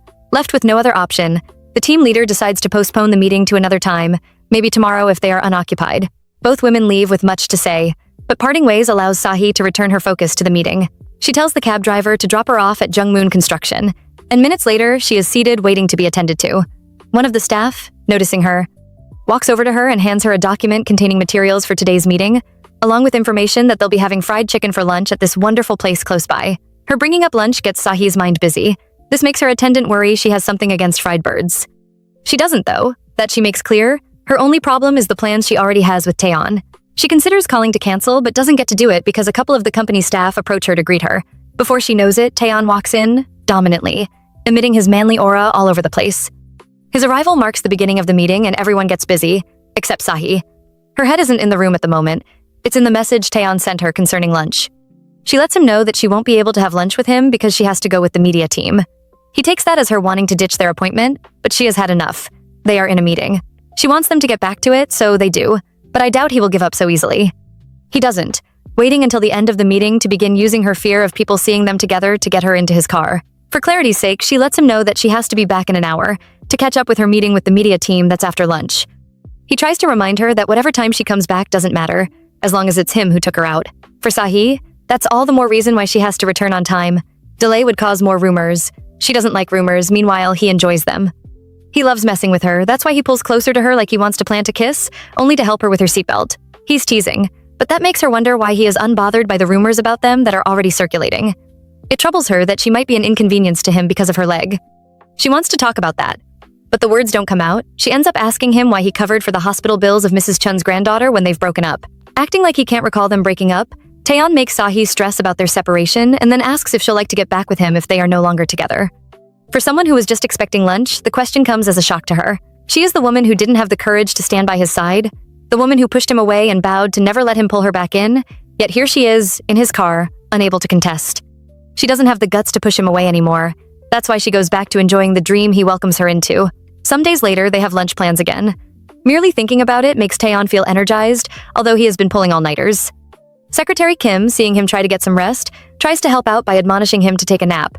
He promises to wake him up in time for the meeting, which sounds good with him. He'll do just that, nevertheless, during the drive to his parents' house. Before then, he wants the secretary to send a change of clothes there and have a car ready for him as soon as possible. At his parents' house, he hopes to shower, so during lunch with Sahi, he doesn't ick her out. The lady on his mind, unaware of all this, is at the gallery, being drilled by her friend Yoo-jung. She is aware Sahi has plans with someone for lunch, but wonders who it could be. She is too dressed for some ordinary outing, leaving the friend to suspect the mystery man she is having lunch with is Taeyeon, and they are back together. As someone who thought avoiding the question would make Yoo-jung leave her alone, she is now forced to come up with a response. Even though they got back together, she still isn't sure letting them come back together is the best choice. She knows that at some point she'll have to face reality and matters like marriage and her will to study abroad.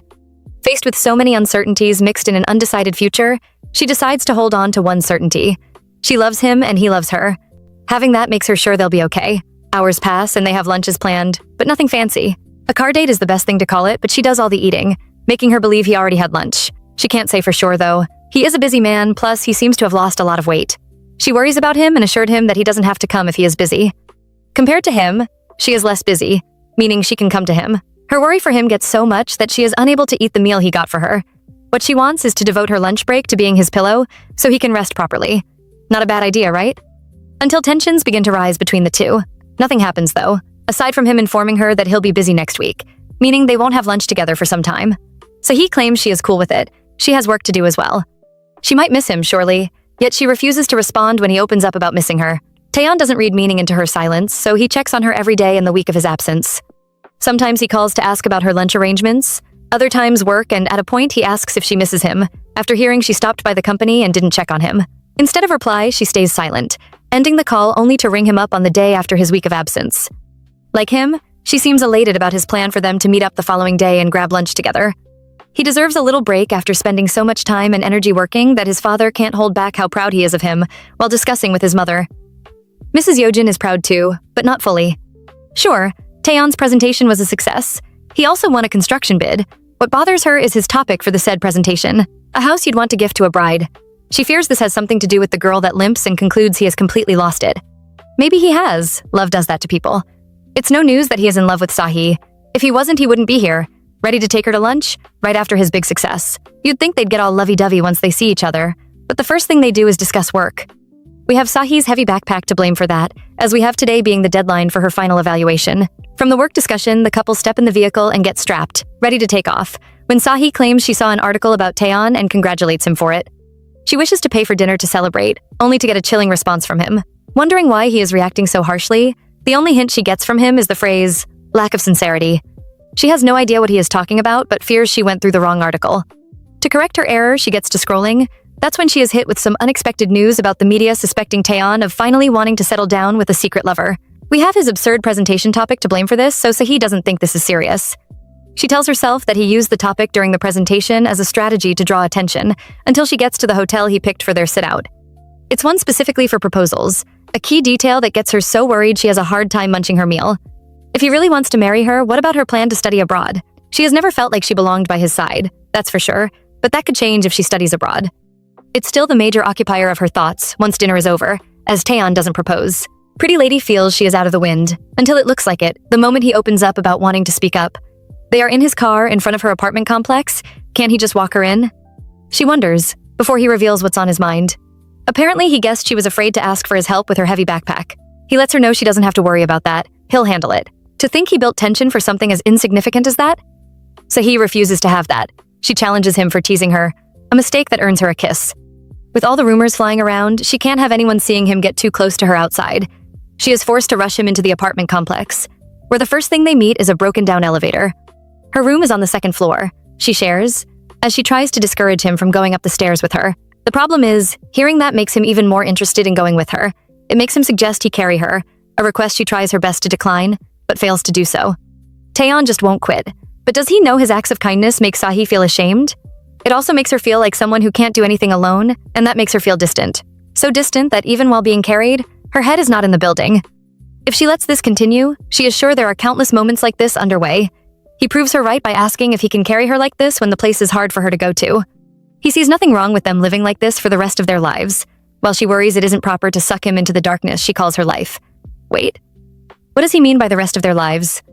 She stands in the shadow, and he, the light, both are different from one another. Still, he doesn't mind. If he did, he wouldn't be here proposing to her. Looks like she was never out of the woods. Still doesn't change the fact that she had doubts that she could ever find someone who would put her first. Her life has always felt like she was climbing a lineup of endless stairs, slow, exhausting, one she is so sick and tired of that she thinks it's a sin to ask someone to walk this road with her. Her thoughts leave her in tears, but unable to tell him that the ring he came with doesn't belong to her. Like him when he came to visit her in her small, shabby room, he didn't belong there. In the end, Sahi cries herself to sleep in his arms and wakes up in bed. The ring isn't too far from her, Taeyeon too. He sits by her bed until she wakes up. Once he confirms she is conscious, he asks if he'll have to wait long to get a reply to his proposal. She can't say for sure, really. Marriage isn't something that works just because the pair like it. It's more than that. She'll give it some thought, though, and get back to him as soon as she decides. Knowing he still has a chance is fine with Taeyeon. It helps him leave with a warm smile on his face. Days go by, and it's all calm for Sahi. She is able to focus on work undisturbed. There's been no drama for her, and she doesn't see any close by. Drama sees her, nonetheless, coming in the form of an unknown caller. Sahi's first guess is that it's someone from Jungmoon Construction who wants to discuss business. She doesn't know how wrong she is till she picks the call. At the other end of the phone is Taeyeon's mom, Mrs. Yojin, who is at the parking lot of the art foundation she works at. Yes, she is downstairs as they speak. She wants to have a proper conversation with our Sahi, something the poor girl doesn't want. The talk of them meeting makes her feel uneasy, yet she toughens up and goes down to hear her out. In the car, nevertheless, she is visibly uncomfortable, to the extent that she refuses to respond to anything Mrs. Yojin has to say throughout her first minutes of yapping. She plans to stay unresponsive throughout, but isn't allowed that luxury. Taeyeon's mother gets a reaction from her the second she asks if her and Taeyeon are back to being a couple. It goes against their agreement back at Yongwadong, when she was paid money to stay away from the love of her life and she took it. Sahi is willing to discuss the money and the deal, but the remorse in her tone makes Mrs. Yojin conclude she is the same girl she was when she was about 20 years old. Confused by the declaration, Sahi stares at her boyfriend's mother blankly, allowing her to tell the story of the first time she visited Yongwadong. It was her brother-in-law's burial, and they were on their way to the memorial hall, just as she stepped out. Although she doesn't remember that day, it isn't one Mrs. Yojin will forget so easily because of the look she created in her son's eyes. She had never seen him look at anything or anyone the way he stared at her. Her next time seeing Sahi was just recently, before the fall of her grandmother, Saintess Park. Seeing her back then made her heart sink. She didn't want Taeyeon's feelings for her to be rekindled, so she fought their union, something she wishes she didn't do. Sahi was her son's first love. She didn't let them be back then, but now she wants to do just that. In a world where the pair met and started dating when Sahi was 20, Mrs. Yojin pictures them getting married right after she graduated. All this time, she thought she understood her little boy. Sahi helped show her how wrong she was. To say thank you to the girl, she got her quality sneakers, a pair prescribed by a doctor. The man told her to give it to her daughter-in-law as soon as possible. This is her doing just that. On another date, she intends to take her to see the doctor. Hearing these words come out of Mrs. Yojin's lips is surreal. Thinking this woman cares about her is hard, but it becomes easier when she advises Sahi to go see the doctor, with Taeyeon or even by herself, whatever suited her best. She doesn't want her to delay the checkup and ends her little speech by formally apologizing to Sahi for mistreating her. There you have it, girl, the go-ahead from your man's mother. She's the wall Sahi thought would be the hardest to overcome, now that wall has collapsed, leaving one more wall, her conscience. She still thinks she isn't right for him. She thinks she doesn't suit him. She has to overcome her inner worries if she wants to be with him. But that's not Team Leader Song's problem, when Sahi runs into her. She had been looking for the artist all over the place to tell her the good news the foundation plans to disclose soon. Remember the study abroad program she was so psyched about? She made the cut by bagging the highest score. Team Leader Song came to congratulate Sahi, expecting her to be happy, but the news slightly crushes her. It has her sitting in the studio not long after upset that she now has to choose between getting married and studying abroad. Staring at the gift Mrs. Yojin got her, it's still wrapped, so she goes to check it out, sizing it while she recounts never having the luxury of choice. Her life since the accident consisted of her going with the flow, allowing herself to get swept along by the current of life. She had no idea where she was headed or what she really wanted. Life wasn't easy for her, nevertheless. She thinks she knows what she must do now. All it took was trying out the new shoes. The sneakers managed to help her further will to fight against the current that has pushed her all along and move her own way. With that in mind, she calls Taeyeon up to fix a date with him the following day. Her boyfriend, always ready to quit all he is doing to hang out with her, clears out his schedule, allowing them to meet on the evening of the following day. As expected, the date goes wonderfully. Every site they visit is more interesting than the other. In the end, they are walking down a path with locked hands and her new sneakers. It's been a while since Sahi showed Taeyeon this much affection, yet she doesn't stop there. She goes on to shyly request he quit smoking. She fears he does it a lot, but he doesn't see it that way. It's hard for him to work without his cigarettes. For some reason, she turns away after his response, leaving him bewildered. He has no idea she has been preparing all evening to tell him something and she just can't bring herself to do it when he holds her hand and asks where she is running off to. To his surprise, she throws him another health tip, advising that they reduce drinking too. As a man who notices the faintest details, he points out that she sounds like someone who wants them to live long lives together. She retorts that if he keeps being stubborn, she can decide to live without him. Taeyeon takes her comment as a joke. After all, he only drinks as much as she allows. Anyways, she has given 2 health tips, prompting him to cheekily ask if she has anything else to say. Well, she does. Aside from his sarcastic tone, which is a problem, he does what he wants and acts like he knows everything. She wants him to fix all that. She's complained about him, now she urges him to speak up if he has anything to say about her. It's no surprise that Taeyeon sees no inconsistencies in Sahi and that he wants her to come to him as she is. She didn't plan for a response like that. She wanted him to complain, not ask her to come to him without any conditions. Still, because he has, she willingly walks into his arms, knowing fully well that she is greedy. She has spent most of her life giving things up, she will give no more. The date ends on a good note for the couple, a warm kiss, but they don't call it a day just yet. Instead, they move to Taeyeon's home. It's Sahi's first time there, but that's okay, he wants them to shower together. She doesn't, however, and manages to get him to wait his turn by threatening to leave if she persisted. For Sahi's sake, Taeyeon plans to apply self-control, only to toss his resolve out the window when she walks out in his shirt and an expression he can't resist. By acting on it, they end up in intimacy that leaves Sahi telling herself that this is just the beginning. In a matter of months, they'd be married. By then, spending nights together and waking up together would be as ordinary as breathing. For now, it isn't, which is why she instinctively wakes up before time. Believing she isn't well rested, Taeyeon asks her to get back to sleep. Instead of complying, she engages him in a conversation by accusing him of knowing her before his second visit to Young Hwadang. He doesn't deny that, how can he? Back then, she looked so good that he fell for her at first sight. His words, his lips, his show of affection, all that is enough for her to head to the team leader's office first thing Monday morning to relinquish her opportunity to study abroad. Team leader Song may not know the reason behind her decision, but she employs her to hold on a bit before dropping this opportunity. She reminds her that she still has some months with them, courtesy of the foundation's partnership with Jungmoon Construction. She silently hopes that within that time, Sahi will come around, but she isn't the only one who got the news. The entire foundation should have heard by now. For Yoo Jung to be here trying to talk her out of throwing away this opportunity. Let's count out their friendship. She is especially bummed because her dreams of going with her have been crushed. Still, it's not like her withdrawing won't benefit Yoo Jung. The scholarship is assigned only to the first and second place candidates. Yoo Jung came third place but is getting moved to second place since Sahi is out. As a good friend, she wishes Yoo Jung well, and they get all emotional. That's how the ladies react to this though. Juhwan, her male bestie, does something else. He confronts Taeyeon, blaming him for making Sahi give up on such a great opportunity. He doesn't think the rich CEO is worthy of such sacrifice and questions his love for her, judging it on the basis that if he truly cared about her, he wouldn't have let her forfeit the scholarship. But Taeyeon doesn't see it that way. He treats the matter with levity, declaring that he had no reason to stop her. His words offend her bestie, but that's not all. He adds that he can send Sahi abroad to study whenever she wants, with less of a hassle as she'll face from going through the foundation. That's by the way though. Remember this chap is the jealous type? He'd been holding back all along, now he's had enough. So he switches his tone and warns Juwon to stay in his lane. He doesn't appreciate people who cross their boundaries. Concerning his relationship with Sahi, he advises him to be her friend if that is what he wants. Or even a big brother. He can be that too, but that's where he draws the line. He is aware of Juwon's feelings for his girl, revealing that when he taunts him, claiming he wonders how Sahi would react if he used the same energy he used to confront him, to confess to her. In any case, whatever his real intentions are towards her, Taeyeon permits Juwon to reveal them before he gets married to her. If he did, at least his intentions will remain pure-hearted, that's for sure. Although he leaves the poor guy bruised, Taeyeon acknowledges him. Unlike other guys, he is convinced Juwon is decent. A proper choice for Sahi if he didn't come into her life. His absence surely deprived her of a chance to get to know Juwon's loving parents, who along with their son, would have helped her make up for the lack of warmth she felt from growing up without a family. On the flip side, what would have Mr. CEO's life been like without her? Let's see. A girl that meets the standards of his family, leading to a marriage that would have been beneficial to the family business. The perfect life. One that would have had him pretending to be happy, like he always has. He is grateful she saved him from such a flowery fate with thorns. No wonder he can't stay without her and comes to take her home. Although she is okay with the free ride, Sahi wishes he waited in the car for her. She still finds the rumors exhausting, even when there is no one around to gossip. Moving from that, Taeyeon wants to know how it went with the foundation and her declining the scholarship. She replies that it went well, but that doesn't do.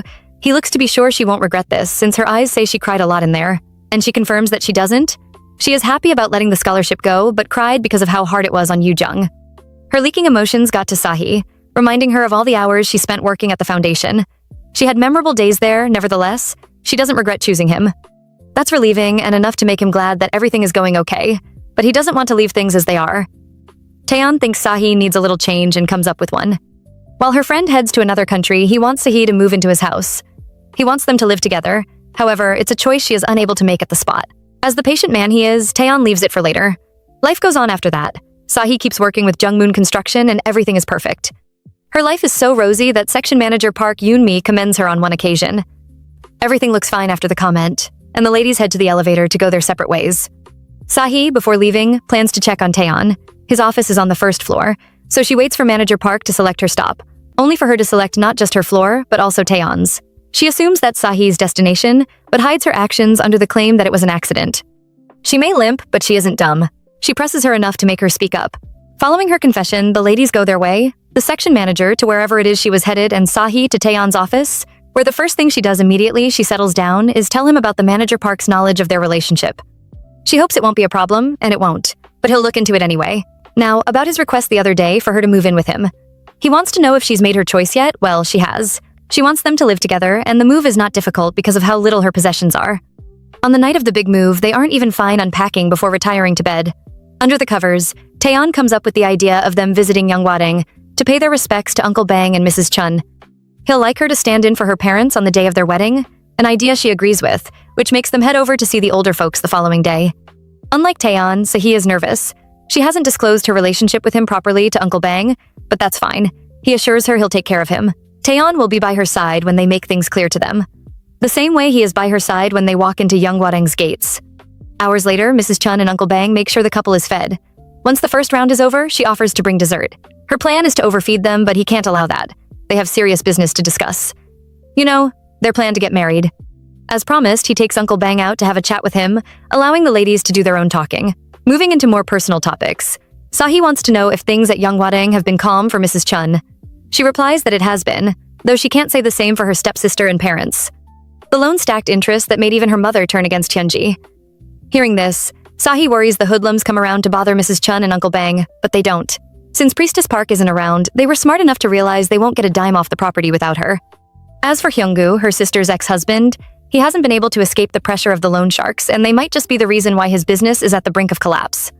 A lot has been happening to those who opposed her over the years, yet she feels pity for them, and that makes Mrs. Chun switch up the conversation, from them to the shiny ring on her hand.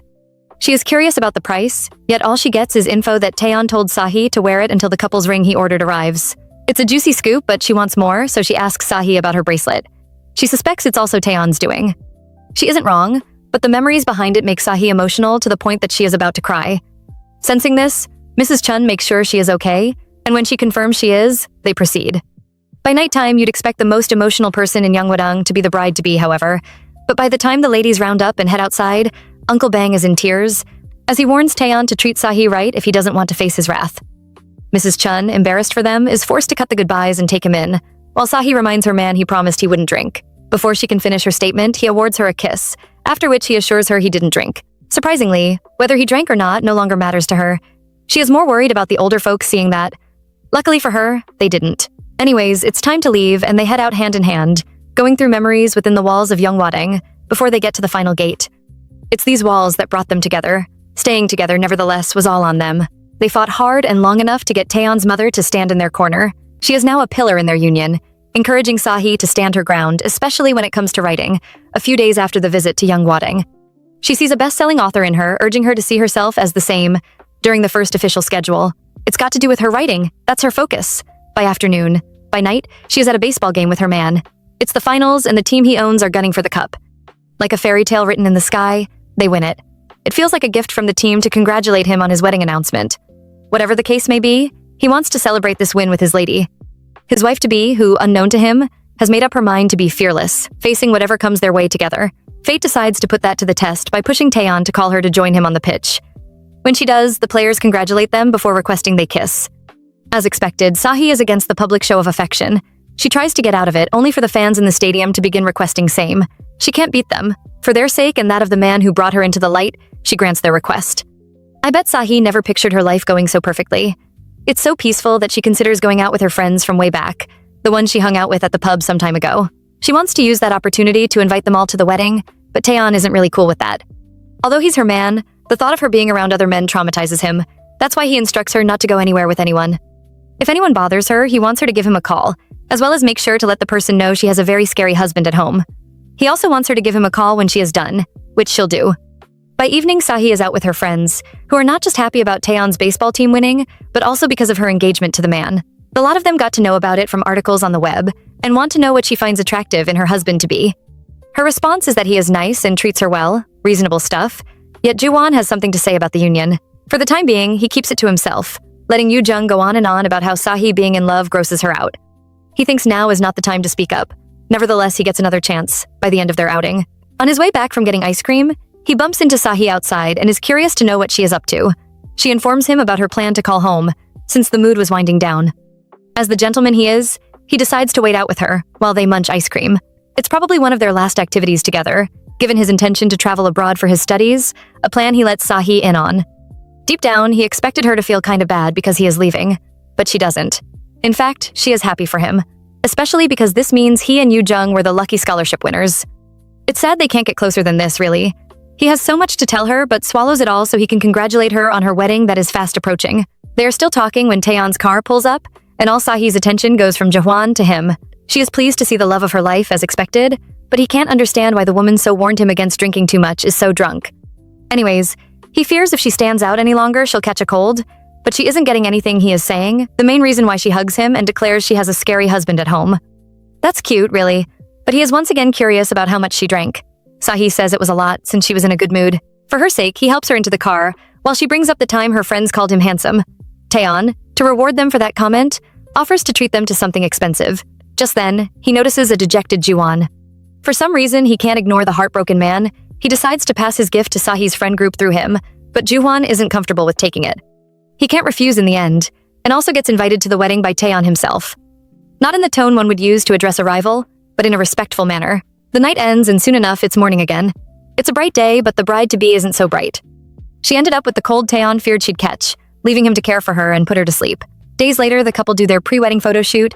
It's so much of a hassle that Sahi feels relieved when it's over.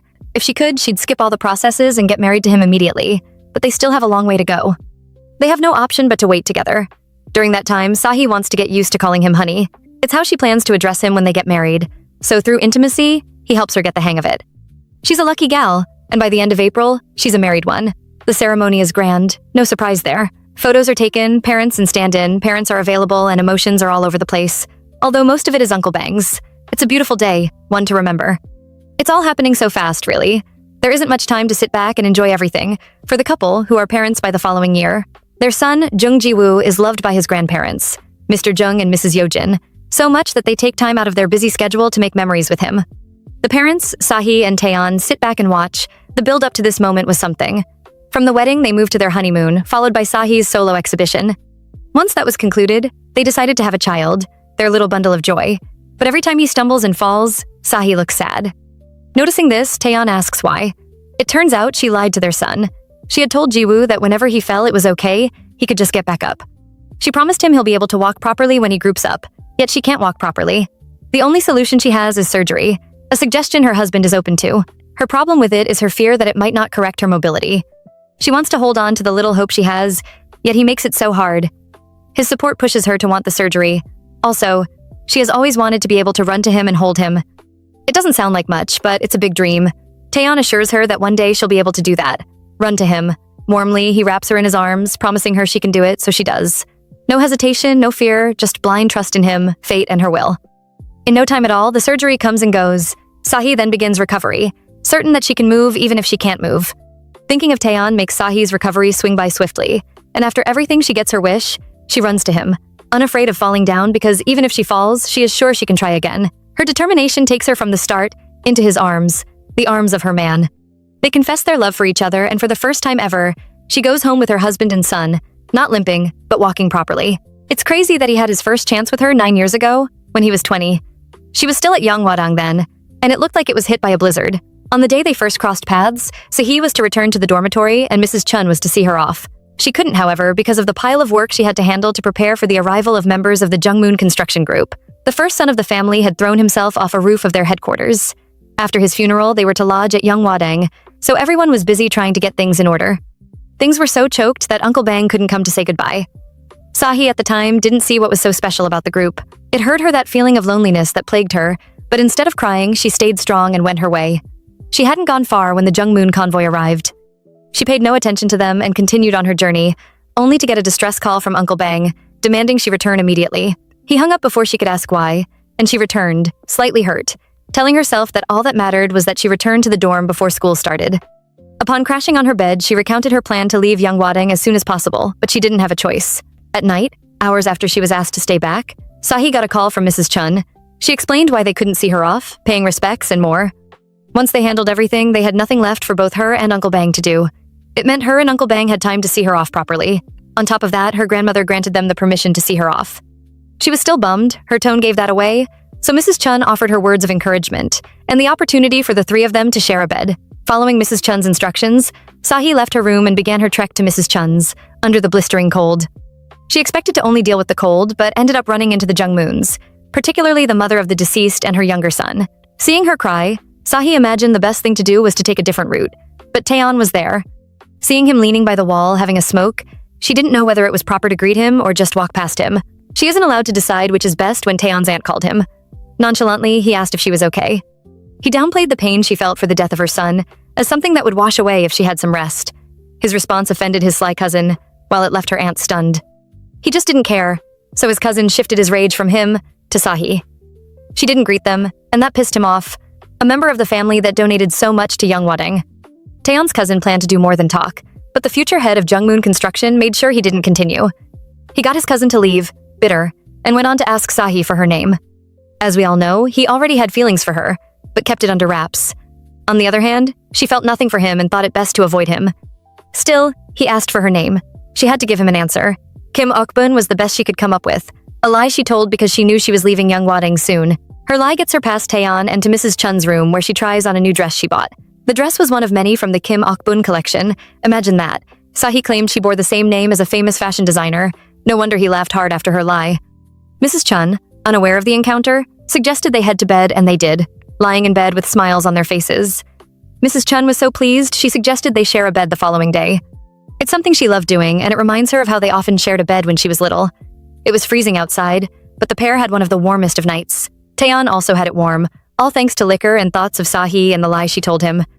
To think by trying to avoid being under his radar, she accidentally walked right into it. By this time, she didn't know how stubborn he was, so she wasn't too bothered when he came around in the morning to ask for a pack of ice. He calculated that somehow, someway, it'll lead to a conversation between him and Sahi, and his plan worked. Mrs. Chun not only revealed her real name during her discussion about the ice packs, she assigned her to help him get it from the dining room. With her cover blown, Sahi's pride was scarred. As she walked him to get the ice packs, all she could think about was what he was thinking about her. She won't have faced so much shame if she left without crossing paths with him, but life can be so unfair. Oddly enough, when she looked back, instead of catching him staring at her, she noticed he was so focused on her movement. The moment it looked like she'd fall, he reached in, saved her, and called her Akbun when he asked her to be careful. Even back then, he teased her. Nevertheless, it made her storm off at her pace, while he followed closely behind. It was this way till they got to the dining hall and she retrieved the ice pack for him. Normally, that would have marked the end of their little adventure, but that isn't what happened. What happened was that he got curious about her, if she worked at Young Hwadang, why she had 2 names, and her age. She didn't know why he was so curious about her, yet she gave out her age. She was 20, Taeyeon hoped she was at least 22. Her youthfulness pushed him away. It made him leave without saying a word to her. For a man who was so curious about her 1 minute to switch up at the next, she was left pondering why he was so strange. That second encounter with him made her hope she didn't run into him again, for fear that he'd take to her or persistently follow her, but that wasn't what happened. They ran into each other a few times. Each time, he ignored her. His attitude made her lie in bed, frustrated to the extent that she had to step out to get some fresh air. When she stepped out, she met him standing in front of her room, having a smoke. He didn't understand how he knew she lived there, and ran back in, with hopes that he wasn't waiting for her. So he told herself she was angry he was puffing in front of her room, so she got him a bucket to dispose of the cigarettes. As she set it up, her phone accidentally slipped out of her pocket and landed on the floor, giving him the perfect opportunity to pick it up and insert his number. Once he is done, he hits himself up and hands her phone to her, assuring her that she can call him if she ended up needing something. So he declined the offer, declaring she wasn't like that. It let him know she was one of the good ones, earning her a head pat, which she didn't appreciate. Taeyeon then promised to contact her when he thought of her again. It was that last time she saw him that winter. By spring, he finally reached out, after long days of thinking about her. The woman he couldn't get out of his head following a brief interaction. He tried to suppress it, but eventually gave in. Fortunately for him, no one was by her side. He feared she would have gotten herself a man, but she hadn't. That made him open up about coming back because of her. From that day and many days after he made her know, he had a special place in his heart for her, with gifts and frequent meetups that eventually had her daydreaming and Yoo Jung thinking Taeyeon was her boyfriend. Straight up, she denied them being that deep. And for a millisecond, Yoo Jung feared she was only talking to him for the benefits. She promised her their relationship wasn't like that, whereas she had no idea what they really had. Looks like this is a world where Taeyeon made his move instead of letting her slip away and trying 9 years later. In any case, she needed to know what they were doing and reached out to Taeyeon for them to meet. Sahi didn't want anything fancy, so they sat together in his car while she pondered the best way to seek clarity. She didn't want to continue taking gifts from him. They weren't dating, and she saw herself as the only party benefiting. Meanwhile, he thought she called him to ask for something. He was eager to hear what it was, but she reminded him she didn't move that way. She started to think he saw her as a pushover, but he didn't, and tried to prove it with a hug mixed with a little teasing. That only made things worse.